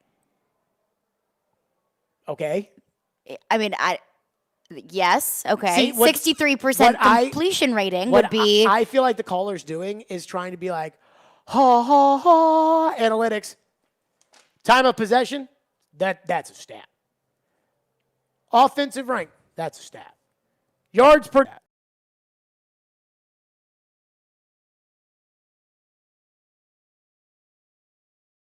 Make you smarter, even though you've never put a jock on. Neither of you. No, but I'm not claiming that I am. I'm not claiming that I'm smarter than the football people. Analytic people can think they're smarter than the football people all day long, but at the end of the day, most analytic people aren't making decisions on the field. And I say most because there is one, and he is in Cleveland, and he is in Los Angeles. Cleveland. But, all it's used, I think, in my opinion. Nick Swisher with a 20 WAR, and the guy picked after him, Cole Hamels, at 59.6 in a World Series MVP. Which is why you have to use actual baseball minds to make decisions and not just numbers. Analytics. But why would you choose to pick Nick Swisher? Probably because of his stats, which are, you say stats and analytics are the same thing. No. I picked Nick Swisher because he's in the book. No, I know, but I'm saying if you are drafting that player, why would you draft him? Probably because he has good numbers. They loved him. They would have picked him pick him if he has crap numbers. If he has a 9.5 ERA, probably not. According to the book, they would have taken him with the number one pick in that draft. Now they would have passed on Zach Greinke, who I don't know if you know has had a pretty nice career. High school pitcher though, but that's against the probability of the high school pitcher being any good. So it's no Zach Greinke, who's still pitching, and Nick Swisher's been out of baseball for 5 years. Ha, ha, ha, ha.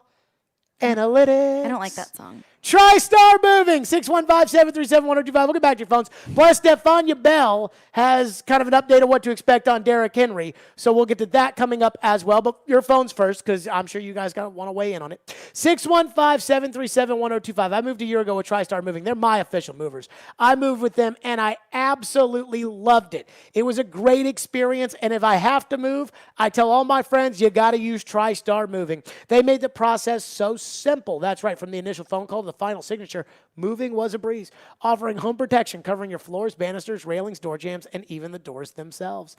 Everything was taken care of, and they have a brand new state-of-the-art storage facility in Mount Juliet. Their owners, Garrett and Robert, are true Nashvillians, and their company is on the rise quickly because they guarantee 5-star service with TriStar Moving.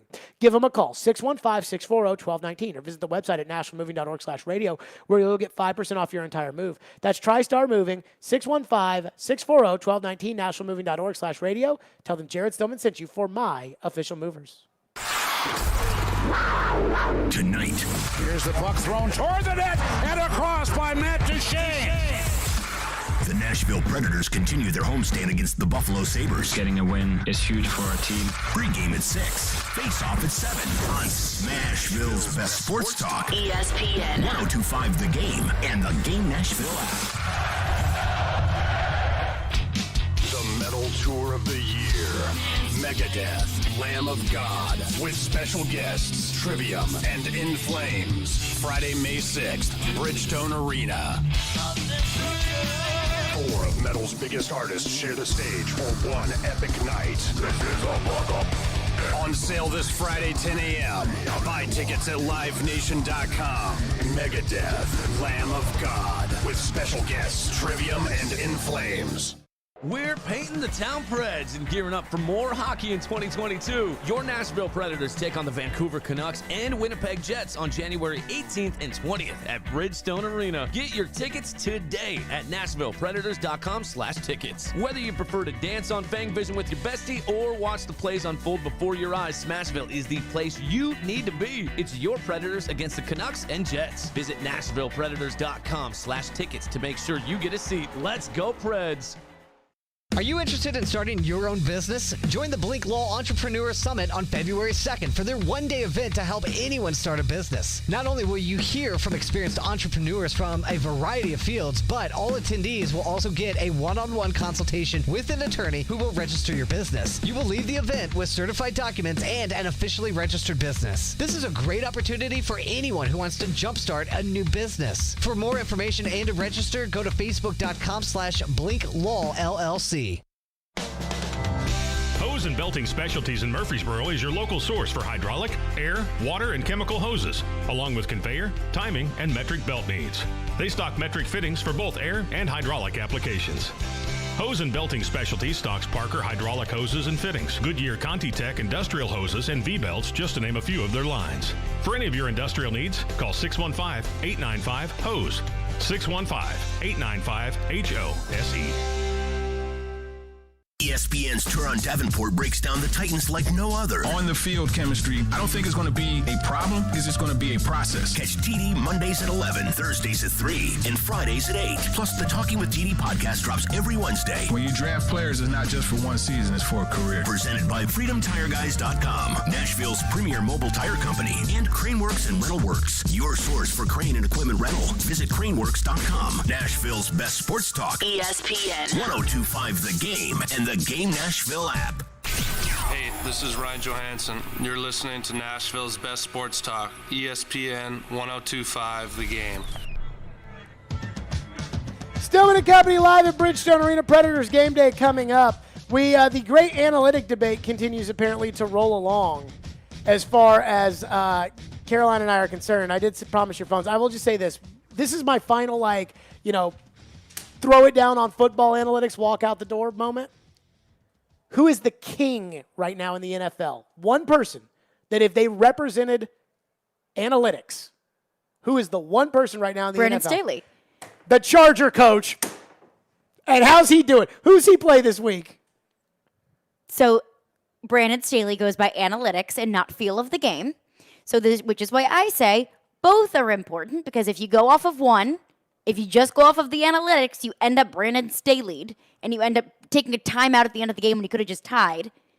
If you just get a feel for the game, and if you just take a look at what's going on in the field, you'd probably say, hey, let's maybe not call a timeout here. Do you know who went for it because of analytics? You know who goes for it all the time because of Harbaugh. analytics? Who's he playing this week? No one. You know who else does it? You know why he also isn't playing this week? Probably because his entire team is hurt. You know what? If they had beaten the Steelers in overtime, which they could have done in the first game when they had Lamar Jackson, instead of going for two and not getting it, maybe different story. But is Harbaugh all analytics driven, or is Harbaugh just, I want to be the big tough guy and go for it every time? They claim it's analytics. I don't know if it is. I kind of feel like it's Harbaugh being a tough guy. I would agree. I think it's, look, they kept going for it against the Titans in the playoffs, didn't get it both times, and that's why they lost. Now, who's the second guy that loves, or the third guy that loves to go for it all the time? I don't know. Frank Reich. That is true. Who's he playing this week? Nobody. Okay. But is it because he is an analytics guy, or because his quarterback sucks and he doesn't hand the ball to his really, really good running back who currently leads the league in rushing yards? He's always been an analytic guy. But up 14-0 when they went for it on 4th and 3 against the Titans, the analytics should have told them to punt the ball down to the 3-yard line, let Tannehill turn it over again and win the game. They didn't do that. I'm just saying. Let's get back to your phone. 615-737-1025. I'll go with my non-analytic guys, Belichick, Vrabel, Pete Carroll. I'll go with those guys. Even though Pete's you go with them. What do we have in the text line? One texter texts in and says, think of it like you're making a decision on a new development. As the coach, you look at the area growth reports, analytics, and you listen to the developers who know the area, football guys. Then you make a decision with both factors in mind. It's not all one or all the other. Both have value and both can be wrong. Has Mike Vrabel made a decision this year based off of analytics? And I'm not saying we don't know the answer to that, but do you think at any point during the year somebody said into the headset, Mike, according to the analytics, you have a 63% chance if you kick this field goal right now? I would say probably not, because I don't think the Titans, I don't think he cares about that. Like, I think Vrabel's feel for the game this year has been the best that it's ever been. Yeah. Like, that his coaching, his game Todd Downing day, is a different story. Yeah, but his game day coaching, I mean, the first couple of years. But Vrabel is that was because doing Todd this, Downing goes off of analytics? I don't know what Todd Downing does, but I felt like Vrabel's coaching the first couple of years was a liability.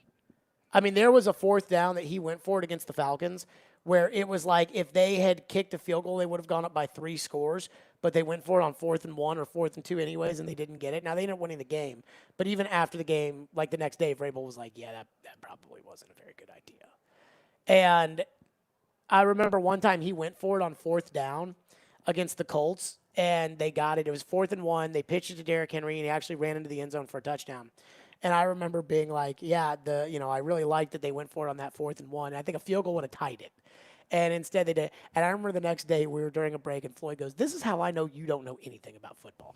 Because that was the stupidest time that he's ever gone for it, and you didn't say a word. All the other times you get mad about it, but that was the stupidest time. Ha, ha, ha.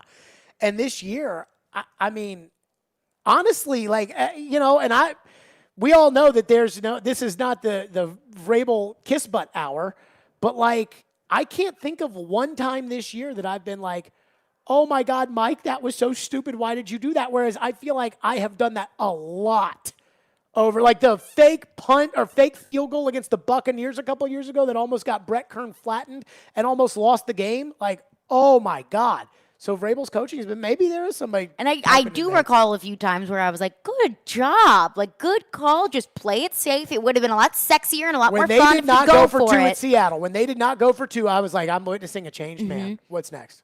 Another texter texts in and mentions your song, loves your song. Thank you. And goes on to say, analytics are merely the butter on a loaded baked potato. You can eat it without, but it adds another layer of flavor. See, people keep saying this. It's like, the analytics aren't everything, but there's something. And I'm like, so then what is the something? Analytics. Well, but it's like, I feel like either you subscribe to this or you don't subscribe to it. Either you Why? Why does it have to be that way? Because choices in football are binary. Either you go for it on 4th and goal at the 5 or you don't go for it at 4th and goal on the 5. And the Charger coach goes for it. And you don't. And you are in the playoffs and are the number 1 seed. And the Charger coach with that great quarterback is not. Okay. So, like, either you do it but you have to go for it every single time? Well, I would talk about it like this with, like, a talk show. Like, either you take phones or you really don't. And or you can take them sometimes. You can tailor your show around just phone calls like Paul Feinbaum, or you can ignore that the phones even exist. Right. And so even if you take them sometimes but don't take them a lot, most people who listen to your show are going to think you don't take calls. Like, it's an identity thing. Like, you go to New York radio, you listen to New York radio, sometimes they don't take calls. Most of the time they do, but sometimes they'll have guests on or whatever. Mm-hmm. But whenever you think of New York radio, you think of like, I got to tell you, why did Joe go to the bullpen in the 6th inning, Bob? He's just crazy. They got to fire the coach. They got to fire the manager. They got to fire them all. It's just awful. It's, all right, thanks for the call. All right, what do you think? You got to fire Joe in the bullpen? Yeah, I think you got to get rid of Joe. Like, that's New York radio when you think about it. Because it's all, like, that's how they are. Mm-hmm. And, like, that's why this show, very caller, very texter, very interactive, But there are so many more shows that are way more caller-driven. Like the Paul Feinbaum show. Yes, and it's just calls. And when people would talk about that show, they would talk about that more than they would talk about that with us. Yes. With us, they would talk more about a strong opinion, things like that. And that's where I'm like... So it's not all or nothing. But I feel like either you're a caller show or you're not a caller show. And I feel like I don't subscribe to that. So I think that you're saying everything's black and white. I am saying things can be gray. How many decisions does an NFL coach make during a game? 50? A lot, yes. How many times is the guy who does analytics or loves analytics or whatever, how much do the analytics push him in the direction of making a decision compared to him being like, no, I don't think we should do that? And that's a question at the end of the day.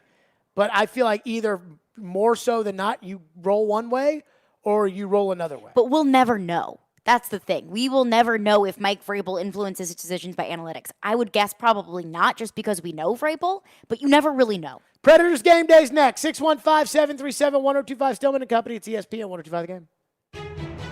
From the Fox 17 News Code Red Weather Center. Partly cloudy skies as we head into the evening for tonight. Temperatures should drop to around the freezing mark for early Friday morning. Staying quiet for the day Friday, highs in the upper 40s. Rain Saturday with snow coming Sunday. For Fox 17, I'm Chief Meteorologist Katie Morgan. This weather report brought to you by Hiller Plumbing, Heating, Cooling, and Electrical. Call the Happy Face Truck today. Are you a father that is passionate about your fundamental constitutional right to parent your own child or children? Has your parenting time or your income been affected by COVID? This is Amanda J. Gentry, and I am a fierce defender of your constitutional rights. The courts in Tennessee are under an obligation to maximize equal parenting time. We do not live in an every other weekend world anymore. At the law offices of Amanda J. Gentry, fathers are extremely important, much like my own father was. Go to AmandaJGentry.com or call or text 615-604-6263. That's AmandaJGentry.com. Hey, it's me, Chase McCabe, telling you how you can score big on the NBA action with this special offer from, you guessed it, BetMGM. Simply place a $10 moneyline wager on any game. If either team hits a three-pointer, you'll win $200 in free bets regardless of your bet's outcome. All you have to do is use the code 1025GAME200 when you make your first bet to take advantage of this offer. Enjoy the NBA action like never before with BetMGM's live betting options, boosted odds specials, and their daily promotions at your fingertips all season long. Plus, you can earn M-Life rewards through BetMGM Online Play to use at any MGM resort nationwide. Turn loyalty points into comps for room nights, restaurants, and more. Visit BetMGM.com for terms and conditions. 21 years of age or older to wager. Tennessee only. New customer offer. All promotions are subject to qualification and eligibility requirements. Rewards issued as non-withdrawable free bets or site credit. Free bets expire 7 days from issuance. For problem gambling support, call the Tennessee Red Line at 800-889-9789. One of the smartest things you can do for the new year is convert some of your home's equity into cash. You can do it right now with a zero-cost cash-out refi from Loan Pronto. Willie here. Call Loan Pronto now. They can fast-track your home refi and get you a check for 50, 60, 70 grand or more.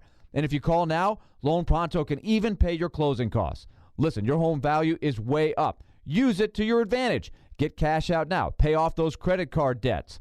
Consolidate other debts. Start that home improvement project and get your finances in great shape for 2022. Loan Pronto's refis usually close in just 2 weeks, and the process is easy. It's all digital. Call Loan Pronto now. Put that equity in your home to work towards financial freedom for the new year. Do it now, and you can even skip your next 2 house payments. Call 615-499-5780 or go to loanpronto.com. 615-499-5780. That's 615-499-5780. Equal housing lender. NMLS 166-1781. Subject to lender approval. Not all loans apply. Darren McFarland. That should get you in the mood for a game tonight. Willie Donick. I think between 5.5 and 6 is probably in the ballpark. Chase McCabe. Typically, I like to take the most difficult task and do it first. Darren, Donick, and Chase have you covered weekdays from 10 to 2. Presented by Curacion CBD on Nashville's best sports talk. ESPN 1025 The Game and the Game Nashville app. You're listening to Stillman and Company. Delivered by TriStar Moving. It's Hockey Night in Smashville. Deflects back for Duchesne. His shot stopped, and the score! What are the keys to victory tonight? What's being said in the locker room? Where do the Preds reside in the Central Division standings? Jared Stillman has the latest now. With Preds Game Day on Stillman and Company. Brought to you by Pella Windows and Doors of Nashville. This is Smashville's best sports talk. ESPN 1025 The Game and the Game Nashville app. Predators Game Day delivered by Pella Windows and Doors of Nashville. The Predators 24-11-2 at Bridgestone Arena, hosting the Buffalo Sabres 10-19-6. The Predators have 50 points. The Sabres have 26. So get excited about that. Big one tonight. I can't even say that with a straight face. They better win tonight. They have been red hot as of late. The Predators hit the 50-point mark in their 37th game of the season. It's the fourth time in franchise history the Predators have reached the 50-point mark in 37 games or fewer, joining 2014-15, Peter Laviolette's first year, and 2006-7, and 2005-6. The Predators have been red hot, 11-1-1 in their last 13. John Hines on keeping the momentum. Well, one is consistency, and I think whether we win or lose games, it's really about how we're going to continue to be able to grow our game. And I thought we did a lot of good things against Colorado, but there were some areas that we emphasized from an offensive perspective that we feel like we did well, but where we can continue to do better. And there was a couple situations, I think defensively, some odd man rushes and some net front defensive play that could be tightened up a little bit. So, our focus is on to the next game, take the lessons out of the Colorado game and make sure that, our mindset is ready to play tonight. And, that's what our message has been to our group. And we need to make sure we're going to be at our best here tonight. Meanwhile, the Predators improved to 13-2-1 in their last 16 games. Following the win against Colorado, the stretch started November 30th in a 6-0 win over Columbus. So basically, ever since I came on right around U.S. Thanksgiving, and I was like, well, they're not in the playoffs on U.S. Thanksgiving, and you know what that means. The Predators have lost a total of 3 times, and they got points in one of those games. So they've really been red hot. They had their little break in between, and it didn't slow them down much. So tonight they go up against the Buffalo Sabres. Meanwhile, as far as the injury report is concerned, Philip Forsberg's still on the COVID list, so they will have to overcome that. And Ryan Johansson and Matt Duchene. Duchene has 7 in his last 8 games, 7 points, and Johansson is on a 12-game point streak versus Buffalo, in which he's tallied 13 points. That's it for us pregame. Darren McFarland is coming up next.